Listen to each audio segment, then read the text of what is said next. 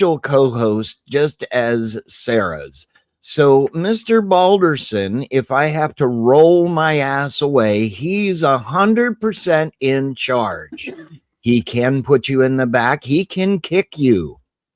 We don't want any of that. The same rules apply as Sarah's panel. If I'm talking, shut the fuck up. All right. Yeah, no. Yeah, I had no idea what I was walking into when I decided to jump up on 10th Man and Furby's panel. I was like, this has got to be what it feels like to feel cyanide course through your brain. Was 10th Man ranting about the trans genocide of the homosexuals again?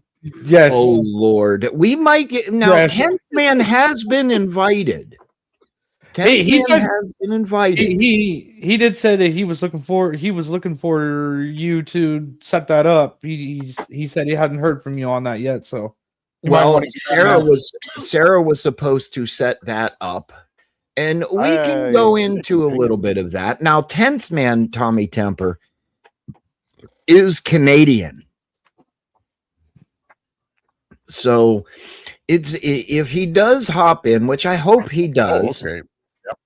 Good. I'm sorry, I'm missing things in the chat. Desert Living says, Scott, are you on EV Mux? No, I am not on EV Mux. I am on StreamYard. Desert Living also says, my kind of show, LOL. Well, it may get heated. I have to say, it may get heated. And thank you, God's favorite aunt, for what you did over on Discord. You're helping me out. I forgot to give Mr. Balderson some links to put in there. And that is my fault for being complacent. But Mr. Balderson looks like he just woke up. So we'll give him an the wife is gone, so I'm one-man ganging it this week. Oh, no. Oh, no. Desert Living says, my kind of show. Well, let's see what kind of filth and debauchery we can get into here. Mr. Tommy Temper, where in Canada are you? I know you're in Canada. I'm basically over where there's oil wells and stuff like that in Canada here. You know where the oil jacks are and the oil pumps and stuff like that. Alberta. The Texas of Alberta, Edmonton, the capital city is where I'm at. We know where the Edmonton Oilers hail from. If you watch hockey, that's that sort of thing. Sure. So give us a little preface on Canadian politics and how fucked up they really are. We've got into this discussion before. Yeah, well, the majority of Canada, where all the people are, is pretty much in Eastern Canada, and they vote Liberal, like Democrat in the States. So we've got a very liberal government, and they push all the propaganda, the stuff about, you have to drive an electric car and climate change and net zero and all the rest of that baloney that I don't really believe in or go for. I'm more of a conservative type person myself, but the whole country is liberal pretty well, except for Western Canada, where most of us conservatives are. So that's what the politics are like. Carney, Mark Carney, who's our banker guy that's running Canada, pretty much has a hate on for Trump and anything American. Says don't buy American products, and because you guys are tariffing anything coming from Canada, we don't like you. And it's like that kind of a thing. Like, don't go to Florida, don't go to Vegas, stay away from the United States, take your vacation in Mexico where you're going to get massacred by the cartel, he stuff is like right that. about Vegas. Stay away from Vegas. That is I'm actually kind of curious about that myself too. It doesn't sound like we're going to get a whole lot of Explain why Carney would say stay away from Vegas and America. Now, I know down here in Florida, because I'm in Florida, we have a lot of Canadians here. A lot. Their big $1 million diesel pushing buses come down in November and they don't leave until May. Why would that be? Why would he say stay away? Well, because Trump is like anti Canadian. Well, first of all, he came out and said, Canada, we're going to make you the 51st state. So right away, because, you know, Canada is Canadian. We're all, you know, for our own country. And most people don't want to be taken over by any other country. And Trump comes out and, you know, makes fun and says stuff like that. Like, you know, same thing like he's saying with Greenland. So he's, you know, pretty much got a hate on from all the Canadian liberal politicians, where they go, we don't like Trump, we don't like MAGA, and even they blame guys like me and people in the Conservative Party in Canada that, oh, you guys are all MAGA, so like MAGA is like bad, Trump is bad, Orange Man bad, and then which makes the United States bad, you know, and then you got guys like the Premier of Ontario, who says we're taking all the American booze off our shelves. Any you know, anything that's American, we're not going to sell it in our provincial liquor stores, and you know, stuff like that. And don't buy American foods or products and stuff like that. So you know, the politicians up here pretty much program mentally, you know, all of the people to like just hate Americans, basically. You know, I hate to use the word hate, but don't buy their products because of the tariffs too. The tariffs are really hurting people in the auto industry, manufacturing jobs. Some companies are like pulling out of Canada, doing their manufacturing in the States. The companies that are you know, making small things for automobiles in Canada and selling them to the States, well, now you guys have tariffs up there, so you want to make everything in the United States. So it's a tough go for the rest of us that are like, hey, I understand what's going on. Trump wants to bring jobs back to the United States, you know, which tariffs do that. And I've said for many, many, many years that tariffs are actually good. Like, for example, in Canada, we should put tariffs up on a lot of these little widgets and stuff like that coming from China. Even like, okay, for example, socks or shirts or stuff like that. We should be able to make our own products here in Canada, just likewise you guys in the States, and quit buying all this cheap Chinese stuff just because it's cheaper, you know. So tariffs tend to make those cheap foreign products more expensive, so that people will set up shop in your own country and be, you know, producing those things within your own country. Canada should be producing our own things, be self-sufficient. United States, that's what you're exactly trying to do. I understand what Trump is trying to do, and I'm not against it, although it is hurting people here in Canada because they're losing their jobs if they're in industries that are, you know, being pulled over to the States. Sure, of course. Now, Conserva Chris over on Pilled says not all Eastern Canadians are liberal. Going based off of election polls is not indicative of the population. That's directed towards you, Mr. Tommy Temper. Well, I think that you know, polls are polls, and you can't really you know, believe everything in polls. I didn't just say the question one more time. Sure, I can't bring it up on the screen because Pilled is not integrated into yeah. But I can read it again for you. Conserva Chris says, Conserva Chris over on Pilled says, not all Eastern Canadians are liberal. Going based off of election polls is not indicative of the population. I think you could. Well, yeah. No, likewise, across the country, not everyone is a liberal, but the liberals tend to be in the majority. So, which means that when they vote for example, a federal party, most of the people in the East are going to vote liberal. Therefore, the liberals get into power and, you know, form the majority in the federal government. But you're right. Not everyone is a liberal, but likewise, not everyone in the Western Canada is a conservative.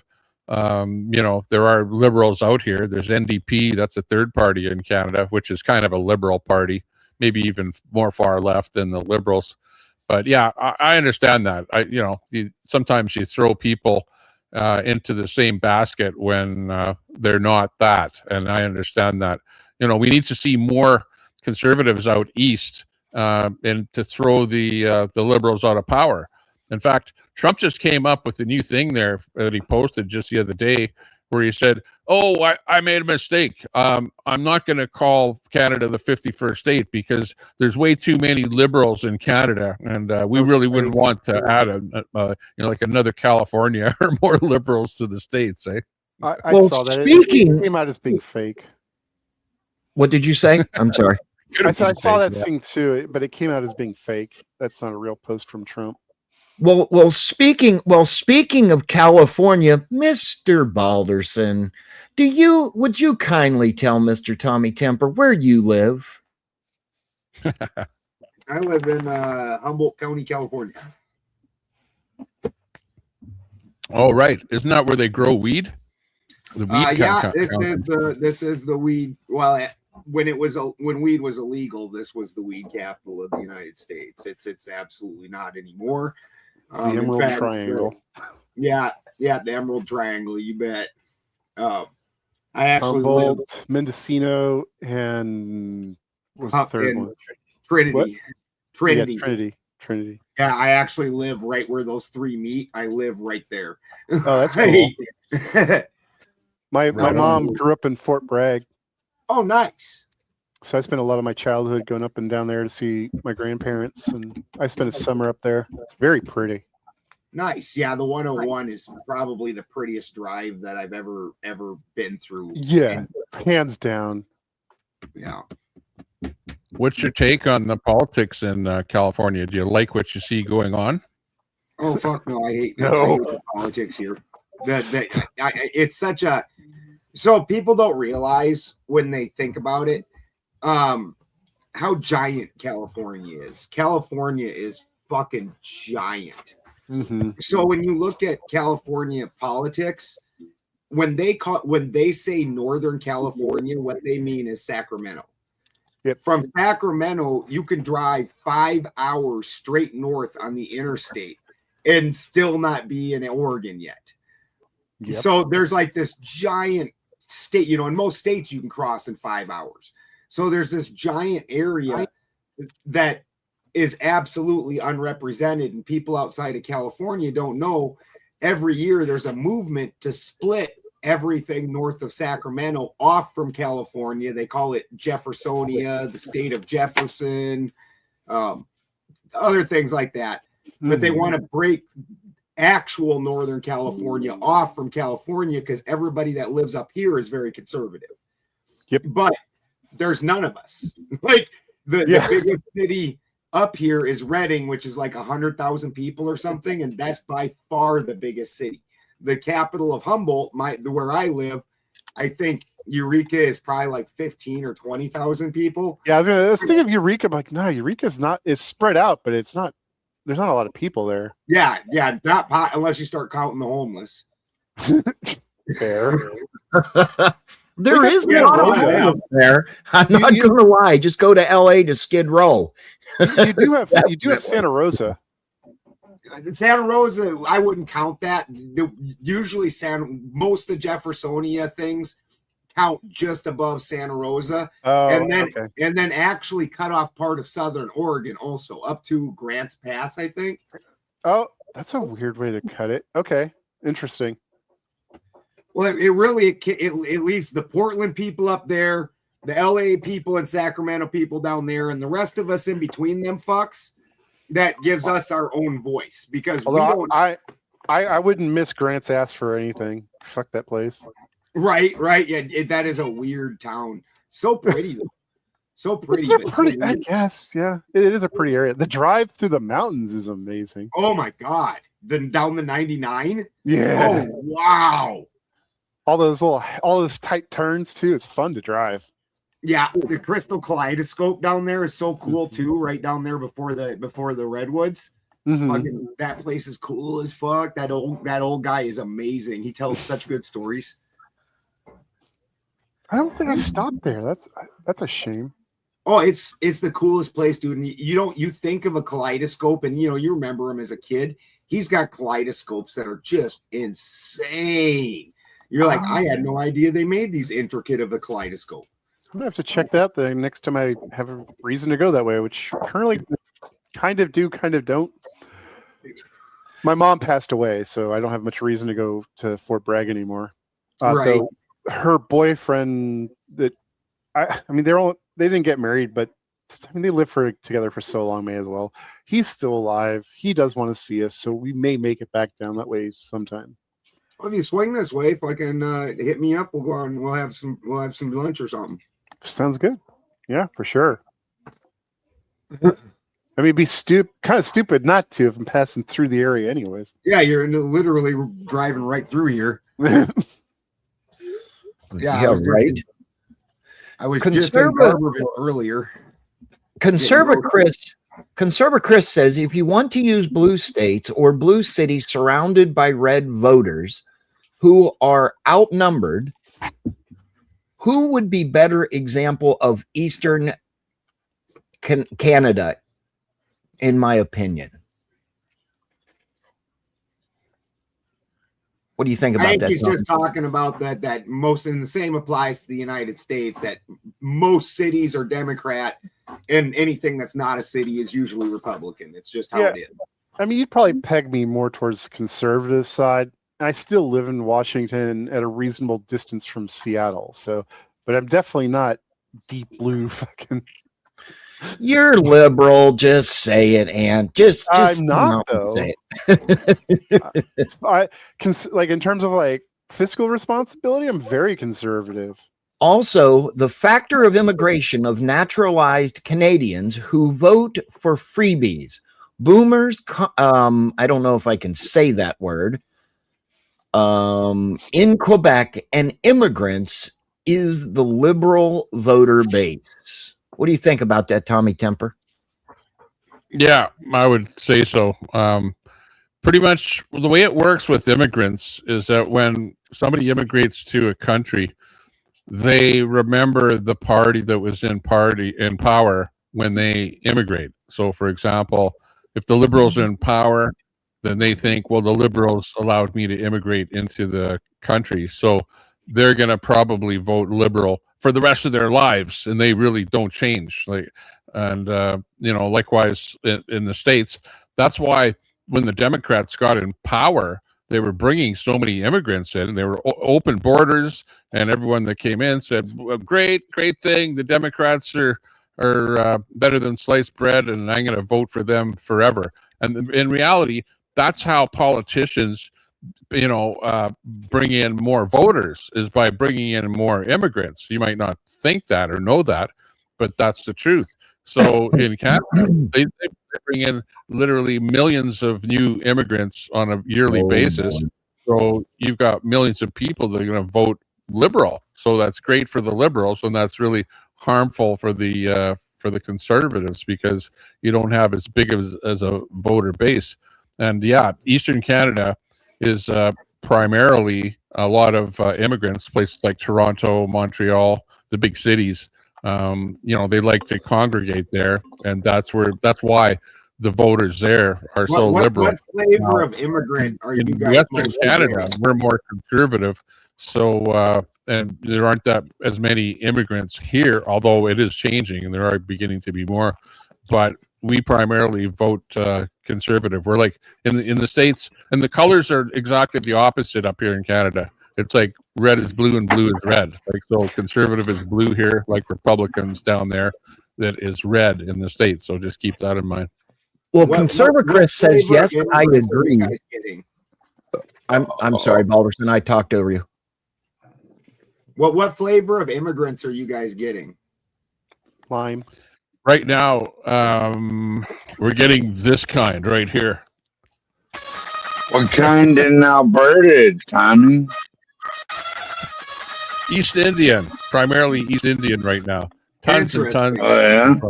Yeah. Conserva Chris says, yes, I agree, Tommy. That's nice. And they get Don't Indians shit in their food or something like that?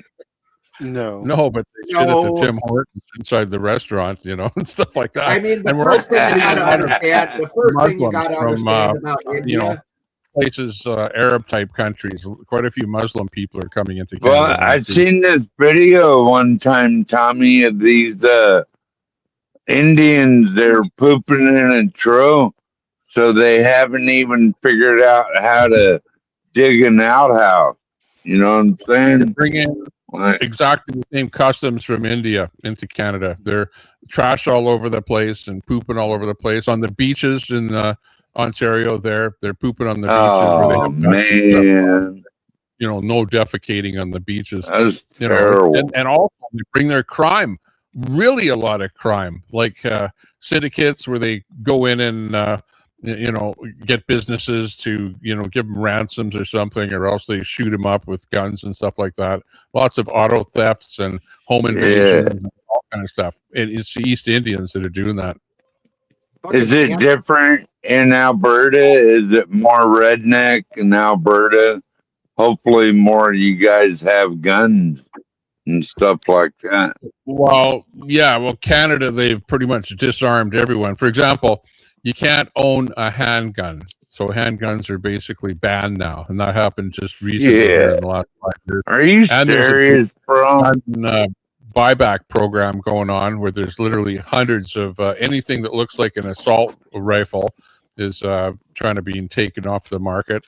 Most people in Canada don't own weapons, except unless you're living in the countryside. Here we go. I'd show up with a truckload of pipe guns.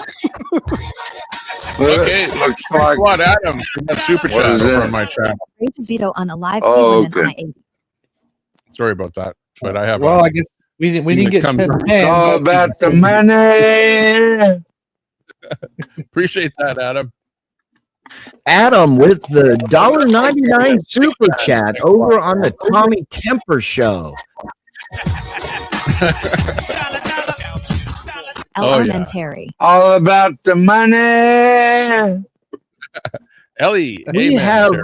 Dark Boof Hole. Do you know who that is, Tommy? Dixon in there with the super chat. Thanks a lot. Oh, Dixon with the super We chat. have to share the money with you there, Spin. Well, if you want, sir, if you want, that's up to you. Mr. Balderson, you should be streaming to your platform if you want. You absolutely have the right to do the grift. I'm not taking the time to enter it into your button. Are you the because ghost have of me Stonewall on your, Jackson? We got another $2 over on Tommy Temper. On Tommy Temper. Holy mackerel. Getting Hey, those super what's chats. going on Like here, Tommy crazy. Temper? Johnny Knoxville coming in with a $2 super chat. Johnny Knoxville. Saw an ad for this podcast Whoa. on Grindr. Hi, So boys. Conservative Chris says shitkins have shit hygiene. What do you think about that, Tommy Temper? Here we go. And another super chat. Sorry about that. It's wrecking your panel here. Too many super chats coming in. It's $2 okay. off lemon pound cake. Likes the pound cake. Would that be lemon pound cake? Yeah. A lemon pound cake. You don't know Holy about that, Tommy? Well, wait a minute. We got another one. We'll get right back to that, Tommy Temper. Yellow top. Cut him off. It's all about him and his super chat. $2 That's bullshit. Gotta play a song every time he gets a super chat. That's good,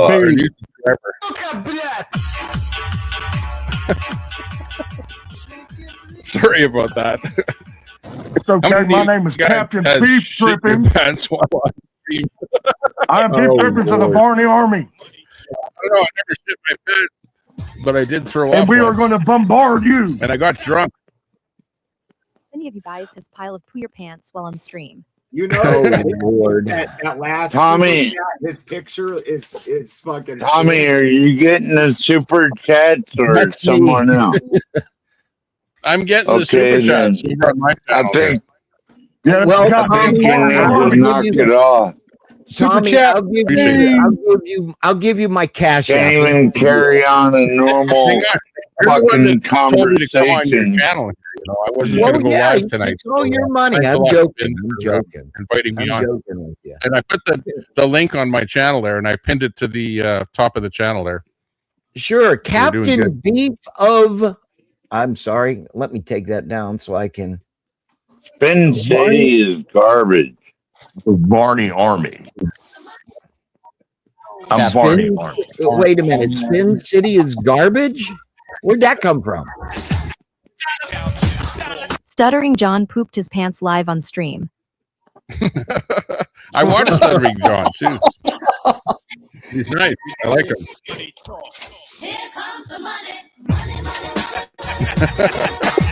Adam coming in. Well, getting back to the topic. So what? So. Oh my Lord! More garbage music. You invited me I on, hate you that. know, like Who's I calling why hate right that now? goddamn. Mug guy is. Tommy Grifton hour. Wait a minute. We need a griftathon. Mr. Tommy Temper. What say you? I hope you're a real super chat.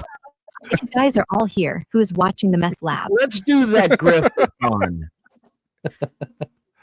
You have to admit it's You funny to the anyway. audience. to Another the one. griftathon. Can't stop the money. Mr. This show is Balderson, how can we make money on this stream tonight? Why don't you give us a little take of how we can make money? Well, I would first of all, you assume have on to your put up one of these things like I have that actually promotes people donating. Uncle Jesse. How's the Duke boys?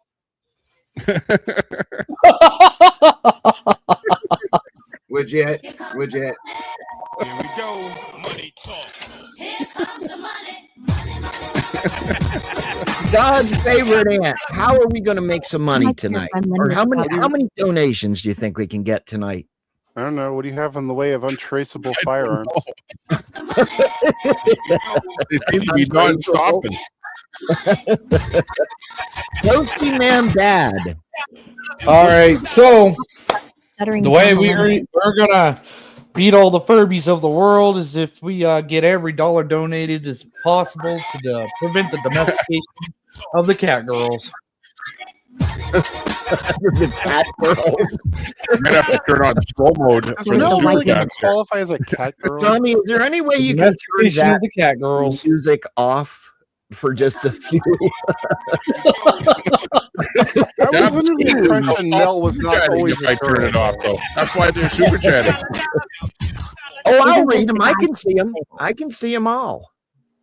12th man. Let's be kind to the panel. I do know you. I've been on panels with you, but I put you in the back. What say you of a griftathon tonight?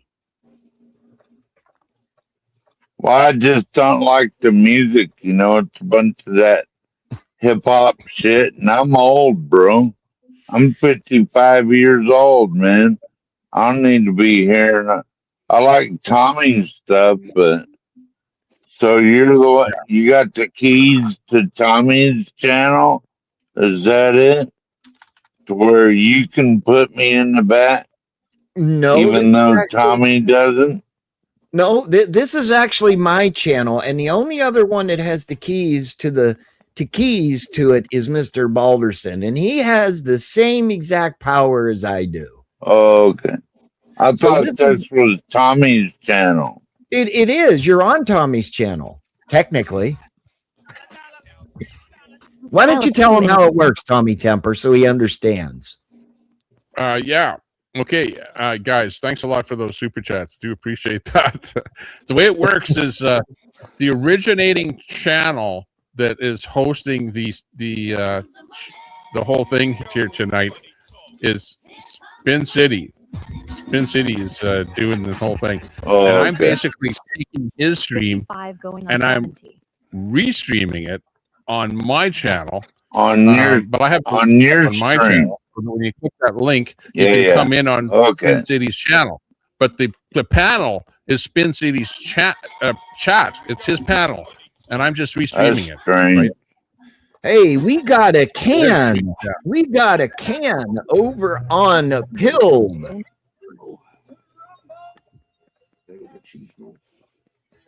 We got it. We So got to what? give that. Conservacris sends a can.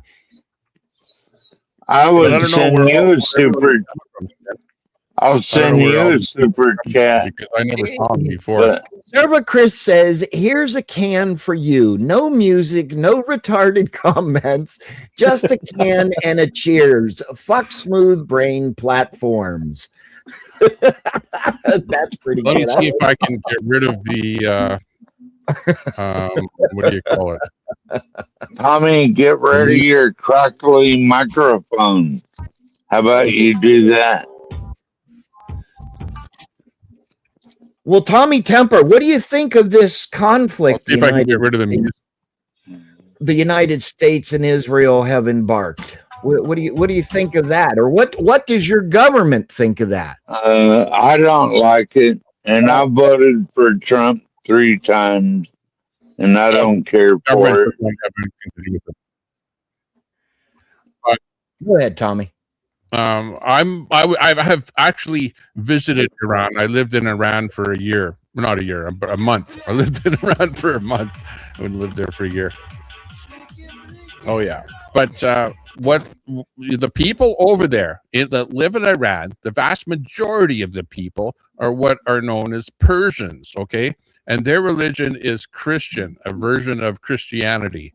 And what happened is the Islamic regime basically took over the country, made them, go to Sharia law and wear the burqa and all that kind of stuff. And the regular Persian people don't like that at all. They don't like that. And that's why they all protested against the Islamic regime. And they want to get rid of it. But the Islamic regime controls the police and the military, and they have all the weapons, right? And they've been massacring the Persian people there. So in my mind, I would like to see the Persian people liberated in Iran from the Islamic regime. Anybody with common sense would want that. Trump, on the other hand, is in there because he sees the Islamic regime as being the cause of terror in the Middle East, with all kind of terror cells. They keep attacking Iran. They've got little cells and whatever all over, like in Libya. They're aligned with Hamas and people like that, bad people. They've attacked military bases and stuff like that. Iran doesn't like them, and they were upgrading uranium to produce a nuclear weapon. They've been trying to do that for years and years and years, and every few years they go in there and bomb those underground centrifuges, and they keep on digging them out and trying to refine the uranium again. They're trying to build an atomic bomb, and if they ever did get their hands on an atomic bomb, they would really be able to threaten all those small countries over there. So I'm kind of on the side of Trump, like Israel for does. his doing, and Israel doing what they did. But I would like to see the people liberated from the Islamic regime, which that may or may not happen. It looks like Trump might go boots on the ground on Saturday. Like, my prediction is, if they don't come up with a deal with Iran, Trump is going to send the military in there, and Saturday is going to be the day. He's waiting until the markets close on Friday, so that he goes in there and does what he's going to do. And I think that he's probably going to do that. I don't know if the rest of the panel thinks that. God's favorite ant. What do you think about that? I mostly agree. I don't know if we're going to go boots on the ground or not. I hope not, because this can make this drag out much further than it really should or needs to. By a decade or so. Possibly. It really depends, like, what the mission winds up being and what we stick to. But yeah, like we've seen in the past, Iraq, Afghanistan, those both went for like 10 and 20 years each. So yeah, I don't really want to get bogged down in that again, but I'm not against the idea of weakening an enemy state, and they are an enemy state. Iranian Quds forces are responsible for the training and supplying of terrorist organizations all throughout the Middle East. They were the ones that introduced EFP IEDs to Iraq. That's the explosively formed projectile improvised explosive device. Basically, you weld a copper plate to a canister containing a shape charge. It blasts out that copper as a molten liquid at extremely high velocities and becomes an incredibly lethal projectile. That was brought over by Iran's Quds forces. We never saw them in Afghanistan because they didn't have the tooling capacity to actually make them there. So they weren't really the threat there. It was strictly in Iraq. So yeah, I guess I got a kind of a bone to pick with Iran myself. I've seen what EFPs can fucking do firsthand. So if we put an end to that, that's good. But really, this is all about, truthfully, this is about defending our economy by keeping the petrodollar alive a bit longer. I mean, eventually we're gonna have to pay what's due, but we don't need that forced upon us this quickly. Mr. Balderson, your thoughts, sir? Yeah, I think that Trump probably thought that it would go like gentlemen follow. These gentlemen fall for the exact. Are you going to keep talking, or is it my turn? It's your turn, Mr. Balderson. These gentlemen fall for the same exact propaganda that got us to Iraq, the same exact propaganda that got us to Libya. They've used this same propaganda. Like, they don't even bother changing it. It's just like part 2, part 3, part 4. And they don't even bother changing it. I went to fucking Iraq. I was in the military. He wasn't torturing his people. Gaddafi wasn't torturing his people.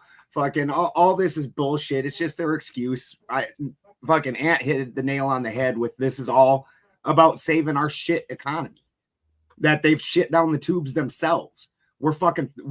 Just yesterday, the United States Treasury announced that the United States is insolvent.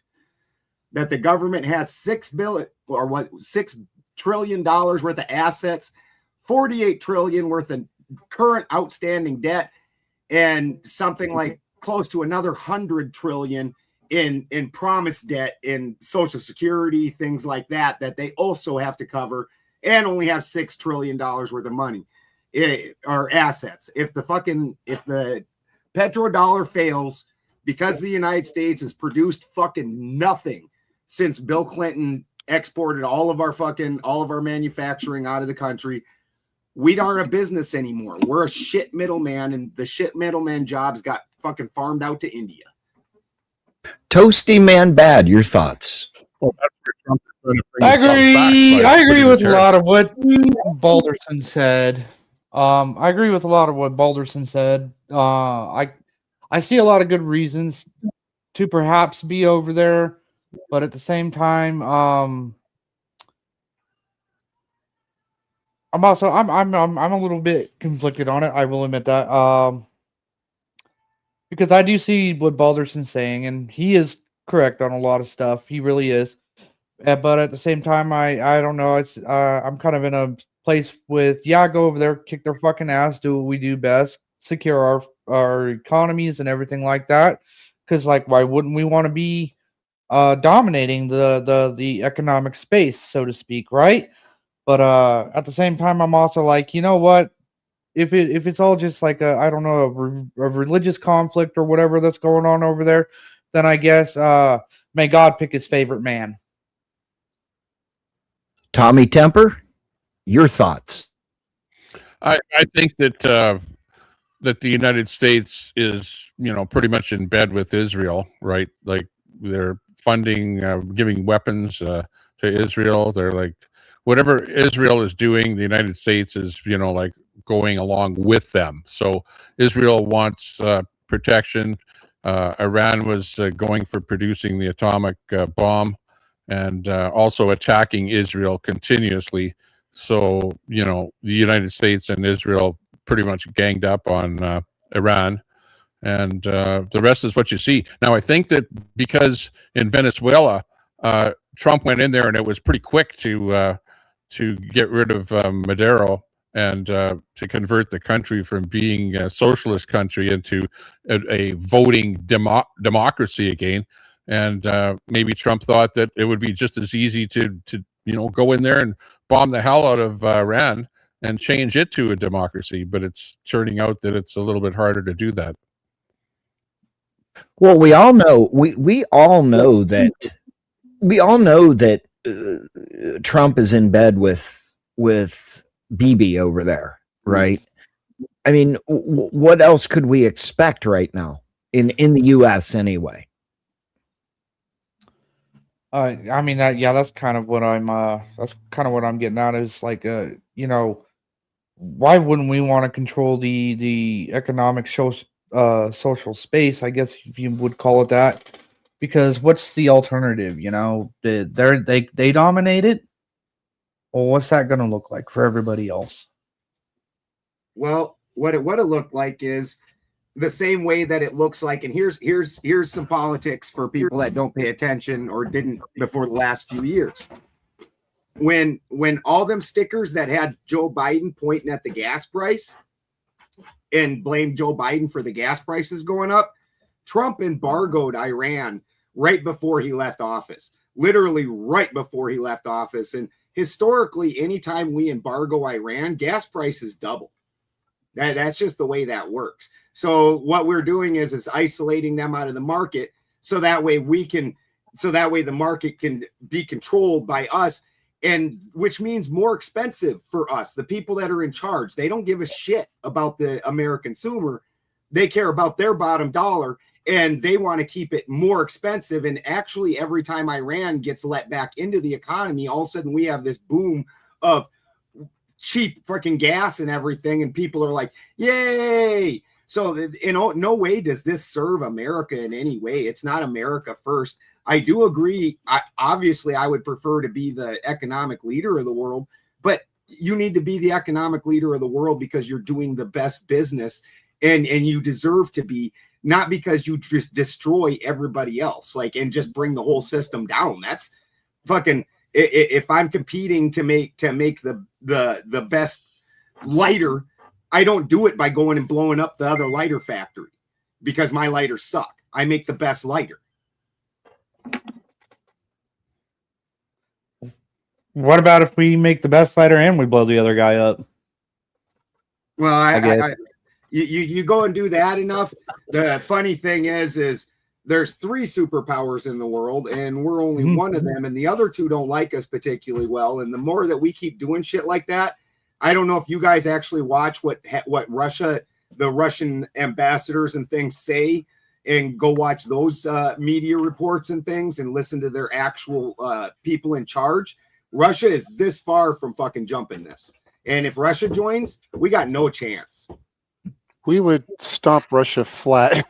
Fuck no. Fuck no. Yeah, Russia's in bad financial trouble right now.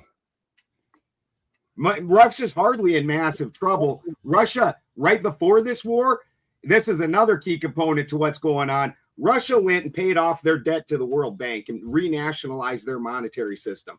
Russia burned every GMO crop they had to the ground and replanted their country with fucking organic farms, and are paying people to go out and farm them, young couples to go out and become farmers.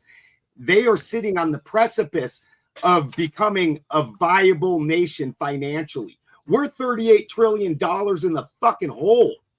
What the fuck are you talking about? They're in trouble. Their military sucks. They are in trouble. What? Follow what's going on over in Russia. They're getting all of their did you guys notice refineries we couldn't bombed beat up by Afghanistan the or Iraq? They can't even load tankers. In direct conflicts that we won every time. They're just decimated Hold financially. Hold on. Hold on. One at a time. One at a time. Give them money. One at a time, guys. They're a basket case of Russia right now. Come on. They fucking, we can barely beat up fucking countries the size of a state. Russia's a real problem.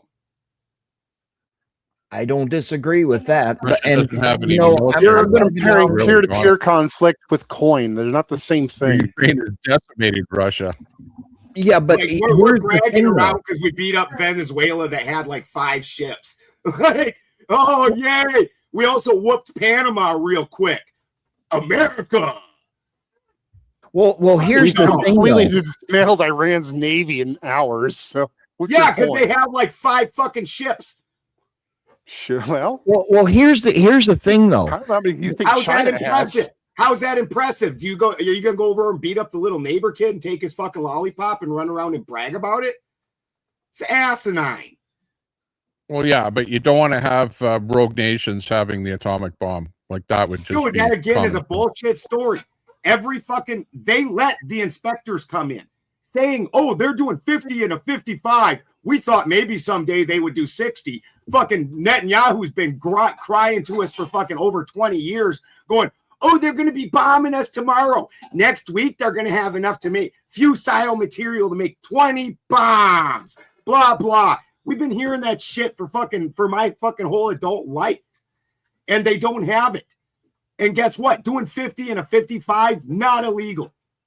They let the inspectors in. Israel doesn't.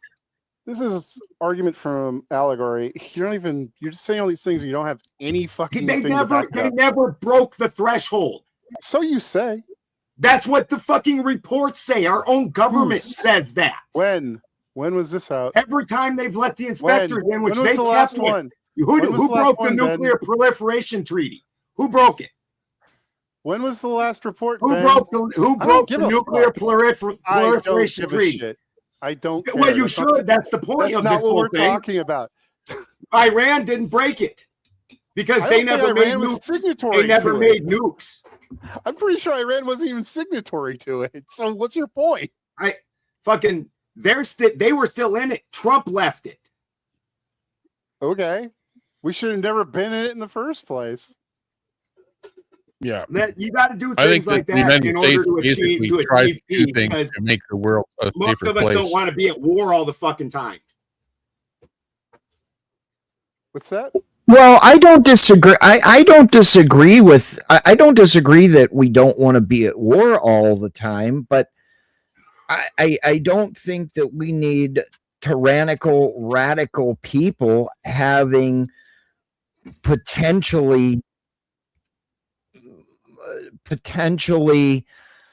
very bad things that could do bad things to decent or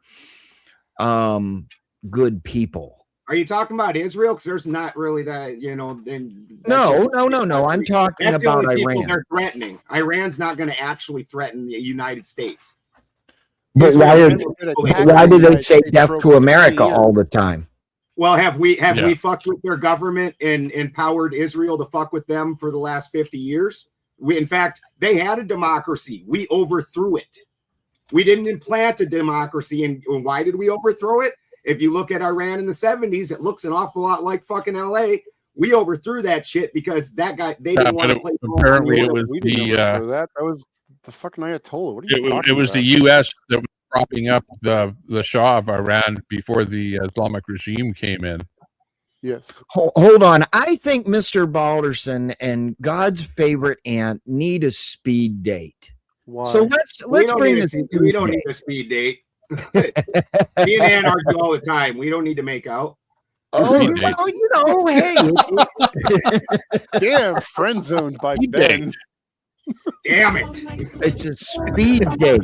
It's a speed date. You guys got to get lucky. I have to use some of Sarah's words because I haven't figured out what the fuck to call it. Okay, how about a mutual combatant argument? How's that? It's called a one-on-one. I mean, you don't have to get too extravagant.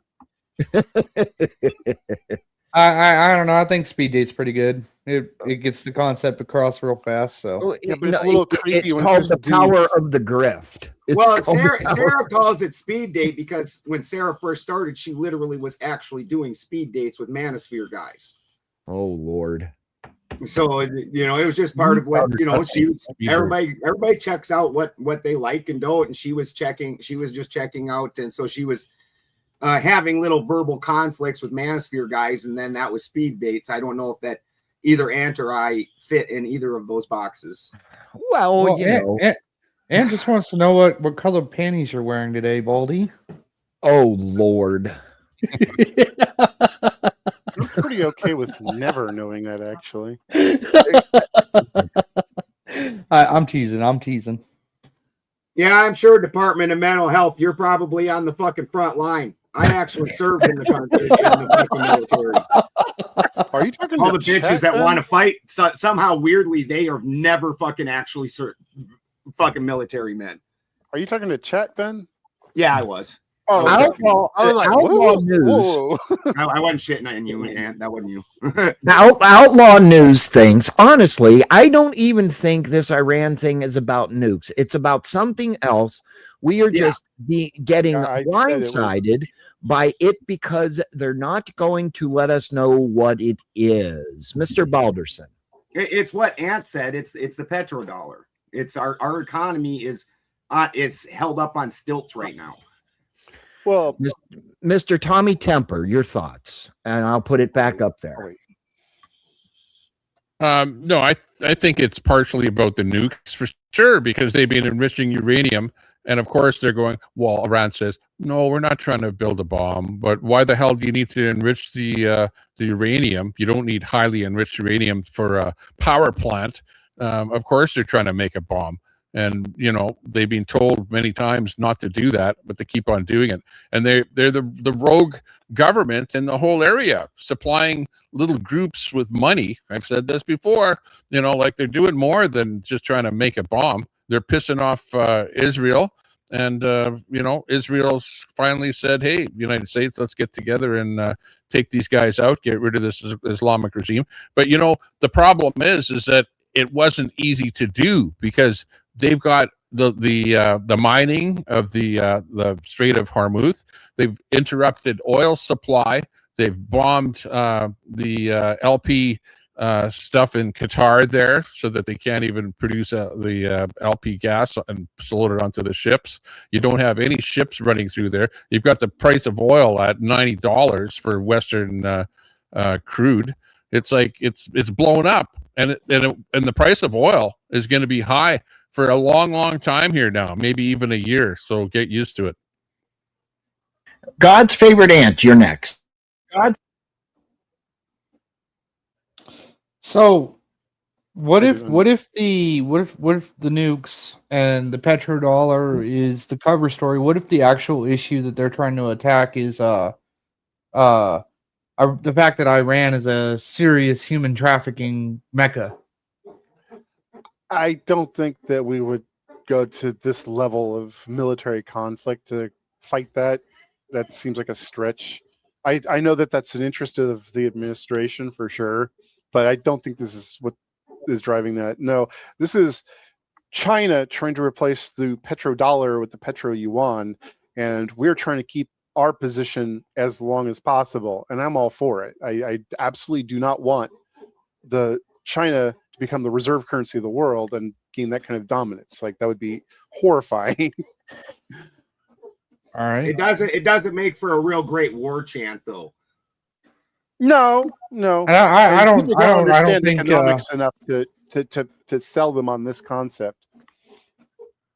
I never get the American Iran has public unlived to war over 40 million people. Or sorry, not 40 million. 40,000 people in the last couple of months. So, you know, that's of interest, I Once think, again, to everybody. You apparently really enjoy the fucking news that has been doing this for the last fucking 30 years and repeating this story. You're like, yes, bought it again. Score. Let's keep finding them weapons of mass destruction, boys. Yeah, but here's also the problem, Balderson. We keep getting halfway through it and we never finish it. And we just back out in the middle of it every single time. That's why we keep having a part 2, a part 3, a part 4. Yeah, it was like early 2000s. Israel took out a bunch of Iran centrifuges using a virus, right? They uploaded through some firmware. Yep. And then what happened? Did that stop their ambitions? No. They just got more centrifuges and isolated them and kept them and started again. They got blown up. They're just going to start again and try again. Like I think it's kind of a joke, though, because nuclear proliferation has always been a sick joke. Nobody who has pursued the bomb has ever failed to get it. It's just not that complicated, especially when you're talking about like century-old science at this point. Yeah, remember that guy in America? If they have the product and the enriched uranium, we can produce the bomb, no doubt about it. Material to fucking radiate like his whole fucking town. Are you talking about the Boy Scout that made had a homemade neutron source Yeah. Shit was nuts. You could kids doing that out of his fucking garage. Yeah, that kid had a real tragic story, man. What's that 12th man that you just put in the back? Well, likewise, if you have the material, you can easily build a dirty bomb, or not a nuclear bomb, but a regular bomb that just explodes and sends radioactive material everywhere. That's more of a terror device than a real threat. Like the real threat's going to be the explosive. The spreading of whatever radioactive material isn't really going to do as much as you might think. Especially because it's going to get dispersed and diluted. I mean, it's just, it's really more of a terror weapon than a practical one. No, I mean, it makes absolute sense. I mean, Outlaw News says, believe nothing you hear in half of what you see. That is the best quote that I could say of what's going on. It's kind of a bastardized quote from The Hobbit, I believe. Tolkien was brilliant. Jenga. Man. Oh, for sure. I just meant away from developing nukes. I just meant I totally remember Legolas saying that. No, it's not Legolas. That was not Frodo. His uncle Bilbo. That was Bilbo. No, Balderson gets it. He knows what I'm referencing. Brenda says the threat is current sleeper cells. The sleeper cells, right? Because the sleeper cells are activated. The only sleeper cells sleeping next door to you is fucking CIA agents because they've been doing nothing but watch our citizens since fucking 9/11.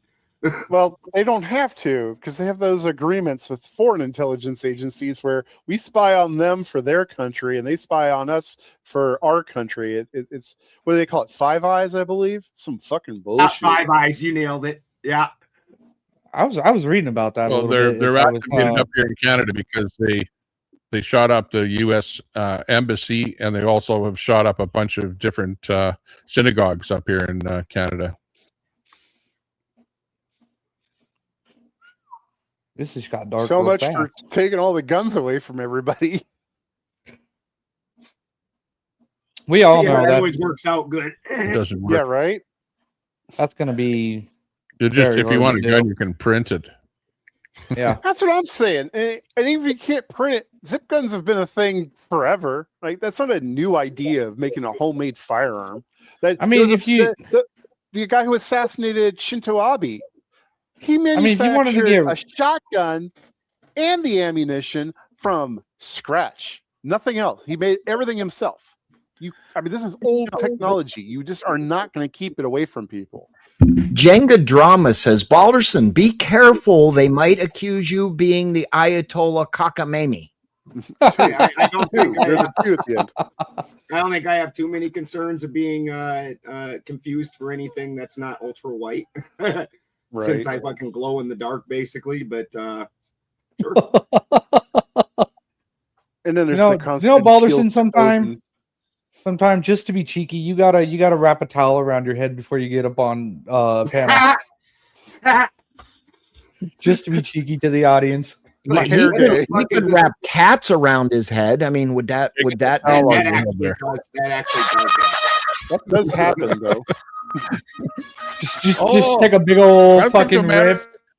Just take a big old fucking rip while you're wearing the towel and everything. 7-Eleven employee. Hilarious. Yeah, that honestly, I was getting ready to say something, but then I was like, "Oh no, that's Punjabi." What do fucking the Arabians sound like? Like, was Arabic sound like? They sound like to even fucking make fun of it. The Punjabi I know, but I don't know any. I don't even know what Arabians sound like. Arabic? I don't know. It all kind of just zoned out for me because I couldn't understand a word of it. So it was just noise whenever I heard it. Hello, would you like to buy Nokia? Would you like to buy Nokia? Would you like to buy car insurance? They don't all talk that high pitched. Well, would you like to buy some perfume? Yeah, that's even better. I was blowing it over the proportion a little bit, but Allah And most of them Akbar. are nice people. Film. Well, I like the Afghans better than the Iraqis. The Diddy Iraqis are always kind of lazy. Afghans Yeah, not. right. But they're not. The Afghans not too smart sometimes. Like maybe don't move your flock of sheep next to a army base. Dude, fucking my best friend in AIT, he became a warrant officer, and we were in a different spot. He said he watched like 6 when we were in Iraq, because I served during the first Desert Storm. He said he watched 6 of those fucking guys. A fucking landmine had not went off, and they sat there and hit it with a hammer until it actually did go off, and it killed all 6 of them. But I'm talking about Afghanistan, not Iraq. Mr. Balderson, you are now in charge. I'll be right back. Durka. Please don't bomb me, Mr. Balderson. I don't know any Afghanis around here. They have Pakis. The Pakis are pretty all right. Well, there isn't like a single Afghani, right? Because there's like a bunch of different type peoples from depending on which area you're in. Like whether you're in the north, up in the mountains, north in some of the valley areas, south in the desert areas, etc. Like they're all very different. And they're very Different tribal. Like most of them don't identify as Afghani. They identify with whatever tribe they're a member of. That was one of the biggest problems with trying to like nation build over there. They didn't recognize themselves as a nation. So what do you build from? Yeah, same thing when Rome tried to go conquer Germania. They had the same issue. These are tribal people. You can't beat one of us. We don't give a shit. I'm not one of them. But and to your point, I understand what you're saying about our troubles in Iraq and Afghanistan, but coin conflicts are nowhere near the same as a peer-to-peer conflict. We've been geared for peer-to-peer conflict since the 50s against Russia or another big power. We got bogged down in Vietnam and we learned coin then and then seemed to fucking forget all about it when the second Iraq war came around.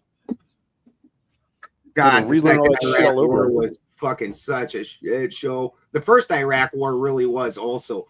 The only guy that was short though. Like we were in and out. Dude, it was less than a month, but that also made it qualify as not having to go through the Senate and things like that. So you know you could do the basically just by executive order they were able to do it without and bypass the Senate. Right. Thank you. I was just about ready to leave. Oh, I'm sorry, 12th man. What you got to say? Where's 12th man? Back in there. Yeah, I was waiting in the back. Yeah, I can't. It wasn't me controlling the chat. It's funny how many on these panels, how many people have a number and then man. We've got a 10th man, we got a 4th wise man, we got 12th man.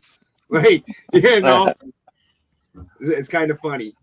Yeah, my 12th man stands for the Seattle Seahawks fan. You know, the ones that. Yeah, that's where my 12th man comes from. God, yep. I've been a fan for 30 years. Seattle, Washington. But Seattle Seahawks. I don't agree with. I don't like this global war. Like this global oil war. Like there's a war for oil or something, and there's plenty of it everywhere. The thing is they aren't fighting to obtain it. They're fighting. I don't like the way it's on the market. Is what I'm saying is that I don't like oil to be controlling the dollar and all that. I think each country should export what they want and keep enough to survive their country or what have you, but there's no way to reverse it. It doesn't seem like where we can get more down to a let's trade amongst one another and all that without making the dollar like the petrodollar. You know what I mean? I almost hate to say that, and I'm about to switch my party from Republican to a nonpartisan because I did not vote for this fucking war. Okay, as an American and a Trump voter, I did not vote for this shit, man. And I'm sorry for everybody all over the planet having to pay more for fuel. And that means Canada and England and everywhere, man. Everyone's energy costs are up over this fucking war, man. And I'm about sick and tired of it. I paid $7.70 at the fucking pump today. Get the fuck out of here, bro. You better be riding a moped. Home today. On the way home today, I saw diesel was $6.89 a gallon. I was like, holy shit. Well, here in Central Florida, we have not seen diesel fuel, and Mr. Balderson and I had a conversation about this earlier. We have not seen $5 to $6 diesel fuel since Biden took office. And that is extremely high for Central Florida.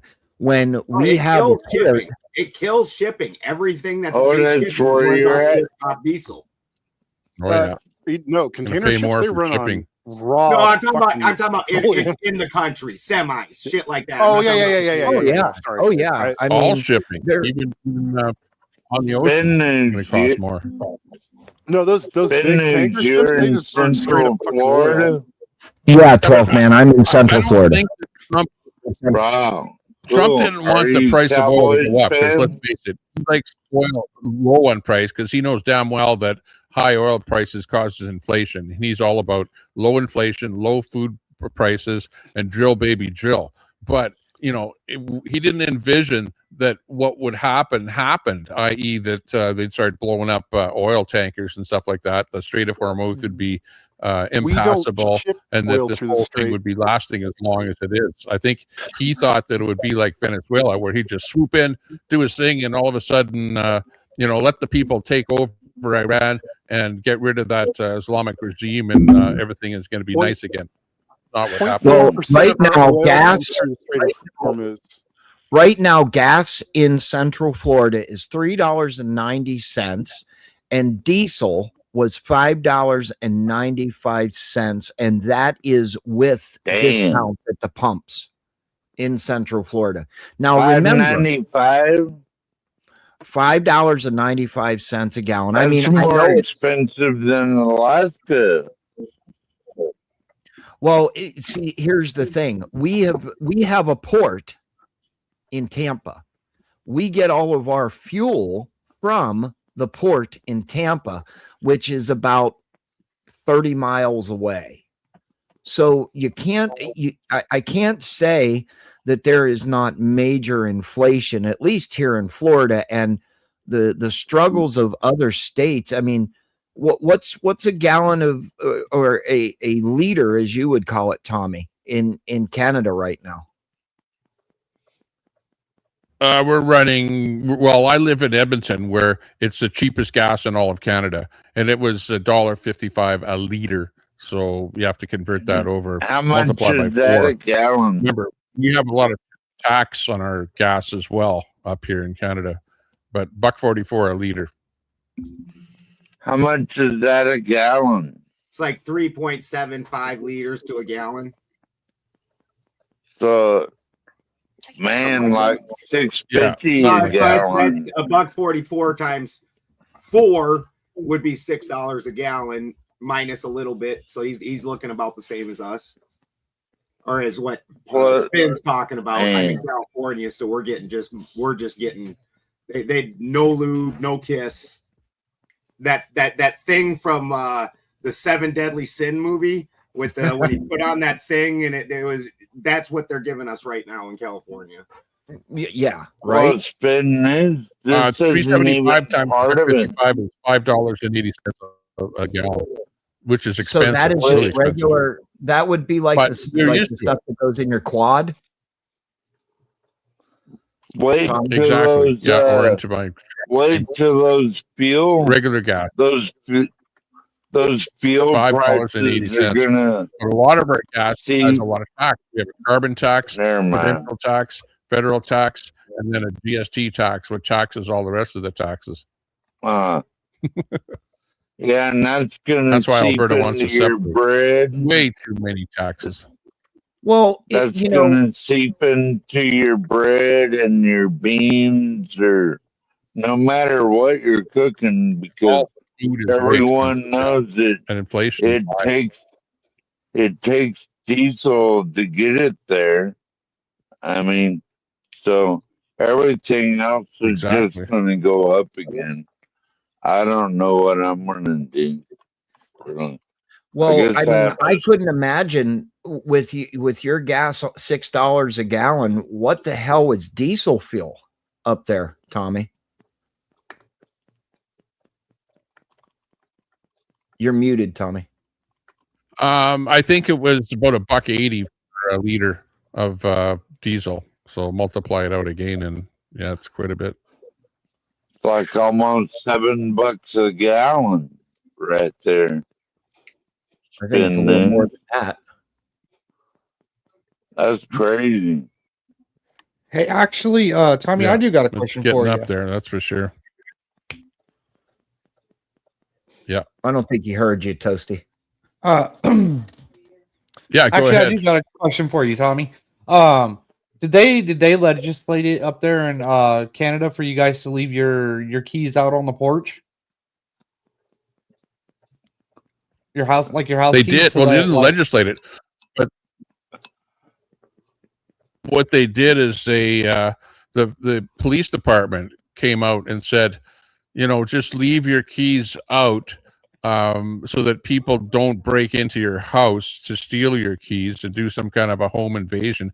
That happened in Ontario. It was the police actually said it was really the paramount of stupidity, you know, like, hey, let people steal your car by leaving the keys out there and so that they don't break in your house and harm you, you know.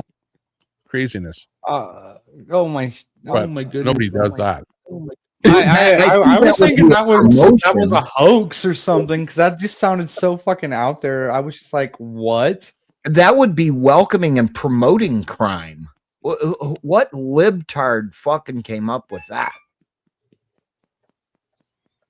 Yeah, exactly. Well, it was the police department, because in Canada, it's like you can't protect your home, right? Because if somebody breaks into your house and you shoot them, well, then you'll end up going to court and going to jail for shooting the guy. Like, that's how stupid it is up here in Canada.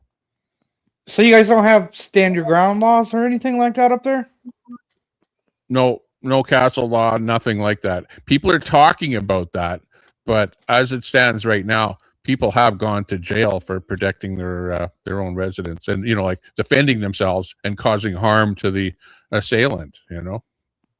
That's well, they're not even allowed to have a handgun up there. I mean, how are they going to protect themselves? The criminals have the handgun when they're breaking in, but you can't, as a homeowner, own a handgun.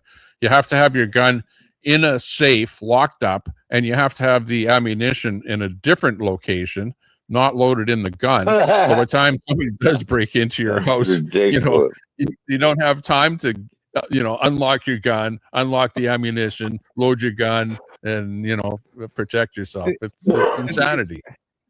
Well, that's almost like they wanted. Sorry, Spen. That's almost like Portland. I believe they support open carry, but you cannot have the ammunition in your pew pew, right? It has to be in a complete separate, different place that you cannot have it readily accessible. The only difference is if you have a CCP, you can. So I asked the question to some friends that I have up there, And I said, well, what is the exact point of open carrying a firearm without having the ammunition? What are you going to do? Pull it out and beat somebody with it? I mean, let's just really bring it down to nuts and bolts and brass tacks. What are you going to do with it? There's no point. Well, it might be the case that you're supposed to carry the magazine in the pouch in the magazine pouch, and then you got to fucking load the thing, and then go through all the motions that way. That's usually what it is around where I live, and you can open carry, but you got to have the magazine in the magazine pouch, and then you also got to have your gun holstered. Well, let's go into the comments of the chat. It's about saving humanity is what it's all about. It's other humans and not causing harm to humans, and even at your peril. Joe, let's go into the chat. Big GD 9838. Joe Rogan said Canadian government was giving the blank package to kids with seasonal depression. That was a lie. 25 years old with a lifetime of health challenges, blind in one half blind. He also says they're given this thing called MAID. MAID is what they call it up here, where you can ask to have your life ended. You know what I mean? And it was a very easy thing to do, and they were offering it to people that just plain didn't want to live anymore. So it is true. It happens up here, and it's part of. It's pretty new, actually. Probably within the last 5 to 10 years that they're really pushing that whole business. Well, Ant, you live in Washington. They have that same similar program. Would you can probably talk better on that than I could. Which program? The assisted end of life. No, we don't have anything like that I'm aware of. There's some state, maybe Ben, do you know which state it is? I might just not know it. But as far as I know, we don't have any such law. It basically saves the healthcare system from people. California was trying to pass something with it, but California does so many wacky things. It's hard to fucking keep track if that happened or not. Well, I mean, your governor was just on national TV the other day. Save the trees. We need them. But they're the ones that took water away and caused a major fuckus a year ago, wasn't it, Ben? The entire, so a lot of the problems where we are drought stricken up north is because they take our water and they run it all down south on purpose. And the only reason that LA and them can exist at all is because they get all their water shipped in. Most of Southern California is a desert. Straight up desert, so they take all of our water and ship it down south. That's why in 2020, when they had the giant fire over there in Oroville Dam is one of the big ones that feeds down south. Shasta Lake, which is the largest lake in the United States, mileage wise, besides the Great Lakes, it's the largest normal lake, and that's just a giant reservoir. Is all it is. Okay, so I pulled up the Washington law on legal assisted deletion. It's called the Delete with Dignity Act, which was approved in 2008, took effect in 2009. It allows the terminally ill, mentally capable adults with 6 months or less to live to voluntarily request and self-administer medication to end the self-delete with updated regulations as of July 2023. I don't know what the updated regulations are, but that sounds fair to me. If I was in stage 4 fucking lymphatic cancer and I knew that all I had to look forward to was a couple months of absolute misery, why are you going to make me do that? Because then, Ben, I think it's probably a good thing overall to have it. but you can't make it so easy to get that if somebody is in depression or something like that, that they just, say, oh, that's it. People that are in chronic what he pain listed sounded good. I'm not yeah. saying just in general, it shouldn't absolutely be open for just anybody. But what if you are going to die for sure inside the next 6 months or year, you're just withering away and there's no turning back? Why the fuck are we forcing you to fucking spend the rest of your money on medical and stuff? Just let the dude fucking have some dignity about it. My province here is take a dab on the way out. That you have to go jump through hoops before you can actually have it happen. In other words, there's a length of time. You can't have it happen immediately. Yeah, and then people do change their mind. Somebody has to do it should be something that is available for those chronically ill. Well, I mean, have to do something with your stinky body after you delete yourself. So make sure to have life insurance, okay? And then you can do whatever you want. But this isn't a game. No way. What was that? I'm sure you write out your will. Well, listen. Your will. If you listen, if I agree, right? If your life is over and there's no recovering, why prolong to suffer? If that makes any sense. Well, the quality of your life has zero chance of improving. Like you are definitely just going to die and miserably.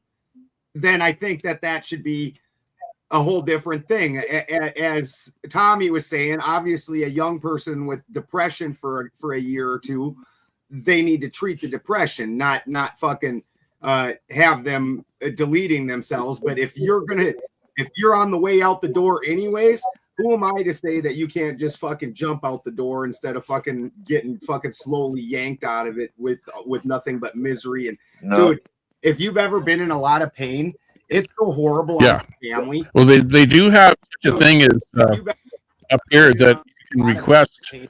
You can request that if you were to be put on life support, that you say no, I don't want to be put on life support. So like if your body is so in terrible shape that you need to go on life support, you say no, I don't want that. That was already part of what you were able to do up here in Canada, and then you just die naturally. But being administered a drug that will kill you is something completely different. And it's pretty new up here in Canada, where they just made it, and a lot of people are actually doing it, but it's gone a little bit overboard to where people that are in depression are requesting it and stuff like that. Which you have to make it where you have to jump through loopholes, be able to have a bit of time pass before it will actually happen. And put in laws that make it so that it's a little bit tougher to be able to do. I think the states, it's only states here that have passed it, and the states that do kind of call back to Kevorkian from the 80s. If anybody remembers Jack Kevorkian, who was only terminally ill people that were terminally ill. He went and assisted some terminally ill people, and then got prosecuted for it. So that some of the states have passed laws that allow that.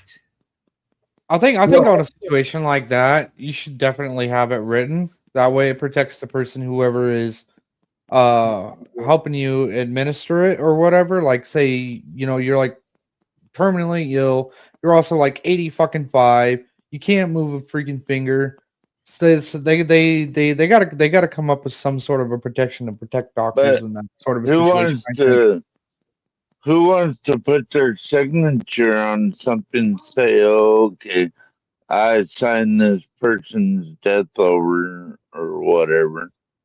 Who gets to sign that? Yeah. Does that make sense? So, do we think big ol' MJ was deleted, or do you think that he wanted it. Well, Who do you want?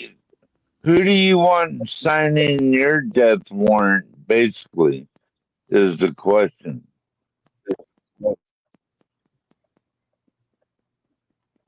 Oh, I was kind of moving the topic along just a little bit, and since we were in this ballpark a little bit, Should you be able to sign your own death warrant or no? You should, if you're in that bad shape where you know you no longer want to be on this earth. You should be able, you know, especially if you're in chronic pain. Yeah. I kind of agree with that, Tommy. You should just be able to let go and make sure you have all the, whether you're going to be cremated or buried or whatever, have all those documents signed over. Don't make it a sudden thing. All them people end up on Boot Hill, you know. Well, there's a question for Balderson. Balderson, what do you think the reaction from Americans will be to Arctic Frost, Watergate 2? 100%. That's going to be Watergate 2. Impeachments on that. That was me that typed that. Impeachments on the docket for next year. Trump did this in a lame duck presidency. This is why he acted different in the first presidency, because he was setting up the components for this presidency. But the lame duck presidency is where you find out what they're fucking made of. And this was what Trump was about the whole time. And absolutely in the midterms. Well, what is the Arctic Frost? Explain that. It's the actions that we just did over there in fucking Iran. That big attack we just did. Oh, okay. But why is it called Arctic Frost? For the last I've never heard month. that one before. Yeah, I haven't either, Tommy. I don't know why it's called. Actually, that's a very called desert. I think it's called Epic Fury. Oh yeah, that's Epic Fury. Oh, that's right. Epic Fury. Yeah.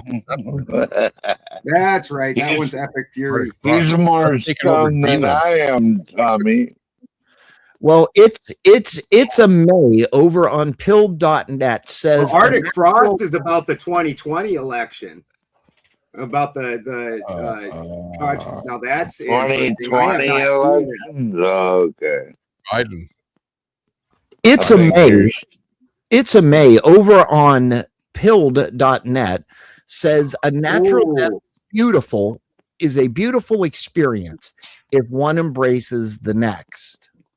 Balderson, could you check the backstage chat, please? Yeah. Ooh, this Arctic Frost is rugged. Big D. There's no foreign interfluence overflow the government. That's not what the convoy was about. Come on. Oh yeah, Tommy, tell us about the convoy and how you got Tommy involved. don't need to be turned down. Thank you very much. Sorry. Well, yeah, the convoy. The whole premise of the convoy was during COVID, everyone was under lockdown. The government was locking down everyone. You had to get a shot and get a passport. For example, here where I live, you had to have a passport on your phone, a little app, and you had to show it at a restaurant to get into a restaurant to have something to eat. Yeah. Almost any kind of a public place, they'd ask you for that passport. Everyone was under lockdown. You couldn't cross the border. The truckers were pissed off. The regular people were pissed off. So everyone got together and they made a convoy to Ottawa in Canada. This was in 2022. And it was not to overthrow the government. The whole premise of the convoy was to go and talk to Trudeau, who was with the Liberal government, and to work out a deal for him to get rid of these mandates that were just plain oppressive to the whole country, you know. And they were actually imposed by higher powers than our Canadian government. It was like the World whatever economic the WEF and the WHO and all those guys were telling countries what to do, right? And the governments are going, oh yeah, we're going to do that, we're going to do that. So we all got together and we formed a convoy, and we all went to Ottawa. And the Ottawa, it started out as being to go there and make a protest, but it ended up where the truckers all parked their trucks, and then they stayed there for literally a couple of weeks until finally the government brought in the Mounties on the horses and whatever, broke the whole thing up and towed the trucks away. Canadian that's Mounties. it. It had nothing to do with That was overthrowing the quite government. the show, The only Tommy. thing that might have had something to do with that was an MOU that was going to be brought to the Senate to reform the government. That's the only thing government related with the whole thing, because we have in the chat Big D, who seems to think that the convoy was supposed to overthrow the government, which is false. Yeah, that head that keeps popping up in the corner is the alpacas, Toasty. And yeah, they're over here. That dumbass noise that was. I had to spread the alpaca update. I had to do that for Dusty. Well, do you got a Sasquatch? Do you got a Sasquatch out there too, up on a ladder? I mean, what the Well, heck? what's going on is I'm building a greenhouse right here, and because I want to be able to start doing my stuff earlier in the year, and so I'm building like a temporary greenhouse for my starts, and it's cattle panels, and since I don't have it done yet, the fucking cats think it's a jungle gym, and the alpacas are just horribly curious about what I'm doing, so they keep fucking with it. And then because that's going on, and it's breeding season, so there's just general shenanigans. And so Dusty's been getting a kick out of it because on panels, all of a sudden he'll catch me and I'm just like mean mugging out the window. And he's like, what's going on with them alpacas out there? Balderson's just mean mugging. Like, I'm just looking out the window like, what the fuck are you assholes doing out here? Well, Tommy, through that whole trucker thing, one of the things that kind of scared me and pissed me off the most was how they started freezing people's bank accounts. That was scary, dude. I mean, yeah, well, there was a GoFundMe. There was a couple $1 million in the GoFundMe to help the truckers out, and then that got frozen, and then the government, because the government was going to stop it, and the worst part about it is we only went to Ottawa to talk to the government. But Trudeau, as the whole thing started, he called us all a bunch of terrorists, right? First of all, and then he says we're not going to negotiate with terrorists. You know what I mean? So when we got there was zero political parties there to meet anyone to discuss anything. It was just plain shut down. He tried to shut the whole thing down. And that was one of the ways that they did it, was to freeze the GoFundMe, freeze people's bank accounts. And, when we got there, the actual city police in Ottawa were receptive. They said, yeah, you can park here. This truck can park there. That guy can park there. They organized where everyone parked. There was no problem with that at all. They were high-fiving everyone. The police in Ottawa were sympathetic with the convoy. Okay, so they didn't have a problem with us, and they didn't give anyone a ticket. They didn't tell anyone to leave. You know what I mean? Where they really could have if they wanted to. And also the tow truck companies were also sympathetic. That's why that nobody with a tow truck was willing to tow anybody away. So they just sat there for pretty much as long as they could until finally the government, that didn't want to even talk or negotiate with anyone there, finally brought in the Emergency Act and the horses and the Mounties and the forces that were not even from Ottawa that came in there to basically, frontline everyone, attack everyone. And then, they brought in tow trucks, they commandeered tow trucks or whatever, just towed people away. They never actually said, you guys need to leave, but they just plain came in and just caused the big riot and stuff, and that's how it ended. But it's a May over on pilled.net says, alpacas are amazing, Mr. Balderson. I have alpaca socks. They are sweet joy to my feet. Dude, alpaca socks are like angels hugging your fucking feet. And they're warm and they're also cool and they wick away the sweat and they are the softest thing ever. All my socks are alpaca socks. They just, except for I do have some very thin summer socks. So when my feet get too damn hot, because I always have to wear boots. But alpaca socks, absolute cat's ass. Department of Mental Health says Trudeau broke the law invoking the War Act. He also says, and stealing bank accounts and having the king's horses stomp on people. Tommy, what's your response? Right. Yeah, he did break the law because the Emergencies Act was found to be wrong because it was brought to court, and actually I think a couple of courts have already said that the government should not have brought in the Emergencies Act. It was illegal, and now it is finally, I think, going to like a Supreme Court maybe because they've appealed it. The government has appealed it. The business about the stomping on people. Yeah, there was a lady there that got stomped on, a native lady, an older lady, and did the horse stomp on her? Who knows? She had like a walker and stuff like that. Whether somebody actually got stomped on or injured, that's debatable. That's folklore, whatever, but they did bring the horses in. There's absolutely no doubt about that. And they brought the horses in to break up everyone. Really, all they had to do was go to one truck at a time and say, okay, are you going to move? And if that truck driver said no, well, then they hook up the truck and they tow them away. And that's all they had to do with all of the trucks that were there.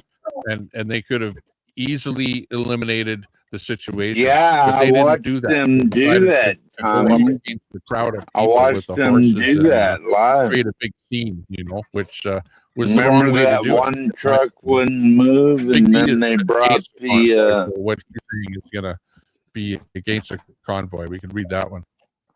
Well, Big D says, then she walked 6 blocks climbing snowbanks to make a YouTube video getting into an ambulance.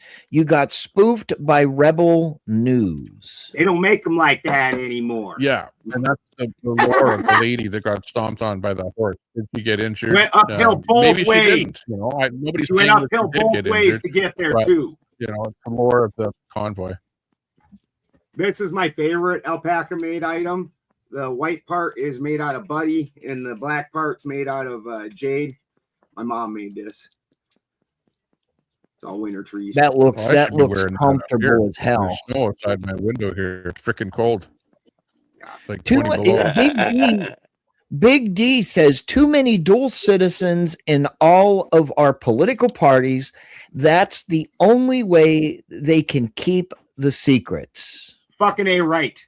I agree with that. Fucking thing that doesn't get talked about near enough. The amount of fucking Israeli dual citizens in our government, insane. Well, let's look at Ilhan Omar. Let's go down that rabbit hole. Is not a dual citizen. You know what I think? Yeah, born in the country, have anything to do with any kind of politics in any country. You'd be born there. Tell Miss Balderson I said hi real quick for me, will you please? She's not there. Right. She's getting a divorce for the day. Oh, that's right. I forgot. I'm so sorry. I made that comment earlier, and I was abruptly told that she's gone. I'm happy. I can sleep and do what I want. Aww.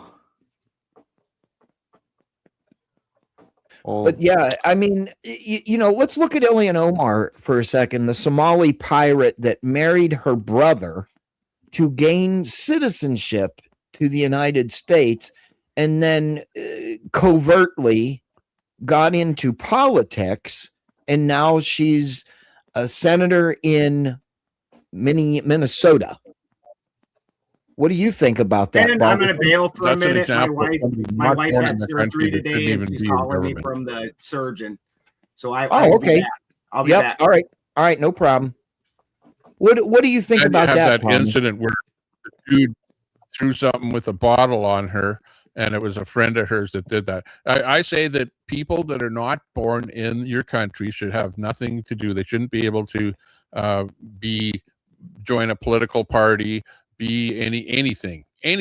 You know, if you're born in a country, no fucking you can run for foreigners some in political government, Tommy. example of somebody We shouldn't abusing allow the that. power. Okay, Tommy, I No apologize. foreigners in government. No. I apologize. Please repeat that.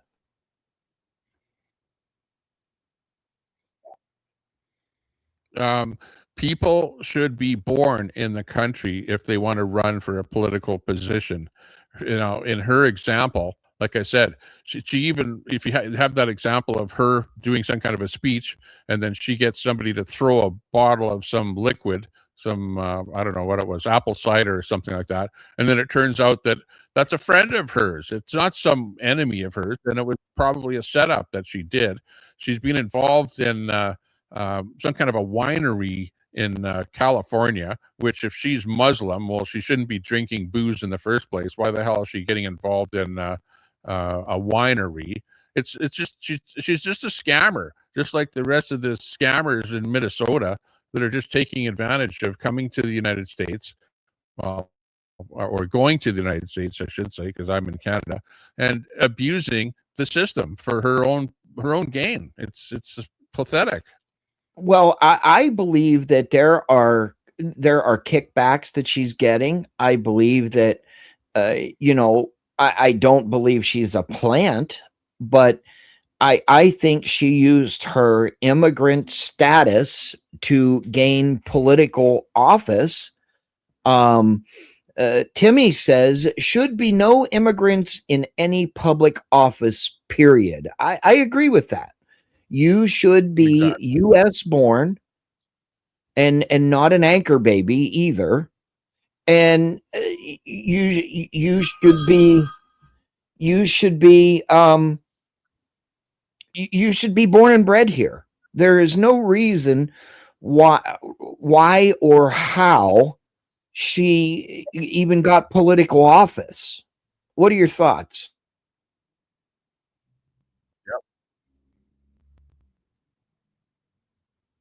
Absolutely. She shouldn't be. It's the same thing. Look at the UK, for example.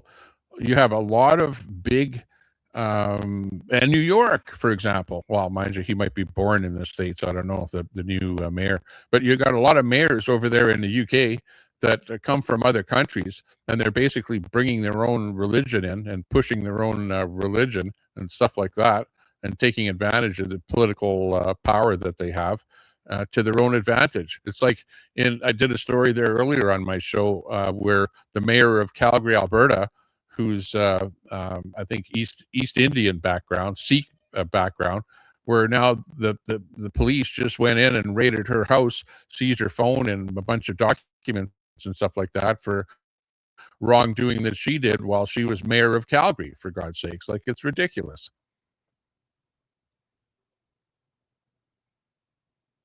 You should be born in the country if you want to run for any political party. That's all there is to it. Absolutely. I mean, I have nothing to add to that. I agree. Ant, do you have anything to add? Okay. No, not really. He's making burritos again. No, wife's handling dinner tonight. His 120-minute burritos. That is the longest fucking burritos that I have ever made in my life. Uchi Capesto. Hey, did y'all see those AI videos where ICE agents went into a Taco Bell and they started throwing burritos all over them or something? Because they were like, go get a hamburger. You can't have tacos. Well, where is Admiral Taco tonight? Where is Admiral Taco? I mean, Admiral Gibbs.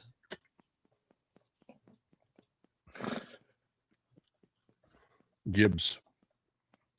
Here, I'll play something for you. Okay. Let's chill out a little bit here. Here. There you go. Tommy's favorite song.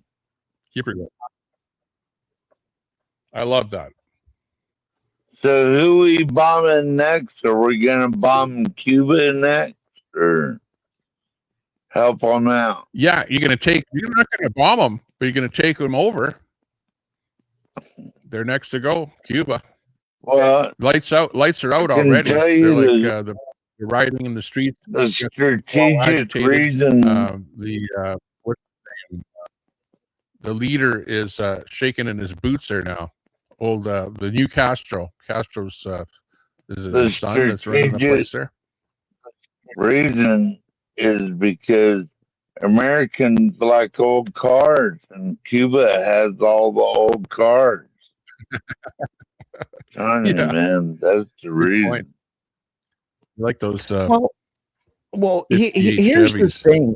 Here's the thing. I think Cuba is next. I think once Trump is done in Israel, which I don't know if I agree that he's going to go boots on the ground. I think boots on the ground is the last resort to settle the conflict or the war. I do think Cuba's next. Well, you've seen how Trump lessened sanctions on Russia so they can release more oil into the market from Russia now. So, yeah.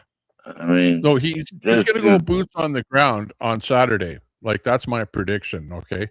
And the reason I say that is because why would you bring in 5,000 Marines into the area if you're not going to have some use for them?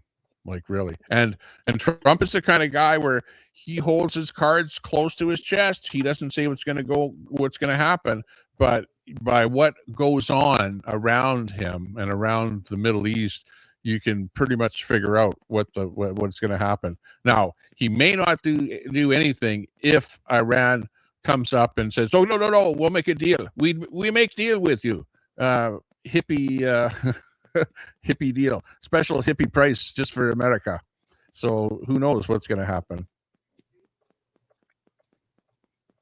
Well, I mean, if you really look at it, I mean, what would be the benefit of going boots on the ground other than total annihilation? To be able to actually overthrow the government so that they're out of there, and you bring in a democracy with voting.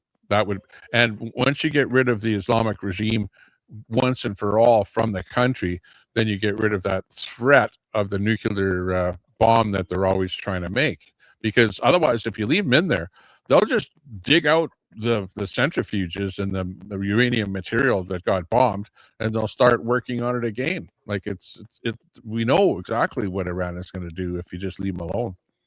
Got to finish it. Well, there's a canal you could build around the Strait of Hormuz, and I shared a link of that with Spen earlier, but I don't know if he got it or not.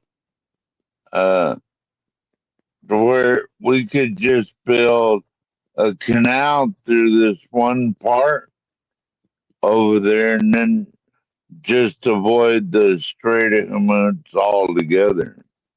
Yeah, but the Iran still has the bombs, and they can still bomb anything in their immediate area. So it doesn't matter if you do that. If they want to stop the oil, they'll stop the oil from being transported.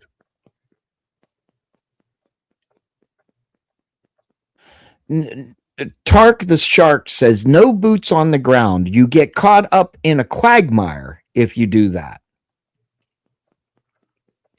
Yeah, and then we end up with all kinds of veterans. Like, it's not like the wars in the jungle or something like that. Iran is a desert. It's all desert. I've been to Iran. I've been to Tehran, Shiraz, you know, the south, the north of Iran. When you're driving, all you see is desert. You look on both sides of the highway all the way throughout Iran. It's all frickin' desert and oil wells, right? Because they have oil on the western part of Iran. And you know, boots on the ground, you know, it's going to be like a desert war, like Iraq. You guys, somebody was in Iraq there, so you know what it was like there. But you know, they've got mountains and stuff like that there. That's where the weapons are being stored, and they've got underground facilities and stuff like that. And that's what you have to take out. Like right now, when you bomb the entrance of an underground facility, they have equipment on the inside that they can dig it out again and get their rail lines that's already in there to get the bombs back out there again. They're, you know, they've been working on the underground bombs and stuff in Iran for many, many years. So you can only do so much with aircraft and, you know, drones and bombs and stuff like that. And eventually you have to go in there and go, okay, well, we'll have to just take over the whole bloody country with boots on the ground. So that's where you're at now. You've already done enough bombing, and obviously it's not enough to stop them. Well, Tehran just issued a warning to the regional neighbor. If Iranian island is occupied, Iran's parliament speaker issues threat as U.S. administration talks peace while committing more troops to the conflict. Yeah, they've got their on the northern part of Iran, just off the western coast, in the water. They've got their island, and that island is where most of the oil is loaded onto tankers from Iran. So if the U.S. takes over that island, then for sure they're not able to load any oil onto any tankers. They've got a couple of other spots where they can, but that's the major spot where that happens. So that will really piss off Iran if you put soldiers on that island. So far, the oil loading facilities haven't been bombed, but they've bombed the military side of that island. And yeah, it's a dicey situation. Trump has gotten himself into a you know, like backed into a corner where it's like, what do? Do you just go away at this point now and leave the regime alone? They'll just do what they were already doing. You haven't gotten rid of the problem. You've gone in there and done a bunch of bombing and whatever, expended a bunch of money on the whole thing. But it's like a wound that's festering, you know, and it'll keep on festering unless you cut it right off or something. We probably have damaged Chinese military. Walk away, though. Otherwise, it'll just turn into the same thing that it was before you even bombed the hell out of them. You know, it's like, did you waste all your time doing that? We've probably damaged Chinese military exports for decades. We've embarrassed them twice now. Yeah, and Ben, did you hear about how that Israeli missile hit that desalination? How do you say that? Desalination?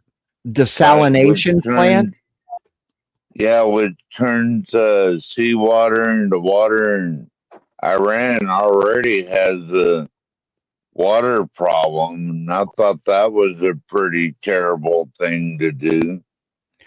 Well, I mean, it just seems to me that total destruction is the key to overthrowing a government.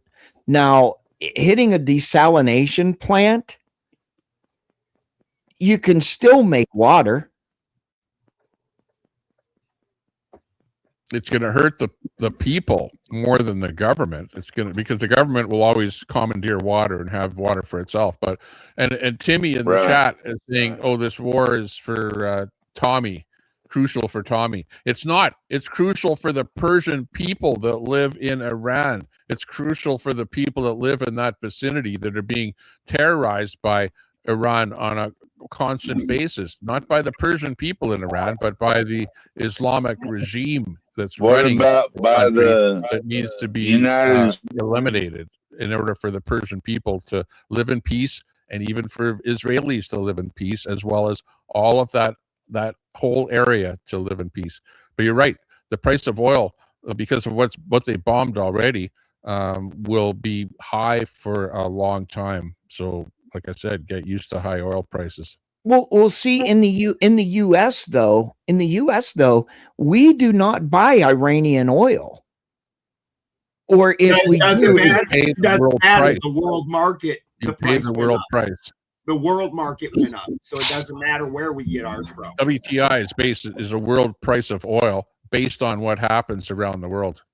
So even up here in Edmonton, where I live, we have oodles of oil. Man, I drive by oil jacks whenever I go between Sylvan Lake and Edmonton here, and I put them on my stream all the time. We have tons of oil, but we still have high oil prices because of what's happening over in Iran, because our oil is based on world oil prices of WTI oil.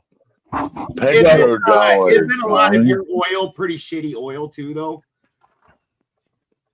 Sorry, repeat That's that. a petrodollar, Tommy. I said, isn't a lot of your oil pretty shitty oil though? Also, Our oil. I'm not understanding your question. What do you mean?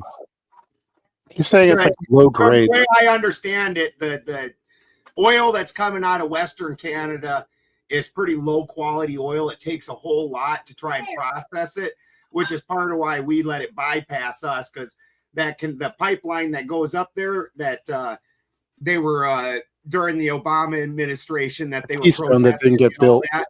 That really, because we don't want that oil because it's too fucking hard to process. well, right now, a barrel of oil is $91.44. Oil sands oil is of a lower grade that needs a special refinery to process it. That's what I was saying. In the States, in Texas and in the lower part of the States, you guys have refineries that can process the lower quality oil, which is the same kind of oil that they produce from Venezuela, right? And there are plants already set up, and it costs about $1 billion to set up a refinery that can process this kind of oil. So you're right.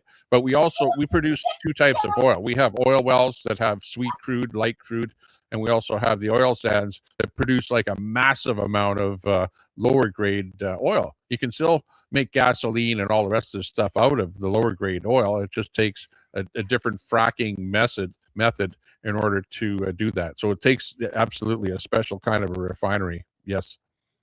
Well, right now, lower price. Right now, the current price of a barrel of oil is approximately $91.44 for WTI crude oil and $103.20 for Brent crude oil. That's what it is right now. And it's this is the true trick of it. What? Trump could open. This is the true trick of this whole bullshit thing. The whole war is over oil price, not over the quantities of oil. If Trump said, drill, baby, drill, and we became self-sufficient, as we should be, then fucking the price would still remain horrifying for the American people, because that's what they want. They want that money. Well, Department of Mental Health says, come on, guys, week and a half ago, Sunday night, barrel of oil went up $23.14 that evening alone, but came down real quick to $11 a day, a few days alone already. Yeah. What you got to remember is 2020. This is similar to like when I was in the Army. All right. If the guy, and you were doing a formation jog, if a little hiccup happened at the beginning of it, the guys at the end of it didn't notice for 10 minutes. But while that happened, that weird gap would go. By the time it got to the end, it would be huge. And those guys had to run to catch up. We saw the same thing in 2020. We started hearing about the supply chain breaks, but it took months and months before we actually felt that in the stores. And then once we felt it in the stores, that lasted a long fucking time. The steel chainsaw store here in town, They didn't have a chainsaw for almost a year in that store to sell. Well, Deplorable Kid says, you guys realize they mix all that oil before it gets refined, right? No, they don't. That sand oil goes elsewhere. That's part of why we don't even take part of it. We just let the pipeline bypass us. Because as Tommy was talking about, it takes different refineries just to refine certain oils. What he said, sweet crude, that's the easiest to refine. That takes almost no effort. And so it takes vastly more to try and refine that sand oil. So we don't really want it. We don't want to build the refineries to do it. You guys are actually shutting down your refineries in California. Yeah, they are. There's a couple of refineries that are being shut down there because of the government, because of the environmental things that have already been put up, where you're making it impossible for refineries to even run in California. So what are you guys going to do then? You've got for example, I think in San Diego, you've got the military there that desperately needs oil to run the military machine, and they're going to be in bad shape when those refineries shut down. Dude, Tommy, there's a question for you up on the screen. A bunch already shut down. Things are so bad here, dude. Shockingly, a Republican is substantially 3 Republicans are the leaders in the gubernatorial race right now. 3 Republicans. A Democrat doesn't even hit till 4th. And then it's that fucking batshit crazy Katie Hochul or whatever the fuck her name is. The lady that went psycho on like her assistant on an interview and then went psycho on the interviewer during another interview. That chick is lagging back and forth, and she's the lead Democrat. The Democrats right now are putting out propaganda against the other Democrats saying we're handing it to the Republicans if we don't all unite behind one person. But there's no decent fucking Democrats. Like the Brown, Pelosi, Newsom family, they've run politics in California for like fucking 50 years, and this is the end of them. There's nobody to go behind them because all these guys are losing so many businesses in California. It's ridiculous. I watch shows about it all the time. Like major corporations are moving out of California because of all the nonsense going on there. And the politicians, they just shrug their shoulders and go, "Oh well, so what? Go somewhere else. We'll survive." And it's a bunch of nonsense there. You got people stealing stuff from stores. You got homeless people all over the place. You got open drug use. It's just a downfall. They're stealing from stores. They put an axe to that. They actually shit canned the lady that implemented that and put a Republican in to replace her, and they immediately returned it back to where all of a sudden you've seen a bunch of people getting arrested because they were just mobbing stores. They were doing ridiculous shit because if it wasn't that is craziness. It's like, no, let them rob the stores because they don't have any food. They need food, like, come on. It's humanity. Tommy, do you want to answer that question that's up on the screen? Humanity crap. Do you want to answer that question? Because I'm not. Yeah, Queefy. You know who she is. You're more of a friend of hers than I am. I actually came into my channel earlier today with an alt, and I banned her alt. So Queenie's probably on her last alt. Is that the black chick with the thing that goes like this all the time at you? Oh no. Explain to Mr. Balderson who Queefy or Canadian is. Queenie Kids. Canadian. And she's like calls everyone a pedo. If she got on here, she'd call everyone on the panel a pedo and whatever, Deplorable Kid says, watched a video from an oil refiner that said we take oil from all over the world and mix it to a certain viscosity before we even attempt to refine it. Maybe in that refinery can do whatever they want. Specific refinery, they do that. Yeah. You got to understand, all these refineries aren't the same, bro. That's why there's levels of oil. Right. Yeah. So, for example, up here in Alberta, You have a regular oil well with an oil pump, and you have oil sands oil. Those are the two kinds of oil. But plus, when you drill an oil well, you'll have different levels of sulfur and other materials. You'll have sweet light crude. You'll have crude that has more sulfur in it. Like oil is not the same, even from the same general area. It's not all the same. So, different refineries Some are set areas up are different. to Other refine gases different kinds of entirely, oil. natural Yeah, gas way and propane and shit. Some of them, they aren't even pulling gas, and they're pulling natural gas, propane, and all that. All these libtards that are fucking that go on about shit like that. They don't realize that all comes from fracking. Right. That's the first time I've heard you say the word libtards, and I am so at love with that, Wow. Balderson. You got to be the only Republican in California, for God's sakes. I'm not a Republican. But I'm. If you wanted to call me something, a constitutionalist would be what you would call me. Or maybe a libertarian.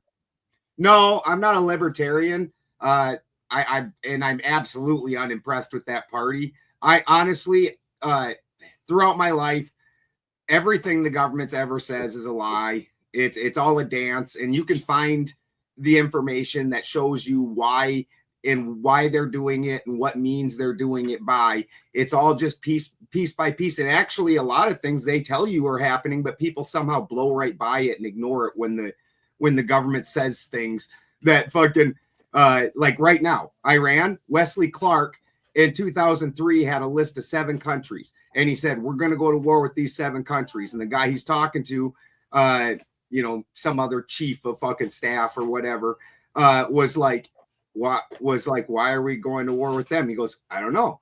And fucking Iran's the last country on that list.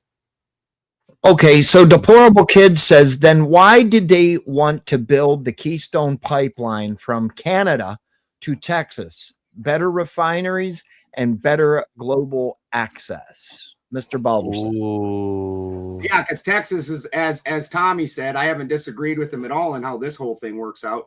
Texas has those refineries. That's why right now, when I talked about it, I was talking about the Dakota pipeline. The Dakota pipelines to get that, bypass it and get that out of here. In the United States, there's giant fights about the Keystone pipeline. There was obviously the protests about the Dakota pipeline from the Native Americans and all that. But inside the country, amongst the people of the country, they definitely are mostly against the Keystone pipeline. Yeah, Mr. Kemper. Yeah, you're absolutely right there. There's the refineries in Texas, in the South, that can refine the heavy crude oil. That like we only have a very few amount of light crude oil, and most of what we export from Alberta is the heavy crude. And the Keystone pipeline was to bring more of this heavy crude down to the South. You guys make money off that stuff because we sell it at a real discount. And you guys refine it, and then you sell the end product. You put stuff on ships and whatever, and ship it all over the world, and get world prices for the end product. So, to answer that question, why did they want to build a Keystone? So, well, so that you guys can make more money with the refineries, and we can make more money by pulling more of our tar sands out of the ground and shipping it to more places. Right now, we have a cap on how much oil that we can actually pull out of the ground in Alberta. Our Canadian federal government has put a cap on oil production. So it's not like the States where Trump is going, drill, baby, drill. Up here, it's like, you keep that oil in the ground because it's bad for the environment, it's bad for the climate, and you guys build carbon capture facilities there to capture the carbon, and you can drill a hole in the ground to put that carbon back down in the ground. That's the way our government is here. They're you mean trees? You mean trees? Yeah. Why not fucking assholes? Yeah, better. And by the way, up here in Canada, with all the forests that we have, we're capturing way more carbon than our whole country is producing. So go after yourself. So algae is Barney. responsible for more carbon capture than trees. I was going to say, God's favorite ant. Currently, though, we've lost 80% of the tree coverage since the Industrial Revolution. No, that's always been true. Like the amount of algae greatly outstrips. Oh, I the agree amount that of, algae does it, but I'm just does a giant, a giant and probably bigger chunk. I'm saying it's hard to No, compare. yeah, there used to be more going on. I understand what you're saying. Yes. And then also the other thing that they find out is through these fires, because there's a lot of areas when they talk about the forest fires and stuff in Northern California, what a lot of people don't realize is these trees don't even propagate without fire. They literally need fire to germinate their fucking seeds. Well, some of them. Right. But it's specifically in this northern, northern corridor right here. All your if I remember correctly, it's the pines, and that's why the redwoods adapted to have basically fireproof bark or fire resistant. Oh yeah, dude, it's like trying to attack a wet sponge with fire. And if you look at a redwood tree that's developed, its limbs are usually way high up, and that's dude, the low limbs naturally die and drop off. It's like the thing limbs its fucking self. So that way fire will pass right under, because fires are only bad if it jumps into the canopy. If the fires are below the canopy, it's fine. So these fires are supposed to happen very frequently. The problem here is we've nerfed the fires for so many years that now there's a glut of fuel. So if we were going to nerf the fires, we also needed to do a whole lot more prescribed burns in order to get the fuel down. Well, I was going to say what really is the problem is we stopped getting rid of the collection of fuel. Yes. Managing the forest properly and removing all of that. It was fine what we were doing, as long as you're doing the job. Do you think more forest fires are because of climate change? No, it's because of bad forest management.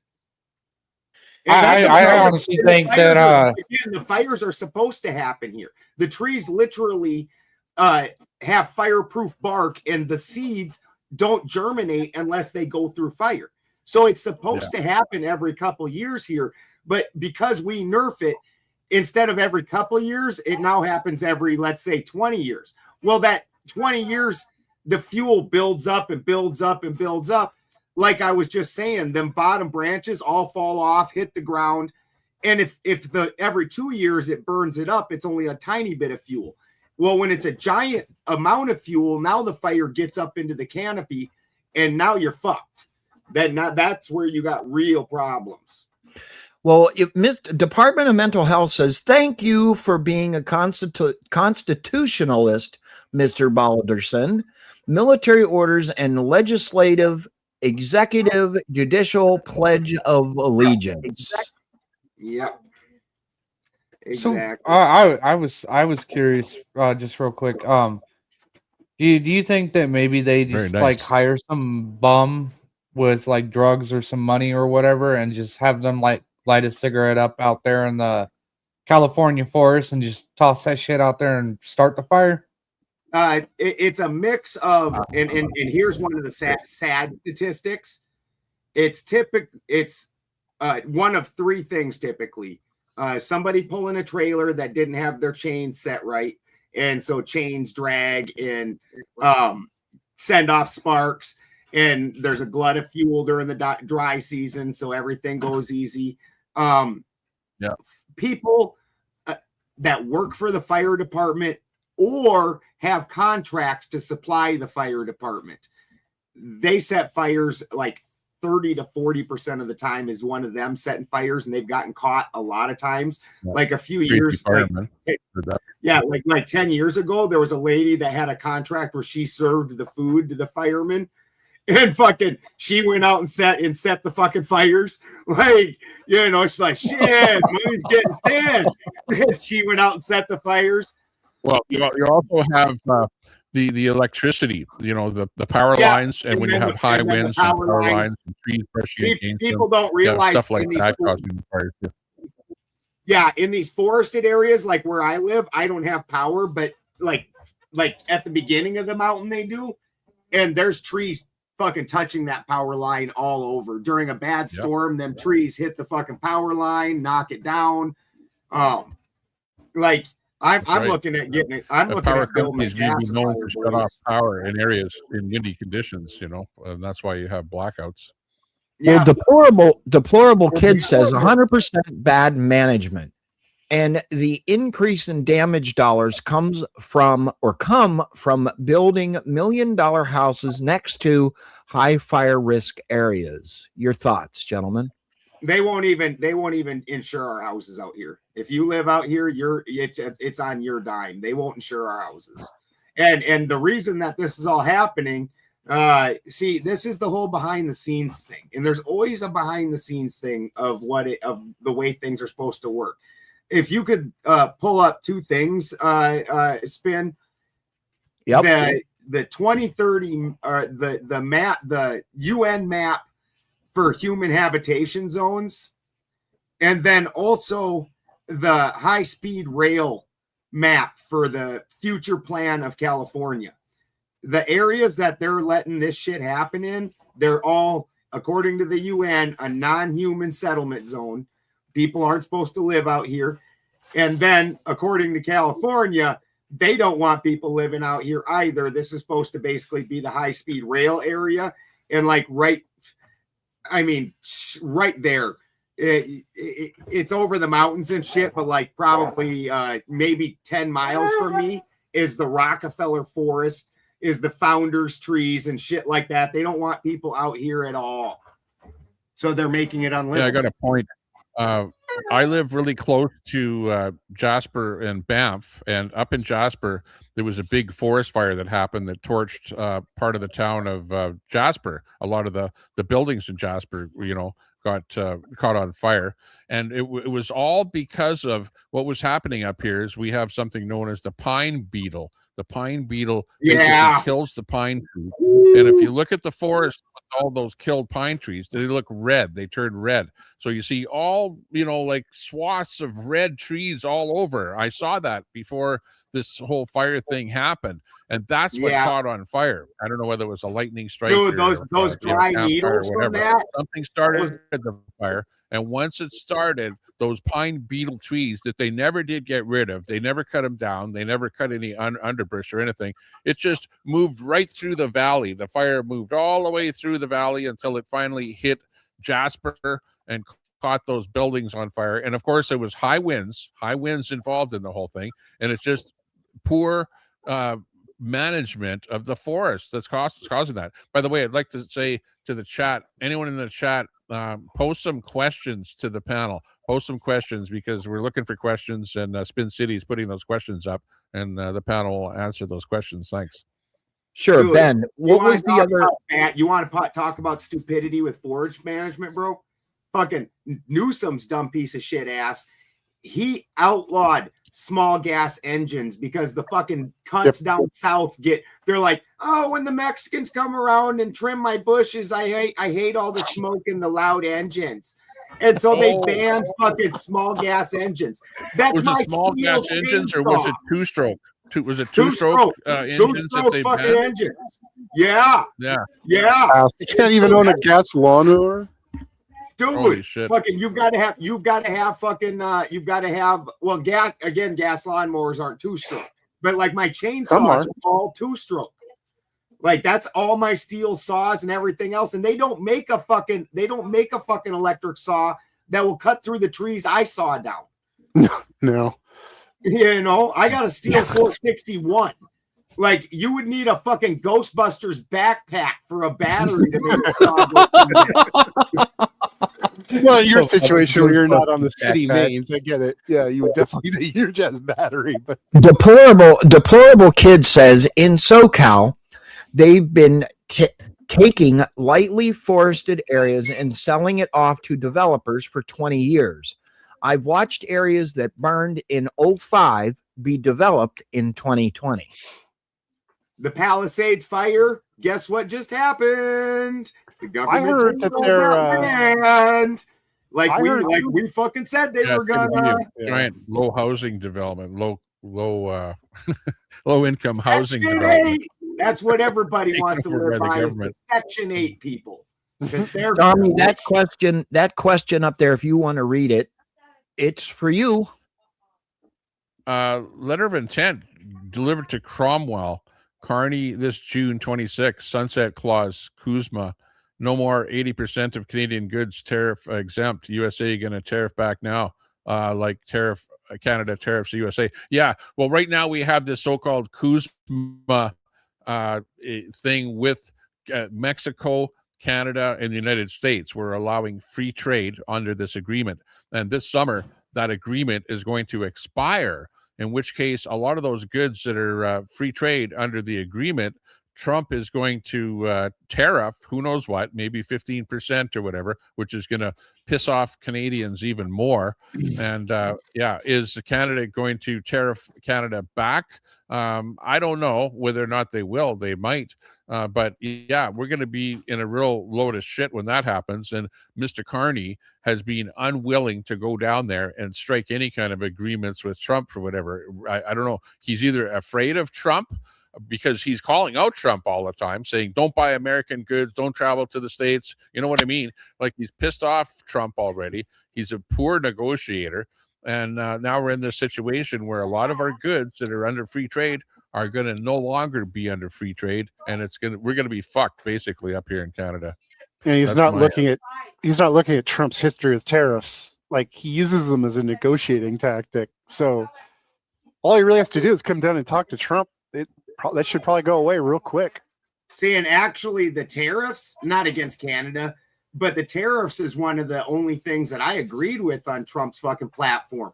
Like, fuck yeah, let's tariff the fuck out of these Asian fucking countries that we've sent all of our fucking jobs to. Like, the whole reason that the middle class disappeared is because the middle class jobs disappeared. Like, you guys have the intellect. You guys are producing, like for the iPhone, for example. It's, like the whole thing behind it is American. You got all the technology, and then you go over for the cheap freaking labor over in China or some other undeveloped country. That's all NAFTA did. That's what NAFTA for the low cost labor. That's all it is. And that's what business is all about. And if you let business do that, they will. And the business with China, it all started out with Nixon, because there was no trade with China up until Nixon getting in. And then Nixon gets in there and he goes, oh, China, we should trade with them. They're like good partners. What does China do? They steal every freaking thing that they can. Honestly. Yeah, you gotta love that. We should have fucking definitely had Ross Perot as president. Fucking when he described NAFTA as being a Hoover, it's just one giant sucking sound, and that's the United States economy. Fucking, because it's done nothing but fucking suck since then. Every dollar out of our fucking system that it can. They take and get that money the hell out of the country. These people are globalists now. They don't have any interest in us. What they want us to do is consume this shit products till we're out of money, and then they're gonna bail on us like we're fucking like a hot potato. We're damn near a third world nation right now. Freaking the tariffs, if you do not own, whether you like them or not, they are a good thing and every country should have tariffs and bring back some jobs back to North America.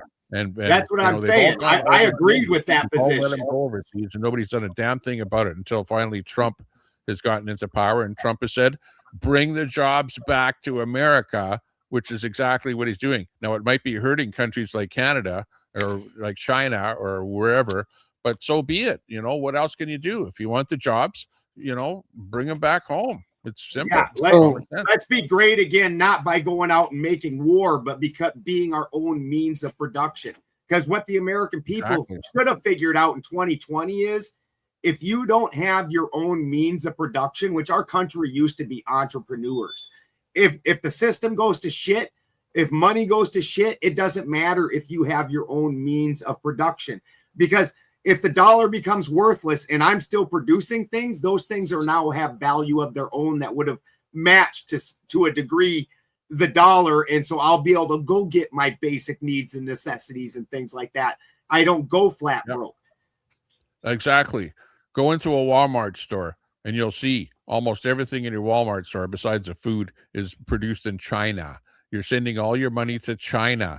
The production is in China. They're making the money off the goods, and all you're doing is spending your money on those goods. Whereas you could be producing those goods in your own country, and those companies pay the taxes in your own country, and you've got jobs in your own country. Why the hell do you need other countries when you can do everything in-house? Like Doesn't China basically own Walmart?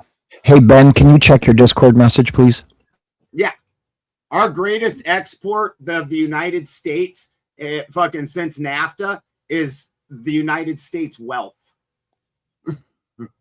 That's the thing we fucking exported with NAFTA. Everywhere in the world, and now you're like going, well, you know what? Why is there a trade deficit with all these different countries? Trade deficit. We're paying them more. They're not sending. They're actually have tariffs up against the American products, right? So they're not wanting to buy our products, and it's free open trade for their products coming into your country. It's just plain not fair. Trump is the only politician that has really done anything about that problem. You got to give him credit for that. Well, there is a question on the screen for you, Tommy Temper, and Mr. Balderson, you are in charge. I need to run to the restroom. Thank you. What do I think of Cromwell? I don't know much about Cromwell, but I don't like Carney at all. I don't like anything that Carney does. Carney is like in bed with Brookfield, the corporation. He's got shares in the corporation, so everything that he does is to enrich himself via the Brookfield Corp. And I don't like Carney at all. He's a liberal, and he's not doing anything for me here in Alberta, where I live. And he's not doing anything good for Canada. He was one of the architects of the net zero bullshit that has been put in by lots of different countries around the world, and they found out that the windmills and solar, sure, it works, but you can't replace the grid completely with all this green stuff. And the carbon capture, the carbon credit program, that whole thing, he's involved with those companies that are involved with that. It's all bullshit. Like, and he's really pulled the wool over the liberals' eyes out there. Everyone's voted for them, and they're all like, elbows up, elbows up. Yeah, right. Forget it. That's why Alberta wants to separate. Enough of the bullshit going on in Ottawa. So does Alberta want to be 51st state of the U.S.? I would say that Alberta does not want to be the 51st state. Alberta wants to, number one, want to separate from Canada to become an independent country, by ourselves. We don't need to be the 51st state. You guys, what you need is our oil. You need our oil. You're already buying our oil. We already want to build a Keystone pipeline. The Keystone pipeline is already built in Alberta to the border, right? You guys have to complete it to the refinery. Good luck. We have the oil. We'll sell the oil to you. What we need, we're a net exporter. We don't cash need from your oil. What are you talking about? Right? Because we're operating at a $9 billion deficit here in our province. So we need some cash is what we need. Now, if Canada does separate and become our own entity, then it's up to the people in the province to vote democratically as to whether or not we want the province to be the 51st state. That will either happen or won't happen. It depends on the will of the people, right? All right. I was kind of expecting a little bit of a hell yeah, but I like the way you went through that. Yeah, it's a process. Hey guys, how's it going? Happen. It's like any other thing, if the will of the people to have it happen, it will happen. But I can don't respect wanting to be your own because people. we're sick and tired of them sucking all of our money. Hold on, Tommy, hold on. Real rappers, you got some kind of back feed going on, bro. Check your mic. Check my mic. Yeah. Make sure you got some kind of back feed going on. All right, what about now? Oh, turn on your mic settings, echo cancellation. You have headphones? Go to mic settings and then mic settings or audio settings. Okay, what about now? That's better. Good. Yeah, that's better. Yeah, there you are. Yeah. Nope. Now we're getting echo again. Oh, okay, how do I solve it? You need to use headphones. You either need headphones. Also, you can try hitting your 3 dots down on do your you have picture and a then go in and go browser to open? echo Close cancellation. your browser. If you have a browser with a YouTube channel, open your audio Oh, from there. yeah. Are you watching us on YouTube right now also? Because then that's us backfeeding into the YouTube. Only be on StreamYard. Oh, okay. What about now? Good. Sounds Hello? good so far. Hello? Hello? Yeah, it's still an echo. Yeah, it's still echoing.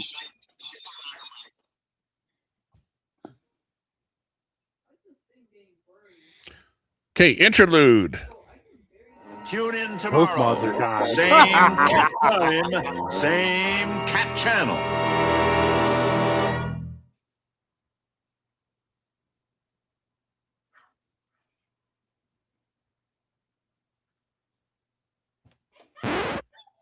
Oops. Okay, hold on. Sorry, my tea or my hot water. Interlude. Interlude. Okay, I'll give you epic. Epic. What am I hearing right now? That's me. I'm trying to fill the void. See, Okay. You're hearing the slow approach of the Man in Black. I do respect that you feel For like some reason, Alberta should be. for some reason, I cannot edit his mic settings. I can't. I respect. Oh, sorry. Who's your daddy? Oh yeah. Okay. How about this one? You guys will like this one. What game is this from? It's time to kick ass and chew bubble gum, and I'm all out of gum. Duke Nukem. Yep. I don't know what video game it's from, but I know what movie. So That's from the video game Duke Nukem. to demonstrate It was a movie. the movie is They Live with that's Rowdy Roddy Piper that says Yeah. it. This Well, that's is where the this line's is- from. Yeah. Yeah. This is a tree that for anybody to see how ridiculous it is to cut out 2-stroke engines. This is a tree that I have to cut down. All right. So These we are- got trees like this are everywhere where I live. giant.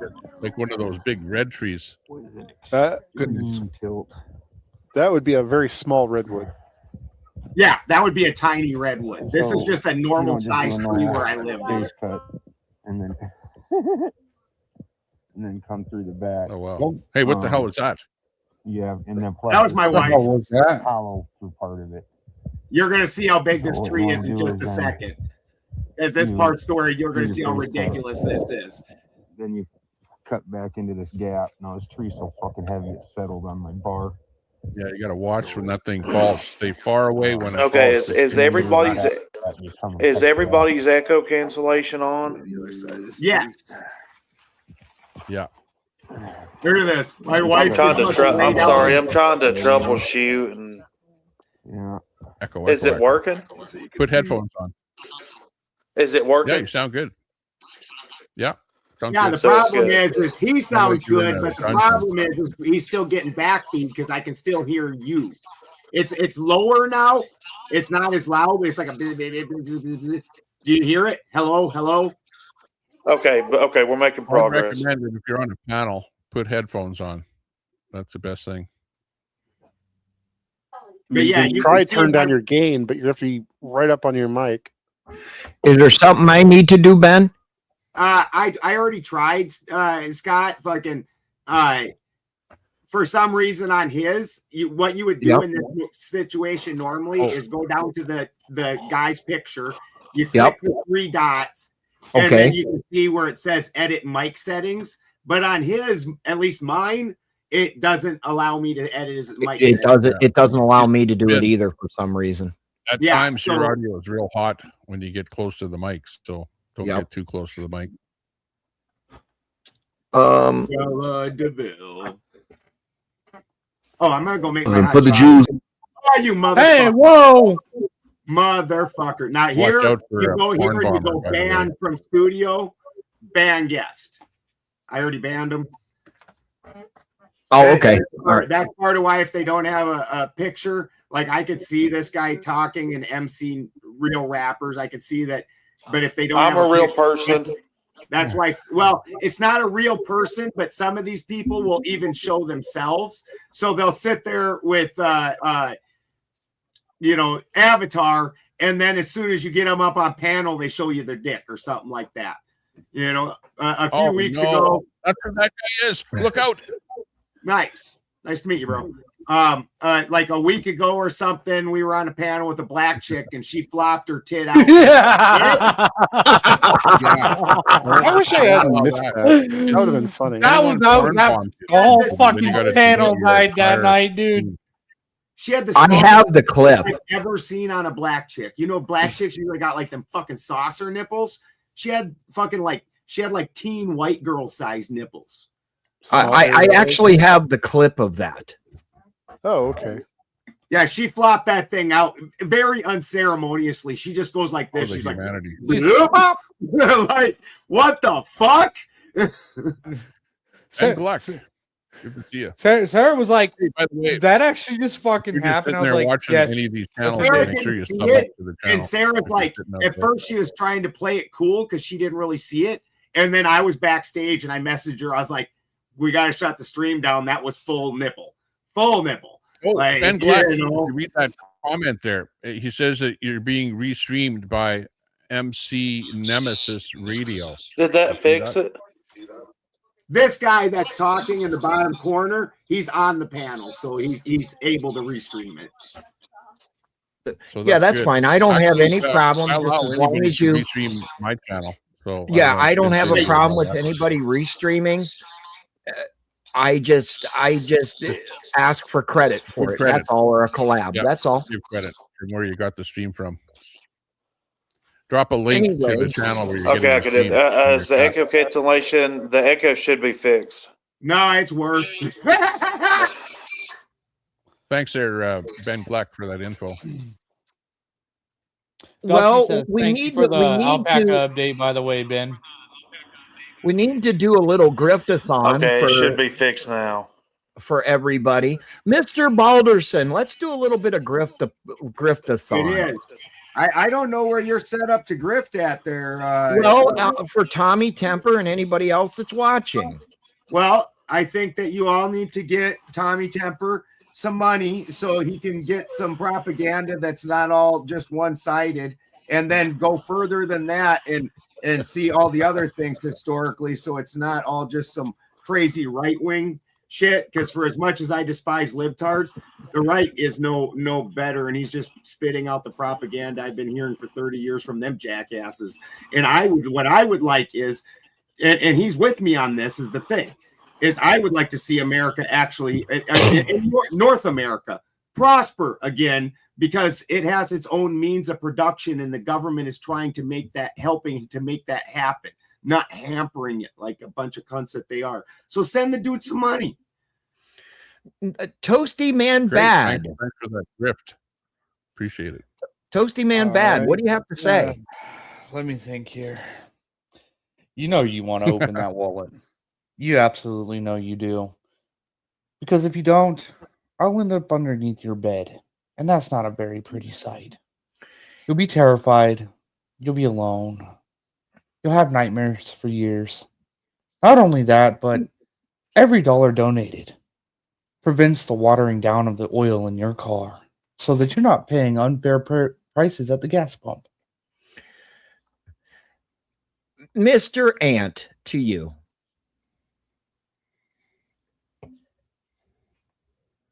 Mr. Ant. Apologies. He's making a fucking burrito again. I had to finish eating something. Yeah, that's his fucking burritos again. Back to your fucking burritos again. Nah, we did like this little cheesy oven pizzas with like sourdough bread. Oh Lord.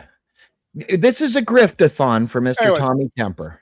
So for like 50-50, 1% of your monthly income. Oh fuck! You here can we support go. Your favorite creator up here on this panel. Oh God! Thank you for that. 50% of 50 is 1%. Mr. Tommy Temper, what is your griftathon message for this hour? Well, basically, here I'll bring some music in with my grift here. Help me out a little bit. I run the Tommy Temper Show, which is I'll drop the link in the chat there to my show. It's pretty easy to find. We like to do fun stuff, have panels once in a while, but I also do solo stuff where I talk about world events, what's happening in Iraq, what's happening in Ukraine, and try and bring my view, not the mainstream media, that lefty view, but more of a right-wing view. But of course, everything is like slanted in some way or another. So So you're a Republican? Are you a Trump supporter? You're giving us a bunch of bullshit, misinformation and stuff like that. But at the end of the day, we try and be fair and just say it the way it is. And hey, if you want to donate. If you don't. That's it. Mr. Real Rappers, what is your griftathon for Mr. Tommy Temper? I'm just a rapper. You're all That's right. all I mean, rap, commentary and music. Here. I'll play a song for you.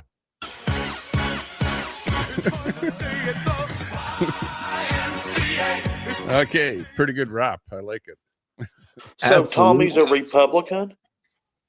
Well, Tommy is from Canada. Hey, you know what, Tommy? Go ahead and tell him about you and your show, and tell him what you really are.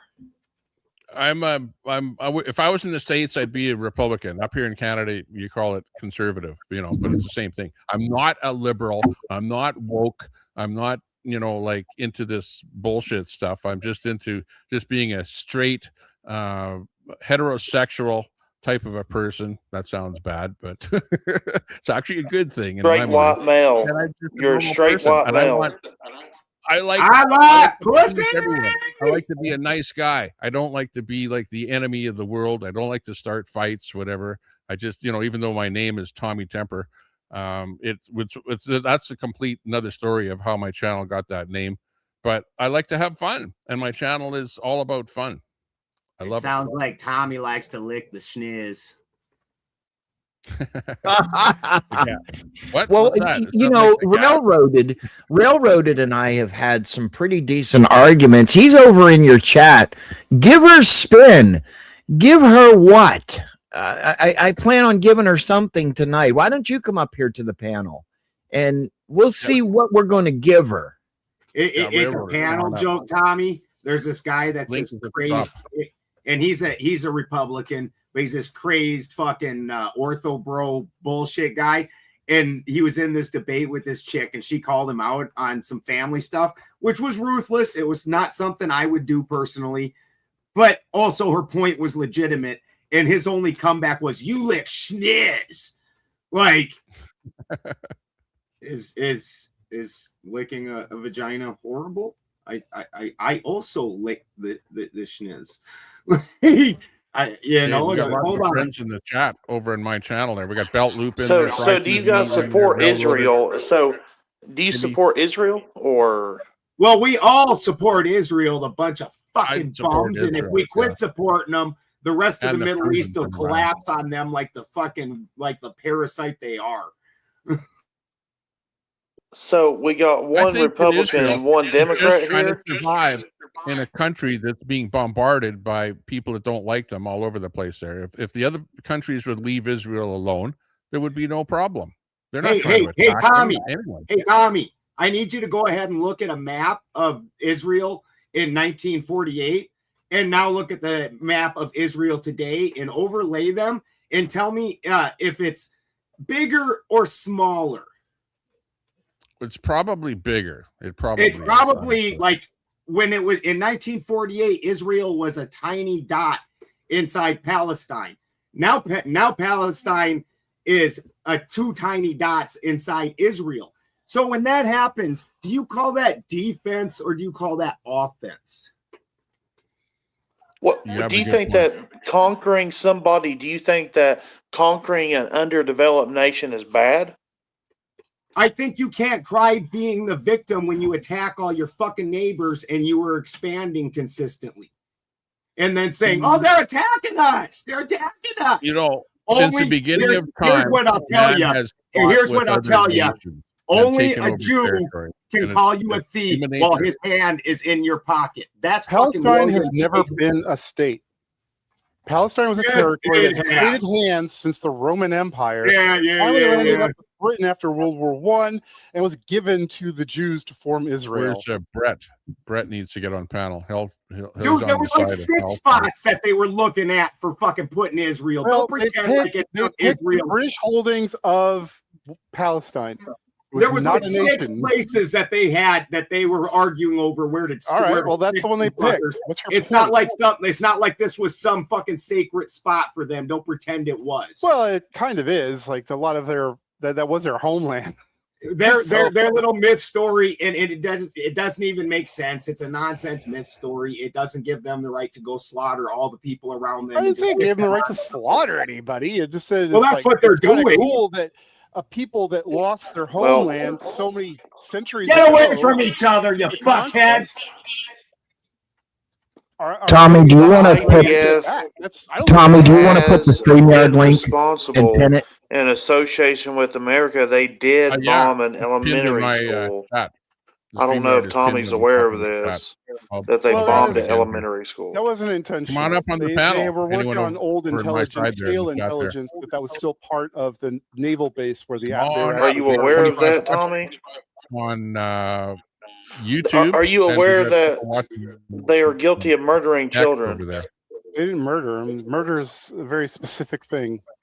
I Sure was understand what's unlawful. happening. Tommy, when you're talking to your chat, can you mute over here so you're not being overheard like real rappers here was talking, and just mute on this side when you're talking to your side? Do you know how to do that? You can't do that with this technology. But yeah, sorry for over talking them. I just wanted to say you can mute yourself. Tommy, do you know how to mute yourself? No, so when you're restreaming, it's a different thing. It's a different thing. Yeah, otherwise he's trying to talk to his audience. I'm on this panel over here, and if I mute myself, that's all I can do, and then nobody hears me. Or only focus on this panel, Tommy. Without talking to Tommy, you only focus on this panel. Only focus on this conversation. You see? Okay, gotcha. You can only focus on one conversation at a time. You got to either focus on which one do you want to focus on. Well, a lot of us have our own chats and whatnot. You know, I'm not currently because I didn't set it all up because I was sleeping. Because I run ragged. My wife got new teeth though. Her whole fucking. They gave her the new teeth and everything today. Took them rotten ones out and gave her new ones. Oh, that's good. That's good to hear. I know I've heard you say she's been struggling with that. Well, she had a root canal, and with the the root canal keeps Israeli getting Defense infected. Force All her and other America working together to bomb the children. They did do that, and it is a war crime. Who's going to prosecute? Sorry. Yeah, I'm not impressed. We're definitely Who's war gonna criminals. prosecute? We're definitely war criminals, but unless the Soviet Union and China decide to prosecute us, there's nobody else that can enforce anything on us. There's the Democrats in this country. Also, it wasn't a war crime because they were targeting what they believed to be a legitimate military target because the building that was in was part of that naval base. But the intelligence that they had, I don't know why you're laughing, considering that. I mean, the Democrats were just the leaders of the free world in 2020. Well, I mean, because Democrats are thing fucking pretend. retarded and they can't win anything. Actually, They won the 2016 election. No, they didn't. No, they didn't. They won the 2020 election. And I wouldn't say that they won it. I would say that they. Sorry. The 2020, the 2024. Donald Trump won the 2016 election. Correct. Yeah, the Democrats, they won the 2020 election, so they are winners. They are more numerous than the Republican Party. No. Not this time around. They rebranded themselves. They've recently went through a rebrand. You guys are aware of Tucker Carlson and Nick Fuentes? Well, by rebrand, you mean that they cut their nuts off and told everybody else to at the same time? Well, the new Democrat Party is We're going to run based on white supremacy. I mean, it was always the undertone the whole time, but sure, take the mask off. I mean, they've always been. I mean, yeah. Where did this fucking guy come from? Well, if you watch any of Nick Fuentes, he blatantly says Fuck Nick that he's a Fuentes. white supremacist. Fuck Nick Fuentes. I Nobody understand on you the don't right like fucking him, gives a fuck about but Nick I'm Fuentes. trying to get you to understand what the new Democrat Party is. Fuck Nick Fuentes. He can suck a dick. He probably he has a lot of influence. Fuck I mean, yeah, Nick I don't like him Fuentes. either. I don't like him either. Fuentes, the Fuck most But he has a Nick lot of Fucker. influence. And you would be a He ain't dumbass to influencing say, oh, he shit. don't have any influence. Nick Fuentes has a lot of influence. When the fucker ain't influencing shit. Yeah. He ain't influencing Hello? shit. Nobody likes him. Oh, hello. Nobody gives a fuck. Oh, one-on-one. Could you imagine being on your first date and saying, honey, I'm a groiper with your fucking chest? Get out of here. He would more so say, if Nick Fuentes is on the first date, he'd say, you're not a nigger lover, are you? Wait. Oh, Nobody. No, sir. That is TOS. You cannot say that shit. Do not do that again, or else you're going to be kicked off the panels. So did I W you by default? Oh, my bad. But that is what he would say. It doesn't matter if it does violate that, but that is exactly what he would say. I don't think he would say that specifically now. He says it. He says the N word all the time. Well, if he does, then I guess that's the reason why none of us actually respect him. None of us value his opinion. When you say none of us, who is that? Your group? The right? Of course the right doesn't. Because Nick Fuentes, they're running as Democrats. Nick They're Fuentes against was, the as far as I Republicans. understand, he was on the right for the longest time. I know he recently switched up because they're running against the Republicans. Because he's retarded? On Like, the premise Nick Fuentes, of Trump has started an unnecessary war. the only reason Nick Fuentes has any popularity at all is because he was making appeals to the right. He has popularity because he is representing a group of people, the incel people. The white I'm not going to incel disagree people. with that. But there's a movement going on in America. If you're, I don't know how plugged in you are, but there's a movement going on, a white supremacy movement. that nobody's going to give a shit Literal about. Nazism. Nobody's going to give a shit about it.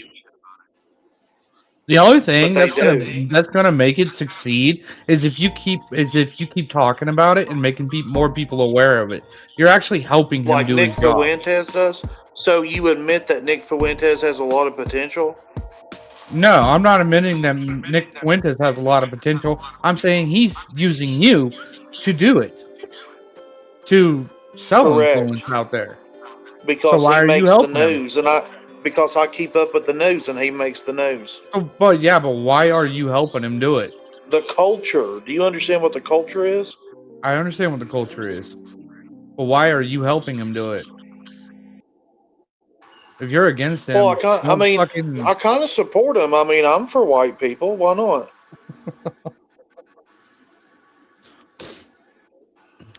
I am for white people. Well, I mean, you did just drop a big old, a TOS N-bomb on the freaking map, so I guess you are. No N-words, okay. But to say that he's gonna fucking win the blue wave, you're dreaming. What if I like Nick Fuentes and what he says? You're allowed to like who you want to like. Yeah. Just because we find him distasteful or whatever doesn't apply. Yeah. It doesn't mean you have we to don't follow give a shit about Nick Fuentes. I think he's a very smart person, very talented, very influential. Okay. Supports people like Tucker Carlson, who I don't support Islam or Iran, but I don't know if I support MAGA anymore. They led us into a war with Iran. We were always going to have to Okay, fight Iran. okay, hold on. You don't support MAGA. MAGA is a movement, right? Would we agree on that?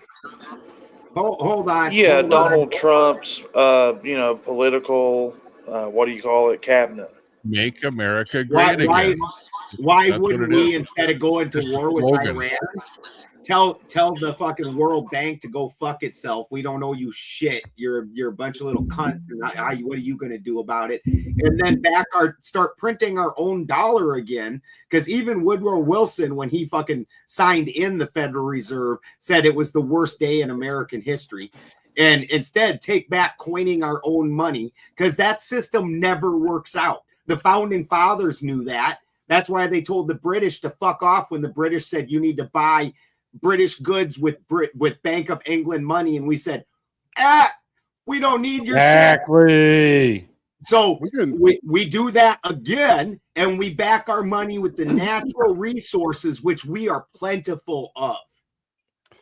Okay, a few things. I'll agree with that.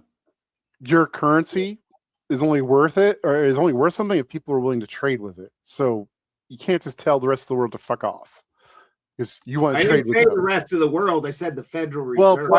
Well, you said the World Bank first. Well, it's the same thing. No, it's not. They're different things. It's called the World Bank.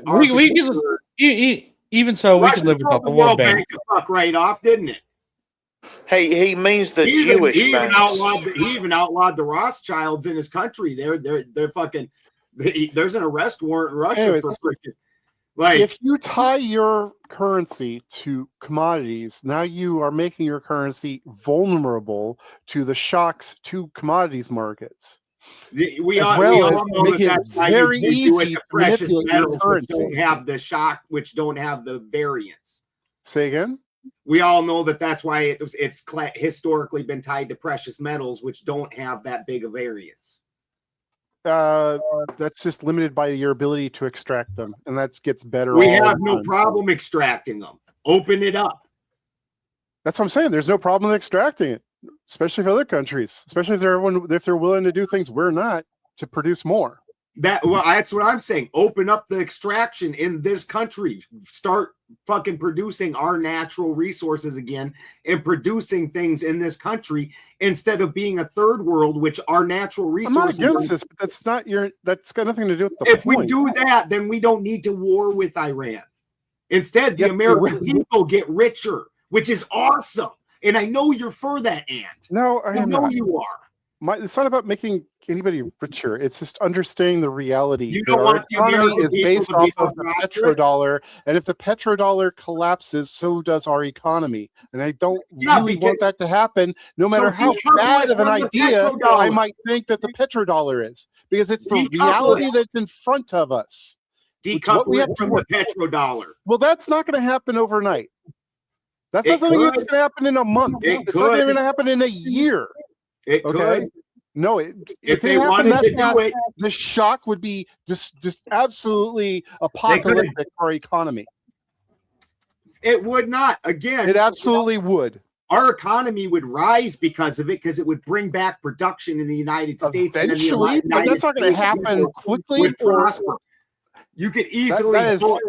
We both are going to agree. Just get rid of these regulations that the fucking are absolutely insane, that have stopped things like building small houses, production of fucking natural resources, refining of natural resources. These are all middle class jobs. I agree. And then that gives poor people houses. But solves some of that stuff does need to be regulated, because we do not want any part of our country looking like Inner Mongolia and China's I didn't say go with China's complete crazed. I didn't say go with China's complete crazed. No, I understand, but that's what will happen if you lift all the regulations off. Jesus, nobody wants to live in fucking Hong Kong. Shit's like dystopian future. Agreed. I agree with you, but you understand, like, if you take all the regulations off the corporations. I didn't say take all the regulations off. All right. You do know. But as long as we are regulated, the Democrats have overregulated these things to where it crippled production. I agree. But the problem is even if we bring back the regulations to something more reasonable, we're still more regulated than countries like China, and that's going to give them the edge to outcompete us. But this is why I would love tariffs. Well, actually, tariffs against used against flooding our markets. That's what they were designed for. We don't really need to compete with China that way. What we need to compete is in the production of things and get their garbage fucking products off the market, because it's not like Walmart products are like the products that we fucking were buying in the 70s. You know, we all have a grandma that still got a fucking deep freeze that was made in like 1800, fucking running in her basement like goddamn thing. Well, it'll be later in the 1800s, but I get your point. I was you're being hyperbolic. It's fine. I knew what you meant. Manufactured by the country. I was just trying to think. I'm like, wait a minute, they didn't have that. But yeah, I was being hyperbolic for sure. You're good. I don't care. The exact date isn't important. City, folks. Some of that shit that was built like at the turn of the century still runs today. Yeah, or could be made to work again today. Yes, actually, I don't know. Actually, I don't know if Tommy's aware, but Trump is a sexual predator. No, he isn't. No, he isn't. That's never been established. Okay, hold the fuck on. Hold the fuck on. Trump. Hold the fuck on. The Epstein files. Oh my god. Here, let me tell you my evidence. My evidence. Wait. Hold on. Let me present my evidence, please. Let's hear him out. Hold on. I'm talking. Here, let me present my evidence. The evidence is when he owned a beauty pageant, he said that he said it himself, and I've heard the clip, and I'm sure you had too. It wouldn't take very long to find it. The clip of him saying that he would go in and take a peek at the women in the pageant. He would invade women's spaces. He wasn't talking about underage. He said he did it. He said he went to the locker room while the women were undressing, and he walked around there. And he owned the pageant. One evidence. The manager. Dude, if you own a strip club, you're telling me you ain't walking back in there and getting some free fucking. I'm just saying, like, the Republicans want to act like they have such a problem with men and women's spaces, right? The transgender thing. However, Trump, a man, had no problem in a woman's space. So we really have no leg to stand on here. Well, I want to know where your fucking evidence is coming from. Just because the man walked back. My evidence is from the horse's mouth. My evidence is I made it the fuck up. Okay, so what you're trying to say, Mr. Balderson, say what you said just a minute ago. They're with the guys. Dude, this is just owner's privilege. What's the point to owning a strip club if you don't occasionally get a knobber in the back from fucking a stripper? Like that way, like what? How is this weird? Like and your so it's not weird. It's just weird for Tommy. Hold on.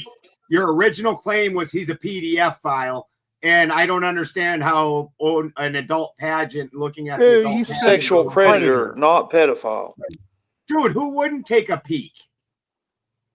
Besides, but Tommy said that wasn't true. That Trump was not sexually deviant. Predator really would have been going up to one of those girls and it is like, predation. Yes, I use your power to invade a women's only space. That locker room was for the women only. He snuck a peek. And even though he owned the building, like if you own a gym, right, you still don't have the right to walk in the women's bathroom while women are changing. I don't. Yeah, you do actually, but it doesn't make him a predator. A predator would have been somebody that was like, you own the building. If you own the building, you can do whatever the final round. So you're going to get away with it. I'm not saying that you're not going to get away with it. I'm just saying you don't have a right to invade those spaces. Well, I'm saying guys, trespass is what it would be called. Are perverts, and we all know it.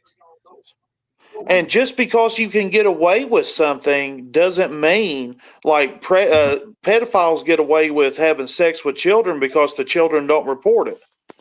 But that doesn't make it right. You know, okay. And you guys Yeah, need to now you're moving to understand that complete Donald different Trump, I didn't know all this when I voted not- for MAGA in you realize- 2024. I didn't know all this about the man. You realize that I hadn't done my due diligence, I'll be honest with you. You really need to get headphones, bro. Something fierce. And I think it's on your end, really. It is not. It's not on my end. I do this consistently and have for years. It's your problem. And that's also part of why you don't hear when we're talking, because I think you're probably streaming from a phone, so it prioritizes you. So when people are trying to respond to you, you overtalk them. So what you need to do is when you're done talking, just mute yourself, bro. That's all. Yeah. And there's a giant leap of a difference between taking a peek at a naked adult woman and being a PDF file. And I don't know how you can in any way, shape, or form put them in the same category. And also, when you say PDF file, say PDF file. Don't say the whole word. It's a trigger word for YouTube, and they take your show off of the fucking main screen, and you get hid down. You must not stream a whole lot on YouTube, so I'm not shitting on you here. I'm just trying to inform you of how things work when you're on channel. So Telescope, oh God, Telescope. How you doing, Telescope? Trump is a convicted. Come on up on panel, Telescope. Offender. Yeah, come on up here, Telescope. Convicted SO. Yep. So just to let everybody know, this is my first official panel, and Mr. Balderson and I earlier set this all up and everything. So little kudos out to Mr. Balderson, very good friend of mine. Tommy Temper, just impromptu panel. Say, hey, Tommy, you want to come up on one of my panels? Yeah. And I appreciate everybody for coming up. I know we threw it together, and let's get back into it, guys. I think this person asked me a question in the comments. And the reason that they didn't prosecute him is because he paid them $175 million. Okay, I would like to see proof of that. Same. He's talking about the E. Jean Carroll shit. He's talking about the $175 million he paid the court. Well, for one thing, that's an appeal. He didn't pay her. Okay, he didn't pay her for any offense, any SO that happened. He paid her for defamation and libel, which he couldn't prove that she was lying. So he had no choice but to settle out. That's what he paid her for. He never paid her because he was convicted of SO or SA.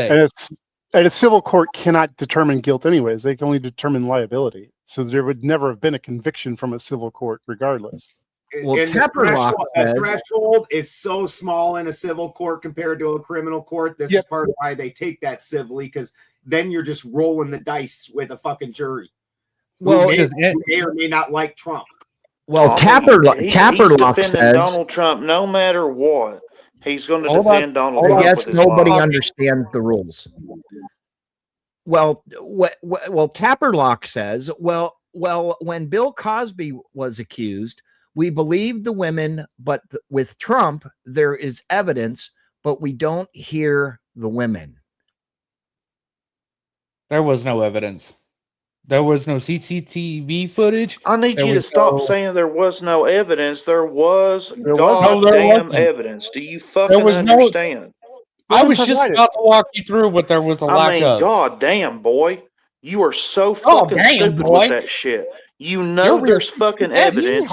You're being fucking dishonest. What is your goddamn problem? What's the evidence? Go through it. Eugene Carroll, you dumb motherfucker. What? What did she say? She couldn't even remember the fucking date, bro. Why are you defending a sexual deviant, a predator? Why? Because he isn't one. Yes, he is. No, he isn't. He owned a beauty pageant invading women's Who the fuck spaces. gives a shit if he owns a fucking beauty pageant? If I own a fucking beauty pageant, I'm gonna take a look at the girls that I'm gonna fucking strut along a stage, dude. Well, I then want to you're make sure the probably a outfits are gonna sexual fit them good. predator as well. No, it's not a sexual predator thing. It's a fucking professional thing. You want to make sure the outfits fit good. You want to make sure they look good in the outfits. You What do want to you make sure believe they're the the age right of weight, consent the should right be? body frame, and all that shit. There's a lot of fucking shit that goes into modeling. What do you believe the age of consent should be? 18. Okay. In some states, it's 16. Are you okay with that? Not really, no. So 18. But you know what? Well, that's good to That's what know. that's what those states At have least I know decided. that you would only. So, okay. So So that's what those states have decided. at And that's least what we I have know to that do. you're only gonna like be perverted to adult women. So we know that you're not gonna go after children. Where So are that's you one good coming? thing How about are it. you coming to that fucking conclusion? You're okay. You think it's no big deal that a man walks in a women's locker room while they're If that's changing and his naked. job, No, it's that's not his his. job. Yeah, it is. Have you ever heard the clip? He was being funny. He was like, I go in there and I owns have a little them. peek because I own the thing. He He was owns being them. nonchalant. He was being, He owns them. He was also talking. He also said it. It's really fucking crazy that he can do that. He was not implying that he's ever he actually can't done it. do it. He cannot do it. He No, can do it. it's illegal. Just the same as a fucking football coach, a gay ass football coach can walk into the men's locker rooms and watch all them fucking wangs wobble around. Are you aware that you can break the law but not be arrested because he did commit Are you felonies? saying that a gay football coach would be a sexual fucking pervert if he's checking out all the fucking dudes in the locker room? No, we're talking about Donald Trump. Stay focused. Oh, please. okay. So it only applies when it's a fucking chick, right? I'm trying to ask you about Donald Trump, and I don't know, you're going off on a random tangent. No, I'm not. I'm trying to understand why you're defending sexual deviance. You don't want women to feel safe? Because he's not a You sexual don't want deviant. women to feel safe? Yeah, I do. But you want to know what's Okay. fucking funny? You want to know what's fucking funny? Every fucking chick who's ever come forward about anything has fucking withdrawn it. And or their shit don't fucking add up. Just like E. Jean Carroll when she can't even fucking remember the date that she was supposedly essayed on. Well, Fuck you and have a nice day. I don't know why you're obsessed with defending essay. I don't get it. Because you're fucking asking about it, retard. Holy jeez. And Why are also you for defending for it? the comment that got Trump put on the already screen, Bill Cosby openly admitted to giving the girls what he called disco pills. So it's not like they fucking had no evidence. He openly admitted he was getting these girls fucked up and then giving them a Yes, he did. This is just one of these cases looking at two famous people accused of the same thing and assume that they're the same fucking case. It's like facts of the cases in each one are completely different. I don't know why you're comparing. MC, do you dwell on deviancy? Is that what your life is all about? Donald Trump is a sexual deviant, so I can't really support him. I support his movement, so but I that's don't your support opinion, him. But it's just your opinion. And sexual deviancy isn't a crime. Dude, You have I weird don't- ideas about what to do in the bedroom. It's not our business. I don't. It is a support crime to. Donald Trump either. It is a crime to go to a transvestite beauty going into a pageant women's and enter the change women's room, locker probably. room. No, it isn't. Yes, that is a crime. Hold on, I don't- hold on, I don't- one at a time. One at a time. Go ahead, Tommy. Tommy was talking to his audience again. like it may very well have happened. Trump owned the pageant. Think of it. It's his business. It's his business to do things and to look and make sure that it maintains. You have shit between your ears, Tommy. You're a fucking idiot. It don't matter if you own it or not. It's still a goddamn crime. I don't know why you don't get that through your fucking head. I don't give a fuck if you own it or not. He still went into the women's locker room while they were naked. You fucking idiot. And you are sitting here defending it because you're a piece of no good fucking shit. That's what you are. Yeah, but that's your opinion. You don't like Trump. You're going to say whatever you want. Stay out of women's spaces, Tommy. You would buy a beauty pageant just to violate the space of women, wouldn't you? You little fucking sexual deviant. You need to kill yourself. I don't respect you. You need to kill. You know, like, you probably wake up in the morning wondering who you're going to call. Tommy, hold on. Tommy, hold on. Dude, you ain't going to come in here talking shit like that, bro. Dude, that you've got to really fucking check out the TOS, man.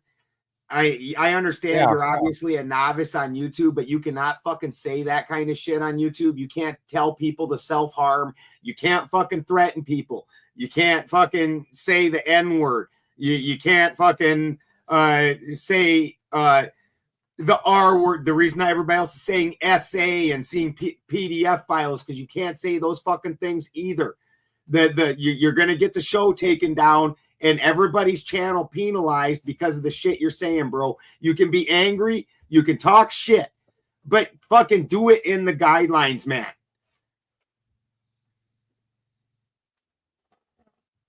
You can. Well, we did say this was going to be a fucking dumpster fire, didn't we, ladies and gentlemen? Yeah, I mean, I just... You dumpster fire because of your dumbass.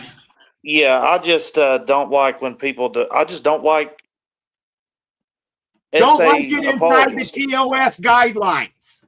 That's all I'm saying. Call him an asshole. Call him a fucking dumb Republican. Call him a fucking whatever. I don't give a fuck about no goddamn... And that just got you banned because the show cares about TOS. Fucking libtard, I swear. Well, you know, that's two that had to go. And you know what? I do care about my channel, and Ben is here to help me and security and Tommy. I know things are a little different over there, but we all work hard to keep our channel safe and stuff like that, and that's just the way it is.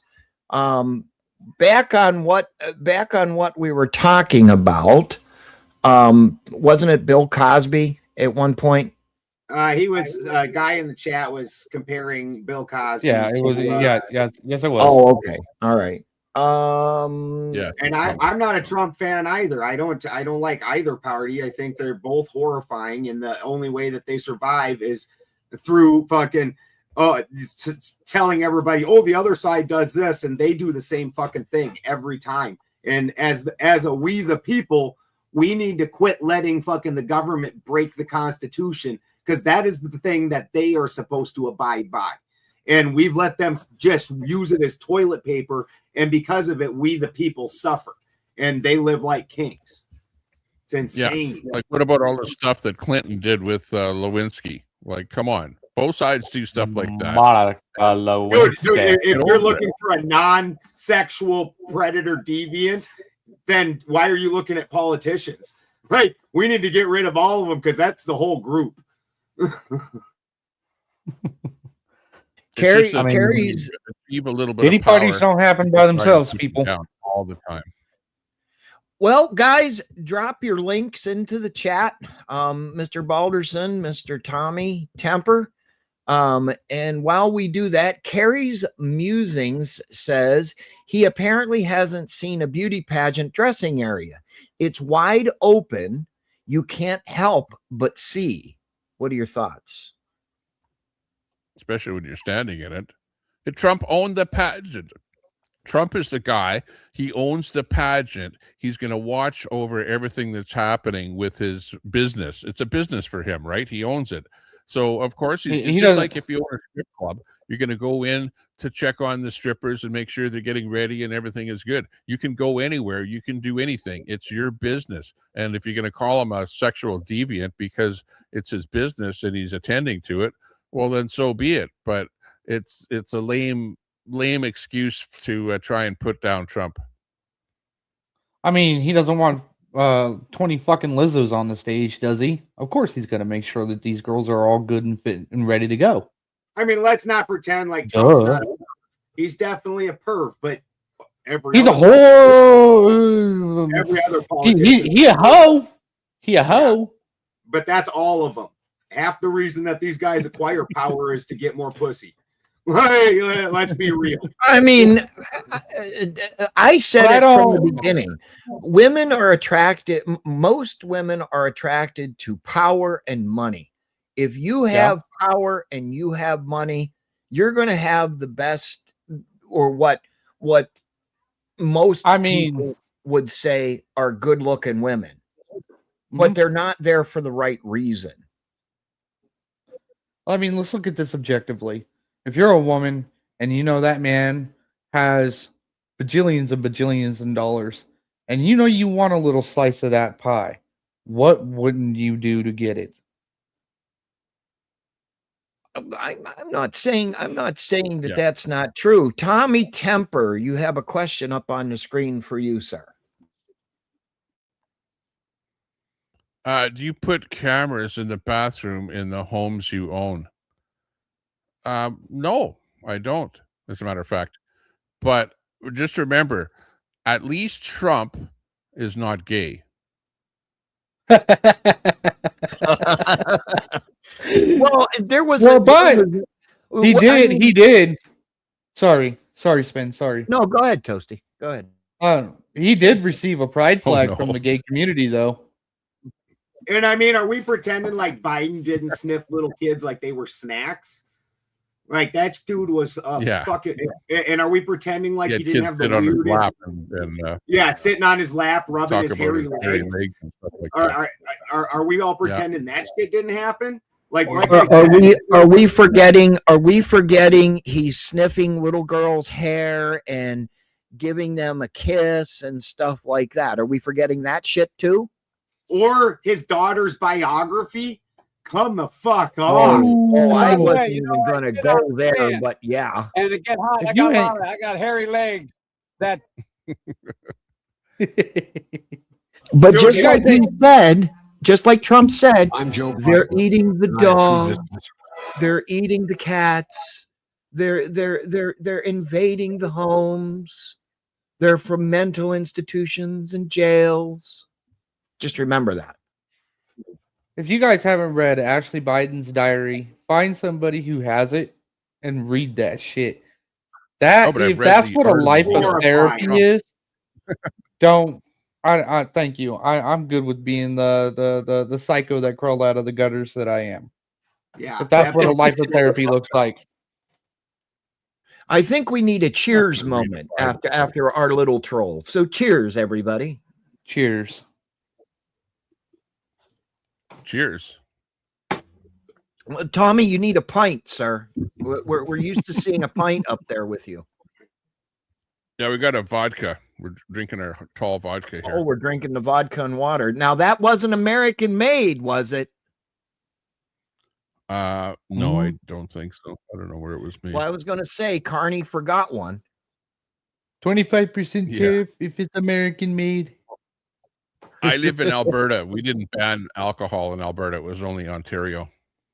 Oh, that's right. That's right. I was thinking it was Alberta. I'm sorry. Yeah.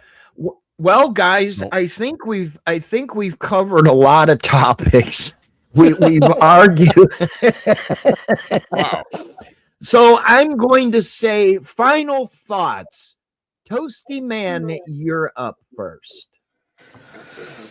All right. Well, there was no CCTV footage that Trump ever took her to a dressing room, that they were ever even in the same building together. She couldn't remember what what date it happened, what time it happened. I'm sorry, but usually the psychological consensus on SA victims is they have a very, very sharp recall of the day and time and almost every single detail. She couldn't even remember any of those. Not only that, but she went on Anderson Cooper's show admitting that they were hot for each other. So, no, I don't see any evidence that Donald Trump SA'd anybody ever. Not only that, but every single woman that's come forth and tried to put him in the corner, in the box, in the boxing ring, or whatever you want to put it as, has backed out of it, and they've all pretended like they're afraid of their lives, but they can never point to anybody who's doing anything about it. Because I'm pretty sure the police, you know, if they're receiving hate mail and all this stuff about getting death threats or deletion threats and all this stuff, I'm sure the police would track them down. So that's a total freaking lie. It's not true. None of it's true. It never has been true. And, you know, like I said to that guy, fuck you and have a nice day.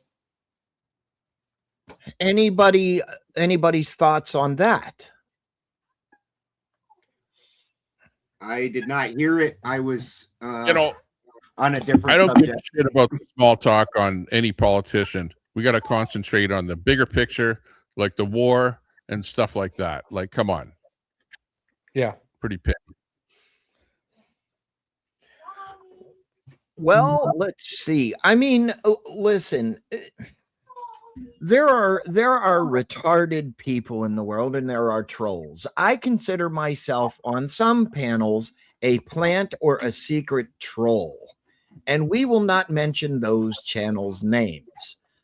Anyway, moving on.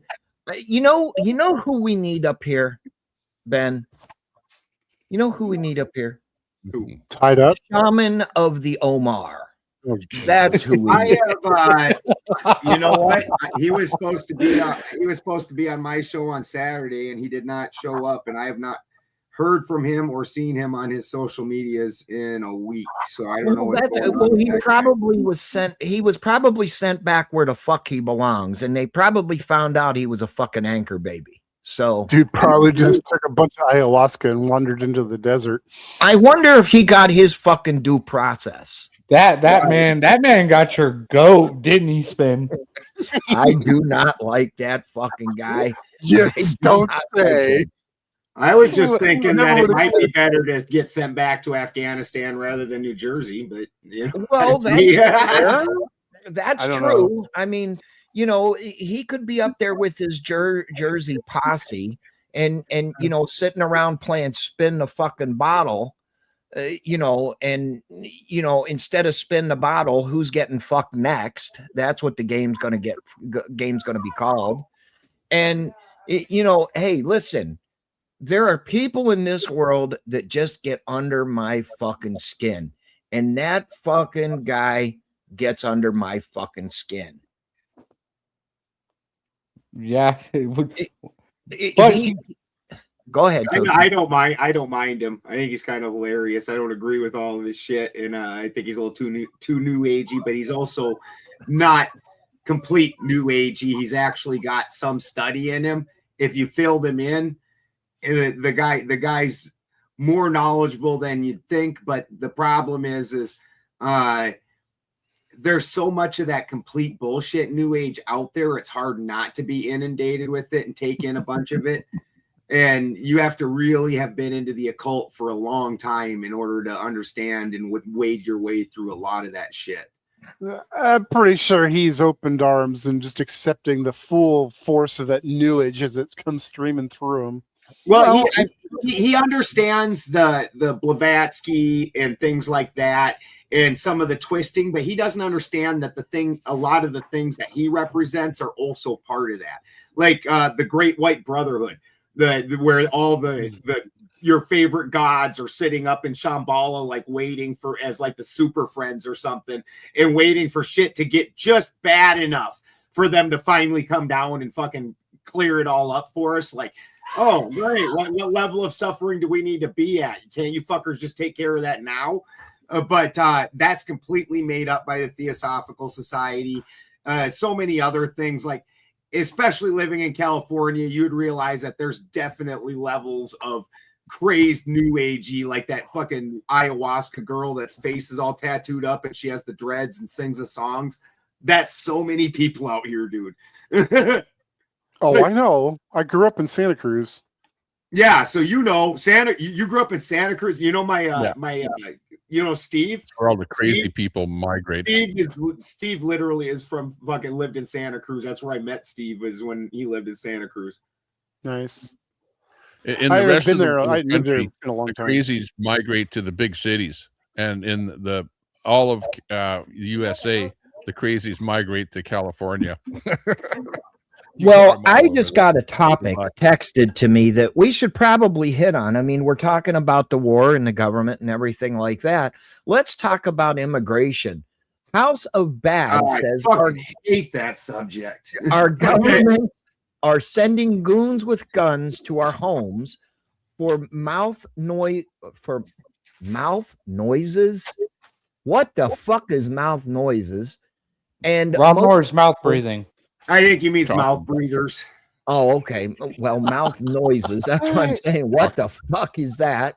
And Vocal most people are more worried about their stupid channel. Gee. What he's talking about is, you've heard the stories in the UK about people getting arrested for social media posts and for what they say on social media, on their YouTube channel, stuff like that. Yeah. And I thought he was talking about in the changed. US. They're being changed Yeah, I in thought he was talking Canada. about ICE. And people are being getting the little door knocks. Where's the door knock? Right here. Hang on. We'll bring it on to you here. And this. Yeah. And in Canada, it's like we're here because of something you posted on social media, and guys like me that have big mouths on the internet, they're going to be banging on my door, and I might potentially end up in jail for something I said, because I said something about Islam or something about some rogue thing that the government didn't like me to say. And that's what you get for giving up your guns. We're all at risk of going to jail now, especially in places like Canada. You guys are still pretty immune from that down in the States, but as we have our eventually guns, it'll start happening world over. That's what you get for giving up your guns. And that's what you get to live in a dictatorship. They're bringing those laws in. Now, wait a minute, Tommy.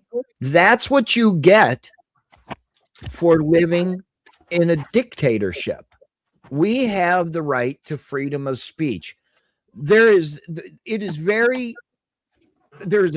minute chance that somebody's going to come knocking on my fucking door because I tell the U.S. if I were to tell the U.S. government to go fuck themselves. In a dictatorship, they're going to come beat on your door because somebody's going to report you. And they're going to come beat on your fucking door. And guess what they're going to do? They're going to arrest you. They're going to put you in jail and hit you with a hate crime. We don't have that here. Exactly. Yeah, because if they knock on our doors, crimes on the books already. We already had them, and they're bringing more hate crimes on the books. And it's because the majority of the people are voting liberal, and the liberals are pushing this woke freaking agenda upon us. That's what's happening. We're sick and tired of it. I think it's time for a Cubana, Balderson. What do you think? I was going to go for a dab. Yes, sir. Cubana. A Cubana. He's talking about let's take over Cuba. Yeah. We'll get Cuba. We'll get all Cubans. You got a thing for BBLs or something? Big booty Latinas, absolutely. The 9s and 10s can stay. The rest have got to fucking go. God, Alex Stein is so fucking funny sometimes. I know, right? I know. I despise him. He's really a dirtbag of a person. He really is. But because he was in my community before he got picked up by the mainstream, and he's a horrible person. But fuck if he ain't funny. Oh, he is funny as fuck. I mean, listen, look, we all know, we all fucking know what's going on with ICE in America. I don't know. What is it called? What is it called in Canada, Tommy? What is your like Homeland Security or? It's basically the RCMP does all that, but they call it, like the FBI is like RCMP, and then above that you have CSIS, which is like the Canadian Spy Agency. You know what I mean? CSIS. Our FBI doesn't prance around on horses, though. Yeah, that's that is not true. We're coming for you. Executive branch cannot take away your right to due process, despite what the media wants you to believe. Not well, me, Dave. Taberlock Who's there? says, under the current administration in the United States, they can kick your door in with no warrant. Here we fucking go. Fucking full. Shit. That is not exactly true. It's not all true. It's definitely true, but it's been true under every administration. They all come up with different excuses to do that shit. Well, I mean, they can't do it without a warrant. They still need to get a warrant. Listen, there's very few circumstances where they can dude, you'd be stuff. shocked how much they try to get around the warrant thing and how many houses get invaded without a warrant, and then they try to backtrack it. It's horrifying. Okay, you can show us the stats sometime. That'd be cool. Dude, I highly recommend just watch The Civil Rights Attorney. He's not like Clay and all them. He's an actual. No, I do watch him actually. I like attorney. No, I know he is. I like his channel a lot. Oh, it's awesome, right? Yeah, he's like really cool. It's so legit that he does like giving you all the. I went and looked up the laws. Here's the statute. Here's the blah blah blah. He doesn't take sides. Like, yeah. He'll go against either one depending on who's at fault. Like he's not. That's why I like him, because he's like me. He's just grabbing balls and strikes. He's not taking a side. No, he's great. He's great. I like him and the lockpicking lawyer. Well, here's the thing. There are. I got into this fucking argument with somebody the other day about exigent circumstances. Why a law enforcement agency can enter a home without a warrant in exigent circumstances. And the libtard, the real fucking libtard, said there is no exigent circumstances. There is very few. So if the officer hears somebody screaming help and it seems like somebody's going to die, or you see a fire in the home or something like that, those are the only things that fall under that. If they your house is on fire, but I got to call a judge to get a warrant to run in. Those fall under that circumstance. Things that don't are fucking basically anything else. So like if say a cop, I live in California, so this would never happen, but say a cop saw me smoking what he thinks is a joint through the window of my house, and because he fucking he cannot come into my home. That gives him probable cause to go back and get a warrant to now come into my home, but he cannot just now freely come into my home, and that's what a lot of people try representing. Right. And that's not. But if he saw that joint in your car, he could search your car. If he was, you in the your car in your home, your car in your home, totally different law sets. Right. Any decent attorney will tell you don't do or but carry still, drugs in it's your a car. reason for him to be able to get a warrant if he saw it in your house. So that gives him probable cause to go back and get a warrant, but it does not give him authorization to open up and go into your house, even though he saw you smoking drugs. He would go. Meanwhile, up here in Canada, it's legal. You could have it. You could be smoking it. You can smoke it almost damn near anywhere and get away with it. Cops don't even bother you with weed anymore up here in Canada. It's getting that way here. And you smell weed everywhere you go. Well, I'm going to tell you what. I went to Vegas a couple years ago to visit family, and we went down to the Strip, not the new Strip, the old Strip, right? and that's under a pavilion or the world's largest LED screen, right? Mm-hmm. It is so confined and circus. Oh, I went to Circus too. There's some real fucking freaks in there, and that's all I'm going to say about that. Supposedly Mega the Mart best or casino Ultramart? because it's the only one making money. It is. If you have only been to Vegas in the last like 8 years, you have never been to Vegas. Like the Vegas that exists now is such a tragic shithole compared to the gangster-owned Vegas. Like even fucking back in the 90s, Vegas was wonderful. Like it was an experience. You felt like a king for cheap the whole time you were there because they assumed you were going to build everything. You could get a buffet for like a couple bucks. Couple bucks. And dude, that buffet, every chef would come out and introduce you, and you're like, I, for 10 years, served the Queen of England and blah, blah, blah, blah, blah, blah, blah. And the food was like better than any restaurant food at their buffet. Now you go to Vegas.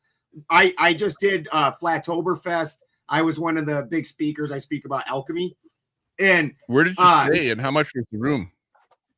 We stayed at Sam's Town. I don't know because I was a speaker, so I don't pay my way or anything. I don't know where that is. Sam's Town's one of the it's voted the local best. It's one of the old school ones. So while we were there, is it on the old strip or the new strip? Yeah, on the old strip. Okay, like down towards Circus and that would be the budget area. The Stratosphere or whatever it is. Yeah, the eyeball thing. Yeah, Stratosphere. Yeah, down by the eyeball thing. Yep. Yeah. And because like I'm hearing that a room at Circus is like $35 a night. Meanwhile, at the MGM, it's like $400 a night. Like that's a disparity. Yeah, well, I don't know what the rooms cost because I was a speaker, so I don't pay for any of my stuff. But Vegas, I didn't see a single scantily dressed, attractive girl serving nothing the whole time I was there. The nicest restaurant in the casino I was in, and I was in one of the bigger ones, it was TGI Fridays. I shit you not. They had a goddamn Dunkin' Donuts. I'm like, everything in there was a fucking fast food chain. The same thing for every other casino I went into. There was no girls offering themselves, which I'm not trying to get girls to offer themselves. It's just I was there in the 90s, and I've been there a couple times since. And just this last trip, it was completely different Vegas. Everything is expensive as fuck. TGI Fridays cost the same as TGI Fridays at any other major city in the United States. And the food was just as shitty. Like there was nothing nice about it. Nobody was walking around offering drinks. Like it was pathetic. Like Vegas used to be your destination for like living a debaucherous dream, like where you're a king and you can do anything. It's the truth though. It is. I actually never got into it. I went to Vegas originally. My oldest daughter was in my ex-wife put her in modeling, and she won for the whole region of the upper Midwest in 2000. And so she went to the Nationals, which was in Vegas, and my ex-wife signed her up for the shit, but then never went. So it just obligated me to go to these fucking things, and it was horrible. You guys see me, right? Do I look like I sit at modeling pageants and shit? Nope. And right. And you hear the way I talk. Fucking. So I went to Vegas and I observe. I didn't partake, but I observe. And now the Vegas that there is now is a hellscape, dude. There was helicopters fucking spotlighting everywhere. The Walmart across the street had a gunfight every fucking night that we were there, and we were there like 7 nights. And there was a gunfight in the parking lot across the street with cops every night. Like we were sitting there, and there's a big giant thick brick wall between that parking lot and the hotel area. And this one dumb shit went like this and peeped above it, and I snatched him. I'm like, "Are you fucking dumb? Like the fuck do you do? You don't stick your head up above the wall when there's gunfire. Like that is the exact time you keep your head down. You dumb motherfucker." What is going on right now? And like I said, and from what I was told by the locals, when that started happening was when the LA Raiders moved to Las Vegas. And that basically brought the change with it, which I found just kind of fascinating. Yeah, I don't know. I think Vegas, that high prices and inflation has really killed off Las Vegas, because people say that it's so costly to go there. Like, you get a burger for like $50. The rooms are really expensive unless you go into the lesser, the old part of town. But there's so many casinos now that are almost going broke. So what's going to happen to them? I don't know. They go broke. Let me tell you about people with money and go broke again. It's just a big cycle. It's circle that's happening, and you've got a lack of people. You've got Canadian government telling Canadians to stay away from the States, so you've lost all of the Canadian visitors that were spending their money and loving to go down there. Plus, you've got casinos that are opening up on all the native reserves. You got Atlanta. You can gamble like everywhere now, like even up here.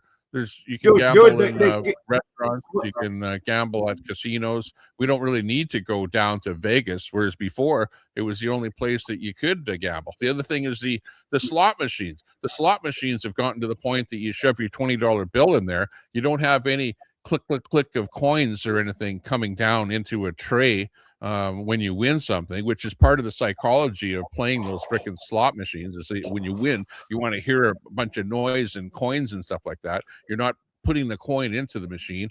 It's it's almost like you may as well just stay home and play a slot machine on your computer or something like that. It's gotten to be like that. In fact, that's one of the reasons I heard that the Circus is popular, because they still have the machines in there that actually you put the coin in, and you get the coins dropping out when you get the big win.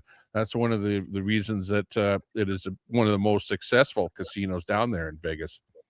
Well, what you are getting is what I was saying inside that is that when I listed the restaurants and things, old Vegas was built by gangsters. And gangsters had a very different ideal of Vegas. Vegas is now a corporation, and it's all corporate owned. So they have their corporate ideas, which is just maximize profit. Right. So it's all just maximize profit without the old gangsters were trying to sell you a dream, basically. And the fucking corporation just wants to milk that dry for everything it's worth. Yeah. They aren't trying to give you that same thing the gangsters were, where like the Rat Pack and those guys like that, where you went down there and lived like a king. You could be a commoner, but once a year you can come down here and everybody will call you sir and bring you whatever you want. You can get a fucking hot blonde that would never talk to you to suck your dick, and fucking we'll give you this life where they like live like a king. Corporations don't give a shit about none of that. Sure. They were interested in making money off the people all about coming there. making money. It's the bottom line that's more important than anything else. Whereas with the gangsters, it was more about getting the people in, getting the volume, getting the people in and making them happy, make sure that the customer's happy, not so much about the bottom line and making money. And, the corporations with the big casinos have driven up the cost of everything so much, the cost of the rooms and the cost of all the food and everything else, to make it so that you don't even want to go there anymore, because you know that you don't have the money to be able to afford that. It's for rich people. And the rich people, they come, they spend their money in the high roller room and they're gone. But they're not like somebody that comes over and over and over again. So that's where the smaller casinos, like I say, like Circus gets the families coming in there. You have kids that can go in there where the slot machines are. You've got the stuff that they can see, the ventriloquists and the magic shows and stuff like that, the cheap stuff, and the cheap $35 room. That's why they're successful, and the MGMs of the world are losing their shirts. Well, you understand. Go ahead, Ant. Most important, folks. Sorry, go ahead. Go ahead, Ant. About the mafia running Vegas, like, this was ideal for them. They weren't so much interested in making money off the people coming in. That was all a show. What they were really doing was laundering money. This is the best way for them to launder money, and right under the nose of Uncle Sam, and there was really no way for them to prove it. You damn straight. I mean, you even look at the mafia movies of people out there. It was pretty much a spot-on depiction, other than a Hollywood fucking movie, how it really was. It was dramatized, but yeah. Well, I'm just saying. I mean, if you really look at them, and I'm not talking about Casino and Goodfellas. I'm talking about the older. Goodfellas didn't have anything to do with casinos. No. I know that. Casino though. Casinos. Wow, that's a good movie. So good. The Untouchables is another one of my favorites. Okay. And most importantly, folks, at one of those casinos, you could get a very, very hot blonde who would make you a 120-minute burrito. Don't you know? They were everywhere. They would have fucking people handing out their cards and shit at street corners and shit. All that is gone. What was the name of that hooker club in the middle of the desert there? You're talking about Bunny Ranch? You're talking about the Bunny Ranch where prostitution is legal? Yeah. Well, and also there's also the same. There's another one there too. The same guy owns the Bunny Ranch in Vegas. He owns the Mustang Ranch in Reno, and then funny enough, he owns a third brothel right outside of the gate of Area 51, and it's called the Alien Brothel. And my wife and I were driving. Wow. Yeah, it's hilarious. There's a gas station there also, and the gas station had a sign out front that said hiring for all positions. And so I did the captain's pose in front of it. My wife sat at an angle where it showed Alien Brothel instead of the gas station. And it's like me doing the captain's position. Alien Brothel is fucking hilarious. Come to the Alien Brothel. We'll suck you up. Dude, I wanted to know whether the aliens were the customers or are the aliens the hookers. But, I didn't obviously go inside to find out. But I'm column A, little column B. Rarely hear about little always think like guys. I've always wondered about that. We're all the female aliens. Yeah, my truck actually broke down when it fucking overheated because you're out in the middle of the fucking Death Valley. Area 51. What, were you one of those guys who were trying to break into Area 51?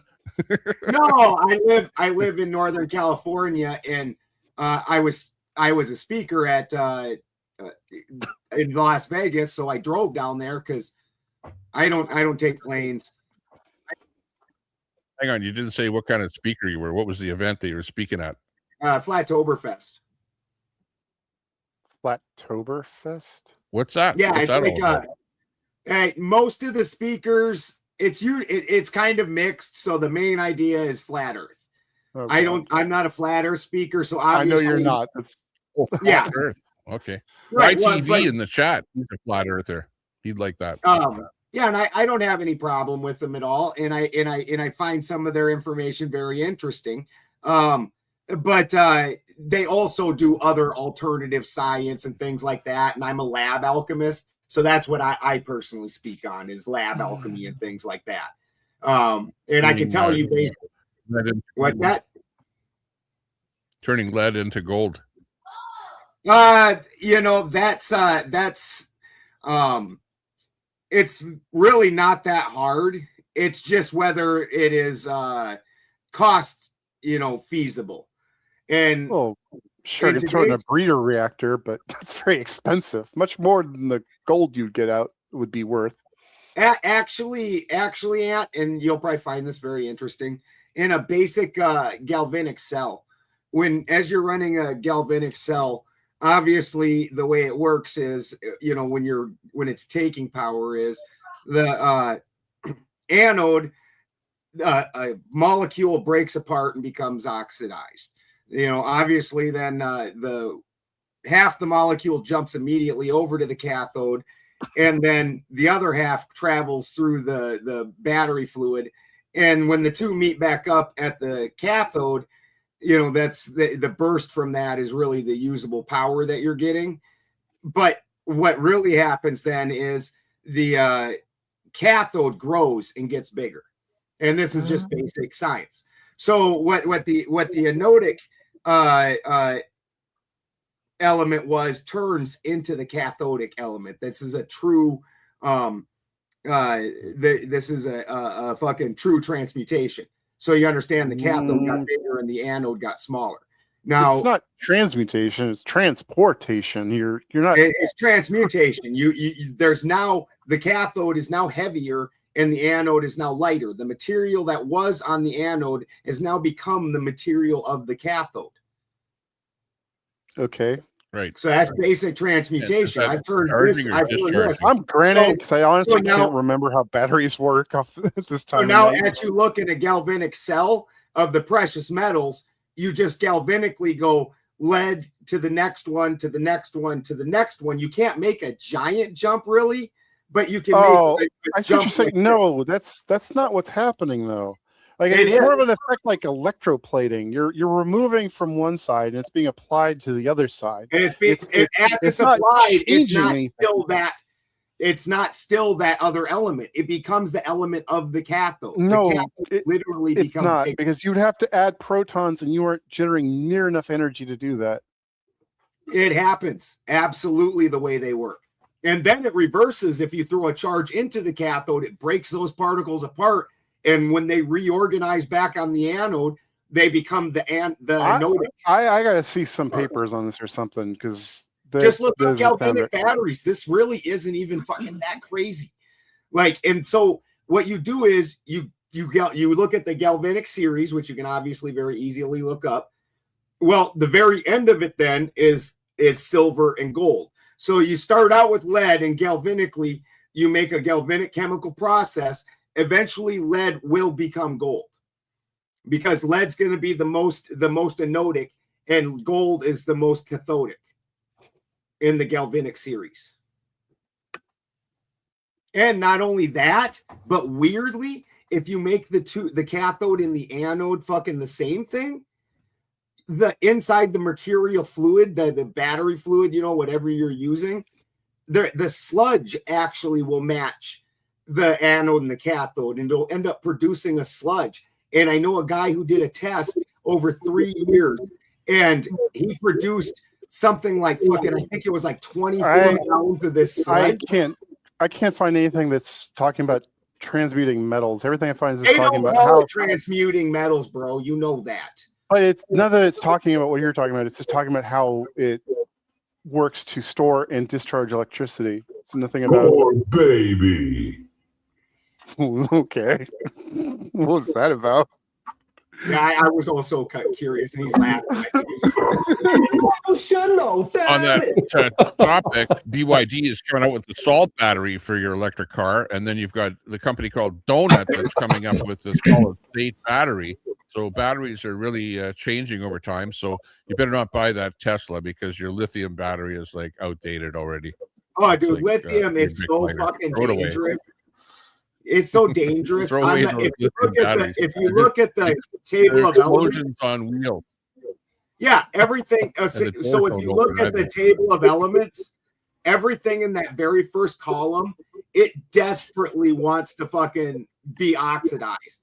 Desperately. And lithium wants it so bad that it will rip an oxygen molecule out of a water molecule, an H2O. It'll snatch that O right out of there. And that's called lithium fire doesn't need oxygen, produces its own oxygen. That's it will produce it usually by grabbing onto the atmosphere. Dude, it's crazy lithium. It's crazy volatile. And when it does that, that's called a thermite reaction, when you make force and oxygen to jump a bond. And that shit's like impossible to put out. And if you try to put it out with water, it just fucking makes it worse. It's like, thank you. Like it's basically adding fuel. Yeah. Just fueled that fucker. Well, let me tell you about your fucking electric cars and all these dumbasses that go out and buy them. You know what I'm about to do? gasifier. I'm about to put a fucking gasifier on my fucking truck. I'm literally about to build a gasifier to put. Oh on shit! my I gotta send you that. I gotta send you that video of gasifier? Eustace doing that.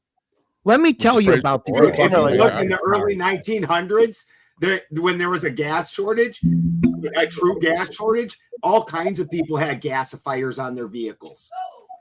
Like you can run a tractor. Real quick. What do you make Sorry, the gas I know you're from? trying to get your word in, Spin.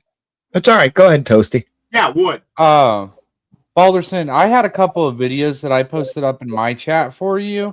Do you want me to personally send those to you? Yeah, please do. I get Okay, behind I you will. on that. You know, if I'm not sitting right here, I don't get internet. Like I don't like cell phones. It takes me 45 minutes for to get cell phone signal.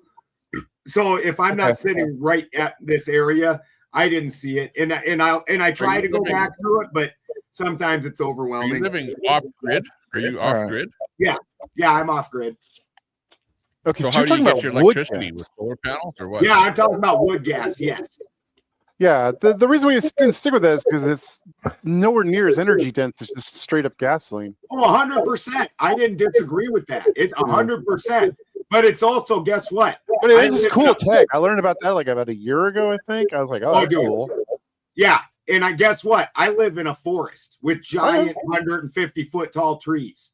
It sounds like it could be a fun project. Oh, wow. I don't know how practical it'll be, but it'd be fun. Well I just got it. As we get $10 and $15 gas where I live. There was just an attack on American somewhere in California before the. I paid $7.70 at the pump this afternoon. I told Spin I'm going to the grocery store. I went to town. It was $7.70 for my to fuel my truck. There was just an attack on American bases in Saudi Arabia just now, and now they are attacking Jerusalem as we speak right now. I'm pulling it up. Exactly. Let me show you the map here on Jerusalem. Hang on. Yeah, but do you have the toe far up, Tommy Temper? I've got the alert. The alert system. Hang on. Yeah, I'll show you a picture of it here. Hang on.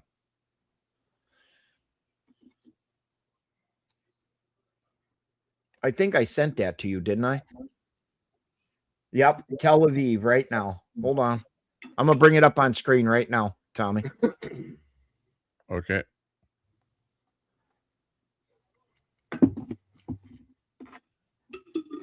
That is what is actually going on right now. Now, this is the I don't know. I'm probably saying it wrong, but it's the TZEVAADOM. And this is a live shot of what is being shot at in Tel Aviv right now by Iran. Which is funny because I'd swear that actually we were not with me. Yeah, those are where all the alerts are. They're sending alerts out to all those communities because they potentially could be the places where the bombs are being sent to. Right, because defense systems aren't perfect. Something might slip through, so better safe than sorry. The air raid sirens are going in all of those areas, put it that way. Yep. Which goes quite a bit against the propaganda that we've been hearing where we've crippled everything. They can't make nothing. They don't have nothing. Their retaliations are over. That's definitely an exaggeration. That's definitely. If you look closely at that map, it's showing the propaganda going on right now out in the outskirts, which they've been hitting mostly at the outskirts in Israel because, like over to the right on that video or the photograph, because the places out in the outskirts have very little dome effect. They can't shoot down the missiles in Tel Aviv and Jerusalem and places over, to the left. They have more dome ability to shoot down the drones. But yeah, it looks like they're being attacked all over the place there today. Also, you sacrifice your pawns first. So nobody busts out their good shit out the gate. Like they're the same thing, and this is what's made me laugh the whole time about the Ukraine fucking propaganda. Like, you really think Russia's sending its good stuff against Ukraine? Fucking United States.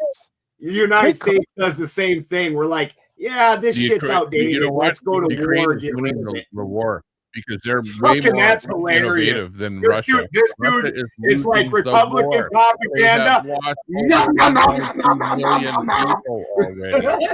It's like Ukraine is winning. Little Ukraine is winning Dude, because they have the money of the rest of the world and the ability to fight the Russians, which are using ancient technology. Chance. Russia doesn't even have the use of Elon Musk's satellites anymore. Oh no! Elon Musk took it away from Russia. Oh no! Will it ever putting up little Wi-Fi dishes and stuff like that. You missed that part where they shot three unarmed hypersonic missiles, and they said where those things were going to hit, and they said, "Stop us!" And they fucking fired them unarmed, and they went beep beep beep right where they wanted them to. Fucking Russia is using its old garbage tech.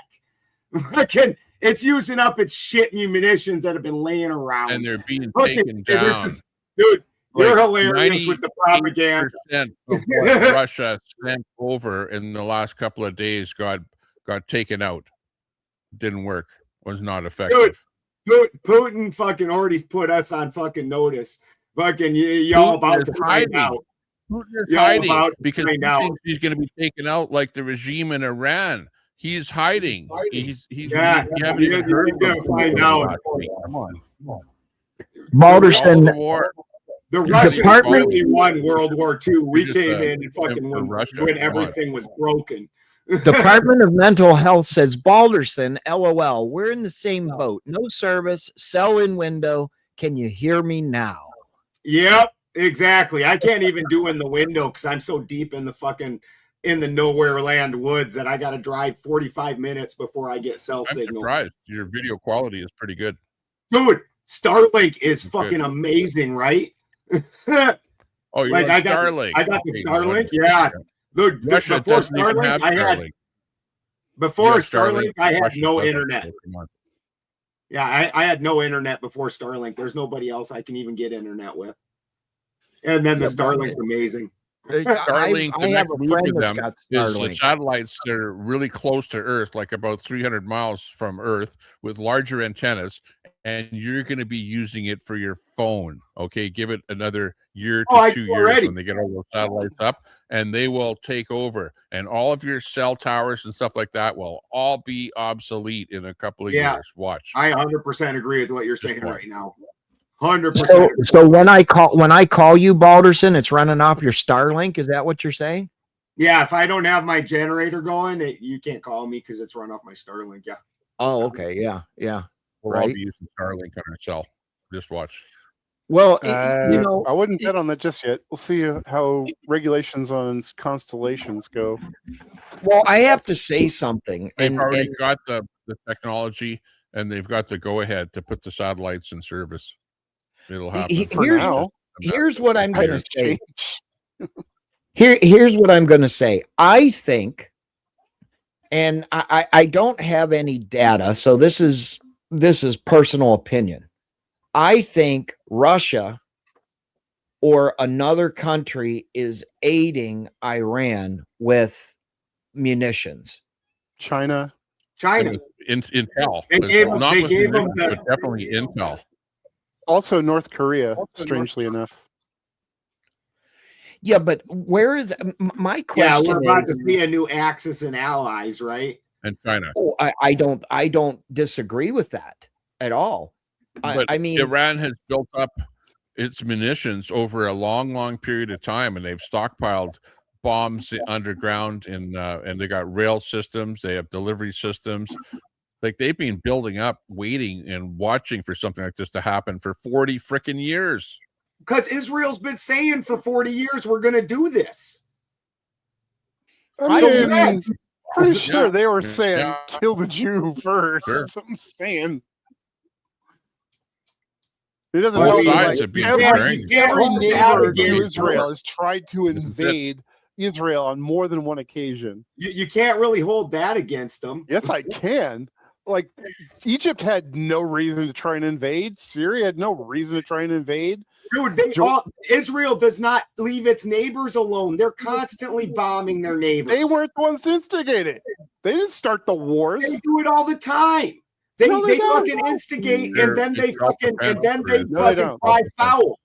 They might be a little bit larger and they're taking over a little bit of territory, but Israel's not fighting with every single country around the area.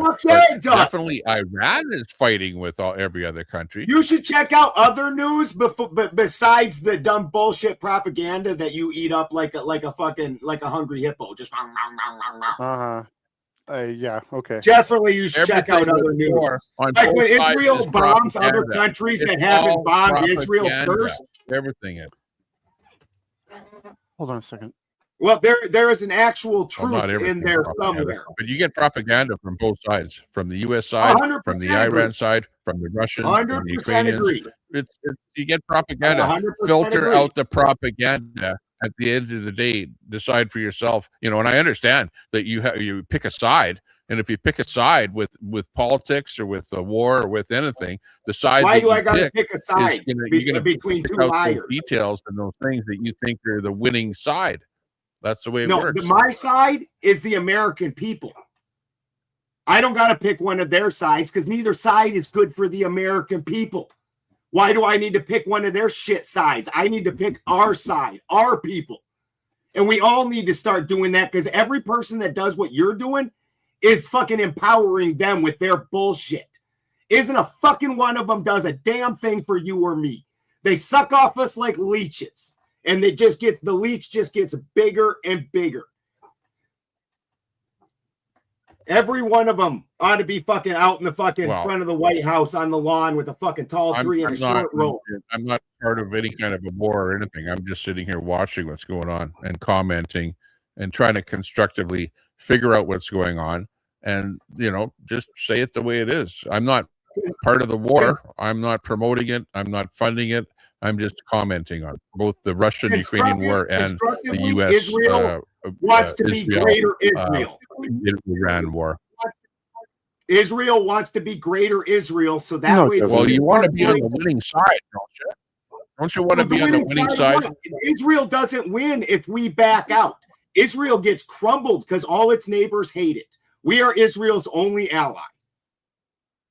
They aren't even a fucking nation. They're a fucking. Well, that's right. Its neighbors will collapse it because it's the worst neighbor. Yeah, but the thing is that the war is Israel and the United States against Iran. Like, come on, that's what the war is all about. We don't need to be part of it. And Iran. Why do we need to be part of it?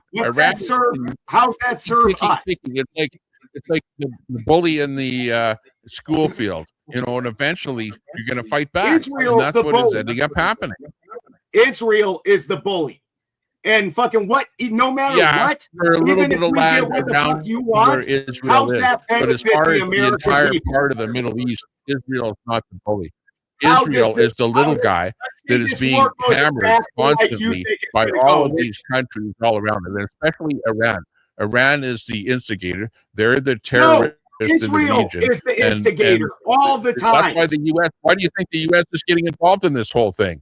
Because the U.S. sees Israel. Israel.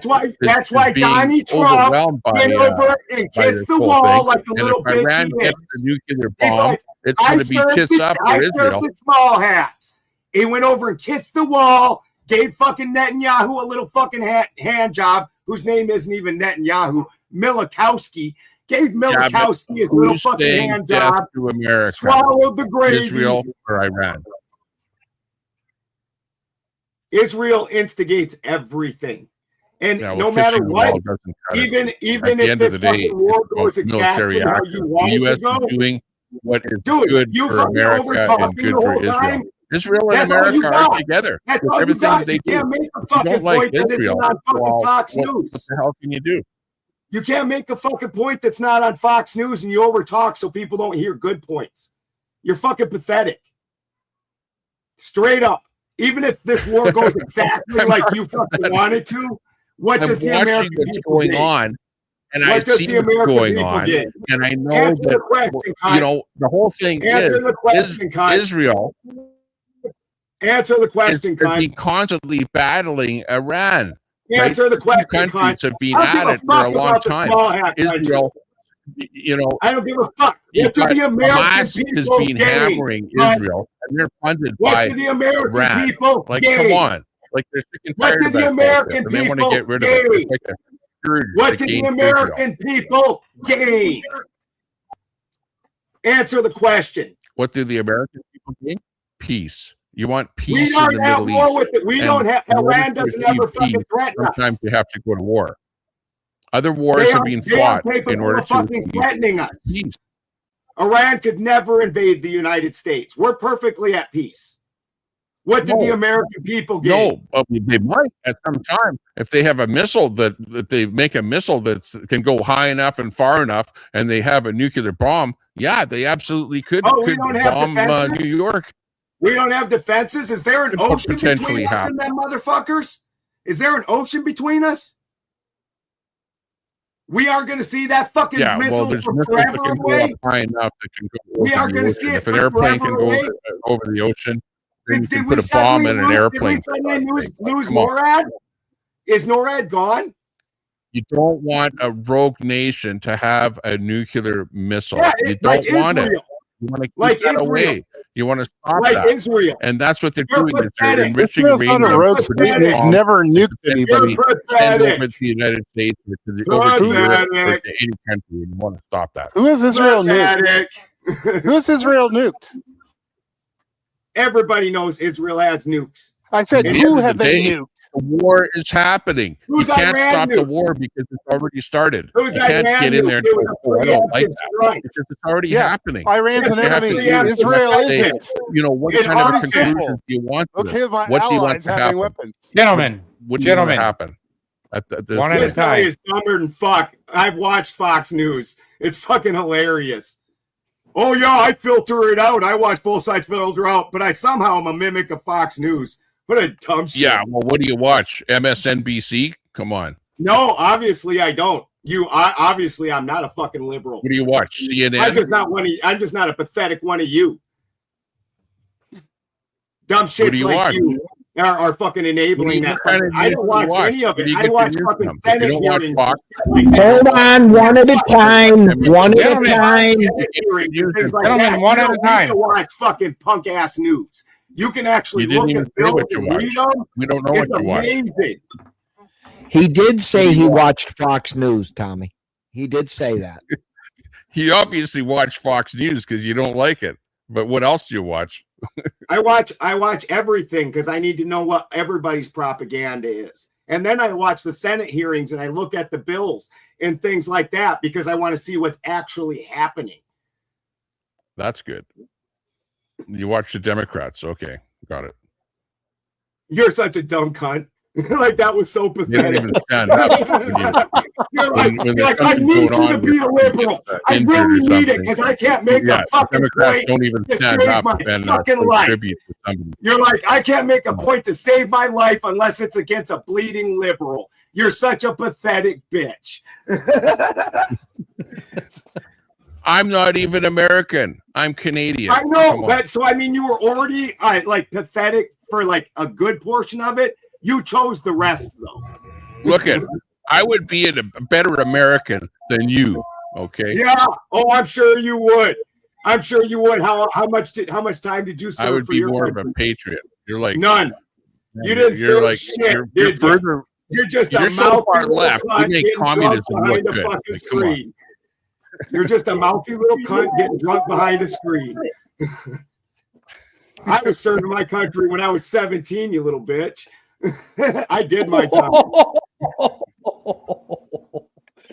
Damn. Damn. Good for you. Yeah, I know. Good. I commend you for that. Patriotic. I got war medals and shit. You got fucking a can of vodka and a big mouth. Yeah, well, thanks a lot for the compliment. I appreciate it. Well, you do like to overtalk because you can't make a fucking point to save your life. Tommy Temper, welcome to one of my panels. I don't watch. Welcome to Spin City, folks. I'm in Canada. I watch CBC, CTV, and Global. Patriot drummer over but I don't trust on anything that they say says, because they're all lefty. You should at least Media watch is fucking lefty, Kennedy as far from as I'm concerned. I don't like Louisiana. them. Kennedy from Louisiana is the most amusing thing you could possibly watch. That dude is fucking hilarity. Just like, I don't know how he's not a TV personality. The senator, the Republican senator from Louisiana did fucking Kennedy. Fucking hilarious. John Kennedy. Yes, Yeah. John Kennedy. The Louisiana I love that senator. man. Dude, he is the best. love that to man. watch. Patriot drummer over on pilled.net says he's waiting for Balderson to have a stroke.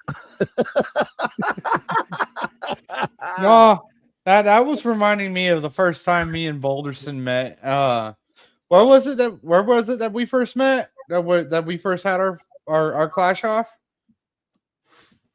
He's lucky he's smoking a joint. Otherwise, the blood pressure would be right up there. No, they're cigarettes. I know. You know, it's $15 a pack. I don't know what they are in Canada, but it's $15 a fucking pack for cigarettes down here.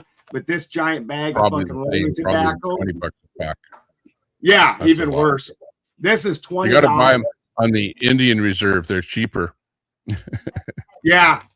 I go to the Indian Reserve and I buy rolling tobacco, and it's only $20 and it lasts me a month. And when I was smoking fucking pack cigarettes, it was costing me $150 a week. Like, that's what I did when I was in high school. I couldn't afford to buy but this is like late 80s, so it was before cigarettes got outrageous. But I still couldn't really afford to smoke, so I wound up switching over to rolling tobacco. These here in Florida, and I hope you can see them on the screen. They are about $10 a pack right now. But the upside, $4. That a Newport? How come so cheap? 10. Those are outlawed. Those are outlawed in California. Why? The upside to learning how to roll cigarettes really well was hold on, Ant. Why are they outlawed in California? What it doesn't conform to their stupid save the trees? No, they remember when Biden was president, he tried outlawing menthol, and they tried putting it in with a list of flavored tobacco. They say is to draw in kids, and so then Biden took it back, but California then went and pushed it forward. So them are outlawed in California. You get a lot of money for them motherfuckers here. Hey, Balderson, you know, we can work something out, you know. But like an 80s fucking Beverly Hills Cop movie, I like roll into the fucking hood, fucking flick open the fucking back of a fucking panel van, and it's just cartons and Newports. Like, Yep, absolutely. The secondary benefit of learning how to roll my own cigarettes in high school was I became the go-to person to roll everybody's joints. Yep. You know, somebody asked me, they're like, do you use a rolling machine? I'm like, no, I'm rolling cigarettes. You get pretty good at it when you're rolling cigarettes because you roll so many of them. Anyways, well, I mean, that's not all you can be rolling. Let's joints are way easier than cigarettes. The material, unless it's super dry, the material sticks together better. Yeah. You can damn near roll a joint and then take the paper out and damn near, if it's decent, good sticky weed, and just hold it up like this and it'll just stay in there. So we went from calling Tommy Temper a cunt to rolling cigarettes and getting a monopoly on Newports in California. I mean, Balderson could make a fucking killing selling Newports over there in California. Dude, straight up killing me. It's like Beverly Hills Cop. I'm rolling down to Oakland and fucking flicking open the panel van door. Well, you could be like those guys from Goodfellas, selling them out of the back of a trunk, and the cops walk up and say, "It's okay, it's okay." Where'd you get those cigarettes? You remember that? Yep. I remember that shit's so 80s. The getting busted, fucking hustling cigarettes. That just fucking cracks me up. Well, Tapperlock says Tommy Temper watches Fox News.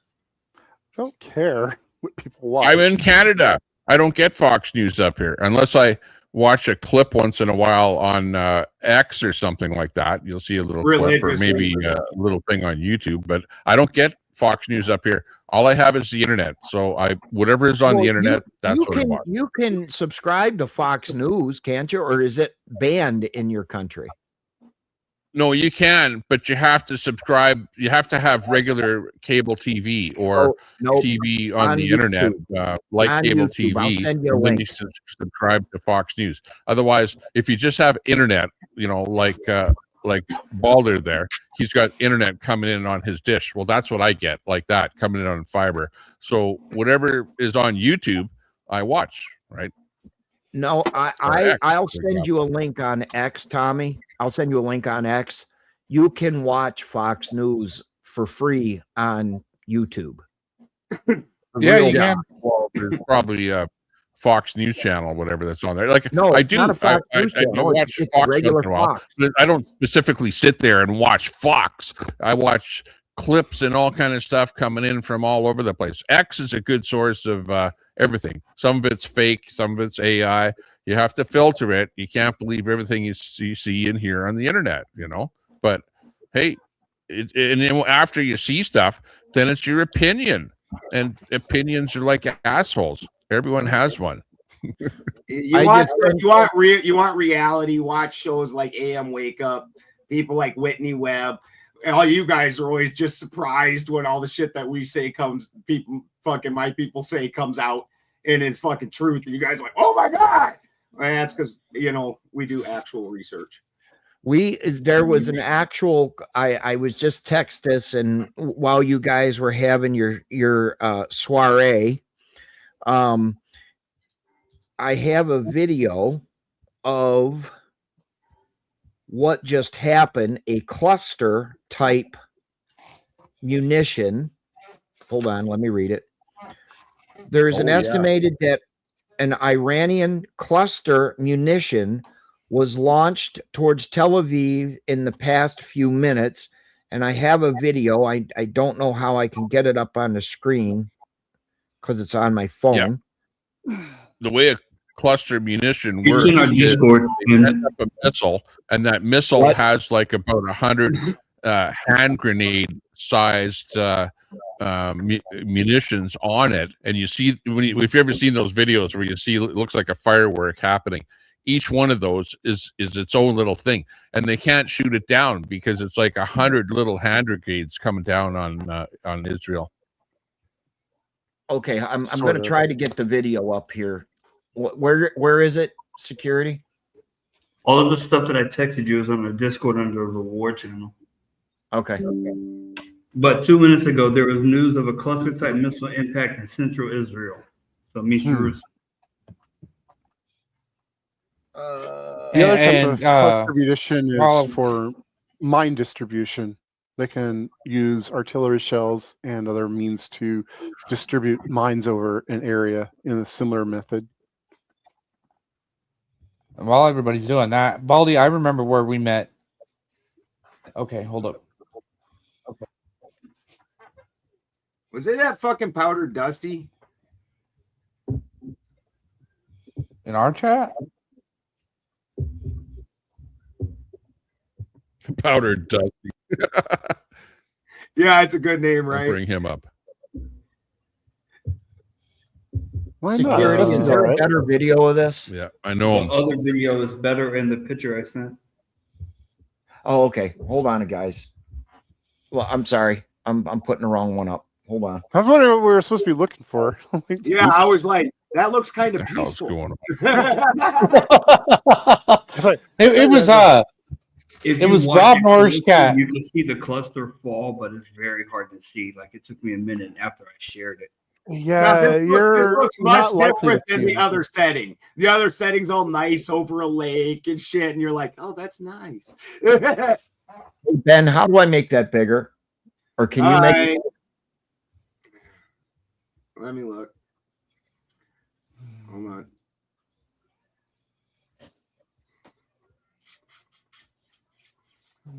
Now you're gonna have to blow it up on the where you're sharing it from. So put it on full screen. There you go. There are lots of crows flying over. Blow it up, man. That's just cursing them with bad juju. Security, where is this from? Well, I guess I should have went like the 1990s. Enhance. Israel News Network. Okay. And then I got a video. How do I go? Okay. Hold on. I got a video. I don't know if this is gonna. Yeah, I got like 300 alerts I'm going through now and posting. I don't know if you heard me, Baldy, but I remember where we met. It was Rob Norris chat, and we went at each other for hours. We got so fucking nasty with each other. We were mean. I went over to Rob Norris' channel looking for a fight, and I didn't mean to find you. I meant to find one. But I was fucking there, wasn't I? I had plenty of fight. It was kind of funny too, because it'd be like one time on one topic I'd have chat on my side, and then the other on another topic I have all of chat dog piling on top of me. It's fucking hilarious. Yeah, I wanted to pick. I am so unsuccessful, dude. I've had a debate scheduled with every one of the main ortho bros, and every single one of them is bailed on it, except for officially Jim Bob will still say he's going to do it, but we'll never schedule it. And I actually have history with Jim Bob, right? Like good history. So that's yeah, it's wild. Fucking, I understand why Jay Dyer bailed. Because I've got personal info on Jay Dyer that is just horrible, you know, especially when he's trying to pretend like he's a white knight and shit. Like fucking Gay Dryer. Yeah, he's such a cunt. And he's so fucking boring. He puts me to sleep. Where is that? Where is that from? Security. You know, his best information was stolen from Freeman Fly. He went and learned that shit from Freeman Fly, and then Jay Dyer's old lady was Freeman Fly's old lady. He started took his information, fucking took his old lady, rolled out and claimed it all as his. Like, fucking great guy. He does need Jesus. I mean, the two of them are both young Earth creationists. I can't stand that crowd. Yeah, and I want to have it out with them. So I want to have it out with them fierce.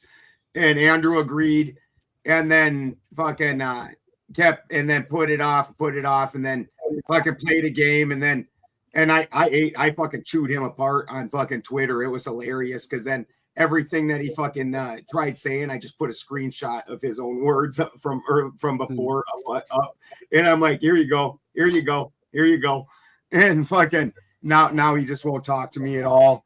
And Jim Bob, I know from back when he used to hang out with Owen Benjamin. Okay. And actually, them were in Iran.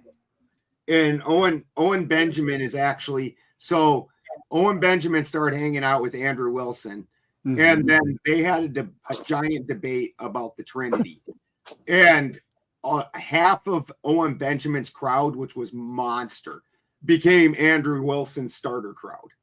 I see. So those pictures were from the Kafir Quasem area. MDA medics and paramedics are providing medical treatment on site to 2 shrapnel casualties, a woman and a man about 55 years old in light condition, whatever that means. It means they got cuts or scrapes.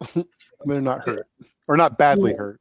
2 other cases of minor injuries in the same region. Okay. That's lucky. It could have been a lot worse. Well, I mean, yeah, I mean the pictures look worse than what it really is, right? Mm-hmm. Right. Come on, Lex.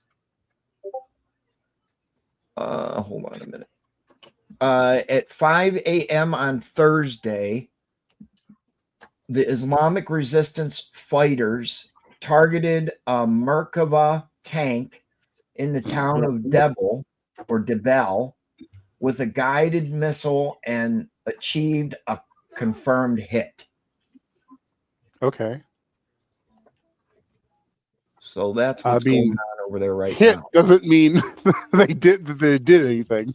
Oh, I'm not alluding that it did anything. Oh, I know. I'm just saying. I'm commenting on the news story, not your time. Right. I'm just saying it's funny the way they phrase it. Confirmed hit, but no other mention like what the effect was. Like, yeah, I'm confident it hit, but it didn't do anything. So I'm more interested in hearing. Well, I mean, they're missing more than they're hitting everything. Would you agree? Well, I mean, I don't know. I actually haven't looked into that. By the nature of what Tommy described, it doesn't seem like that can be particularly accurate. I mean, I can see where it evades the defenses, but it's but when it breaks apart like that and like a poof, it seems like almost like a shotgun that's too far out of range. You know, where suddenly you really lose effectiveness. Well, Tommy, what do you have to say about that, Tommy? Yeah, how can you shoot something like that down when it's like 100 different things the size of a hand grenade? You know, you can't. You can shoot a missile up there to try and, you know, shoot it out of the sky, but you're only going to hit a couple of them or something, and the rest of them are all going to get through. The defenses are pretty low on something like that. That is okay. That is a base ejecting system. Meaning when it flies over, it's like a rocket or shell, or whatever. It's coming over. When it gets over the target, the back flies out, and all that stuff is deployed. Okay, over the area, right? So if you intercept it before it starts deploying bomblets, it won't deploy any bomblets. You can intercept them, but it has to be early. I enjoyed that word just now, bomblets. That's hilarious. Well, that's what they're called. What do you want me to call? They're called. They are. It like sounds so cute. Oh, look at the little bomblets. I know it does sound cute. Unless I don't know. Someday I'm going to be a big nuke. Would it be a miss? It's the worst thing in bombing at this point in time. The bomblets. Would it be it a honestly miss? Sounds like a shotgun that's too far out of range, and the spread has just fucking gotten ridiculous. Yeah, you can't stop them, but it doesn't sound particularly effective either. That's true. I have to agree with that. Would it be a miss if the real estate was the goal, though? Yeah. Well, gentlemen, I'm going to give our final thoughts on Spin City News's first real panel. Tommy Temper, you final thoughts on the panel of the evening, sir. Well, I have to say that it was a lot of fun being on here. You know, I didn't like the abuse, but I don't like talking over people. But when other people continuously talk forever, there is only one way to get your side, you know, listened to. And in fact, does he really listen? I don't know. But to talk over someone, you have to do it sometimes. Normally, I'm a listener. Like you probably noticed, I've been listening an awful lot of the time tonight. I'm a listener. I'm not a talker. But when other people talk so much, you have to talk over them once in a while. But other than that, I had a fun time on the panel. You know, you guys know my view on stuff, and we may not agree, but we will probably agree to disagree. But thanks a lot for the panel. God's favorite ant, final thoughts. It was fun. I thought this was a pretty solid first effort. I like your, you know, the production values you've put into your channel and everything. Had a good time talking with folks. Kind of, you know, I like to argue. It's a sickness. Well, it is a sickness for you. Toasty, final thoughts on the panel tonight. I had an absolute blast. I think we got a little bit of everything going on here. I mean, we had some productive conversations. We got to yell at some people. We got to yell at each other.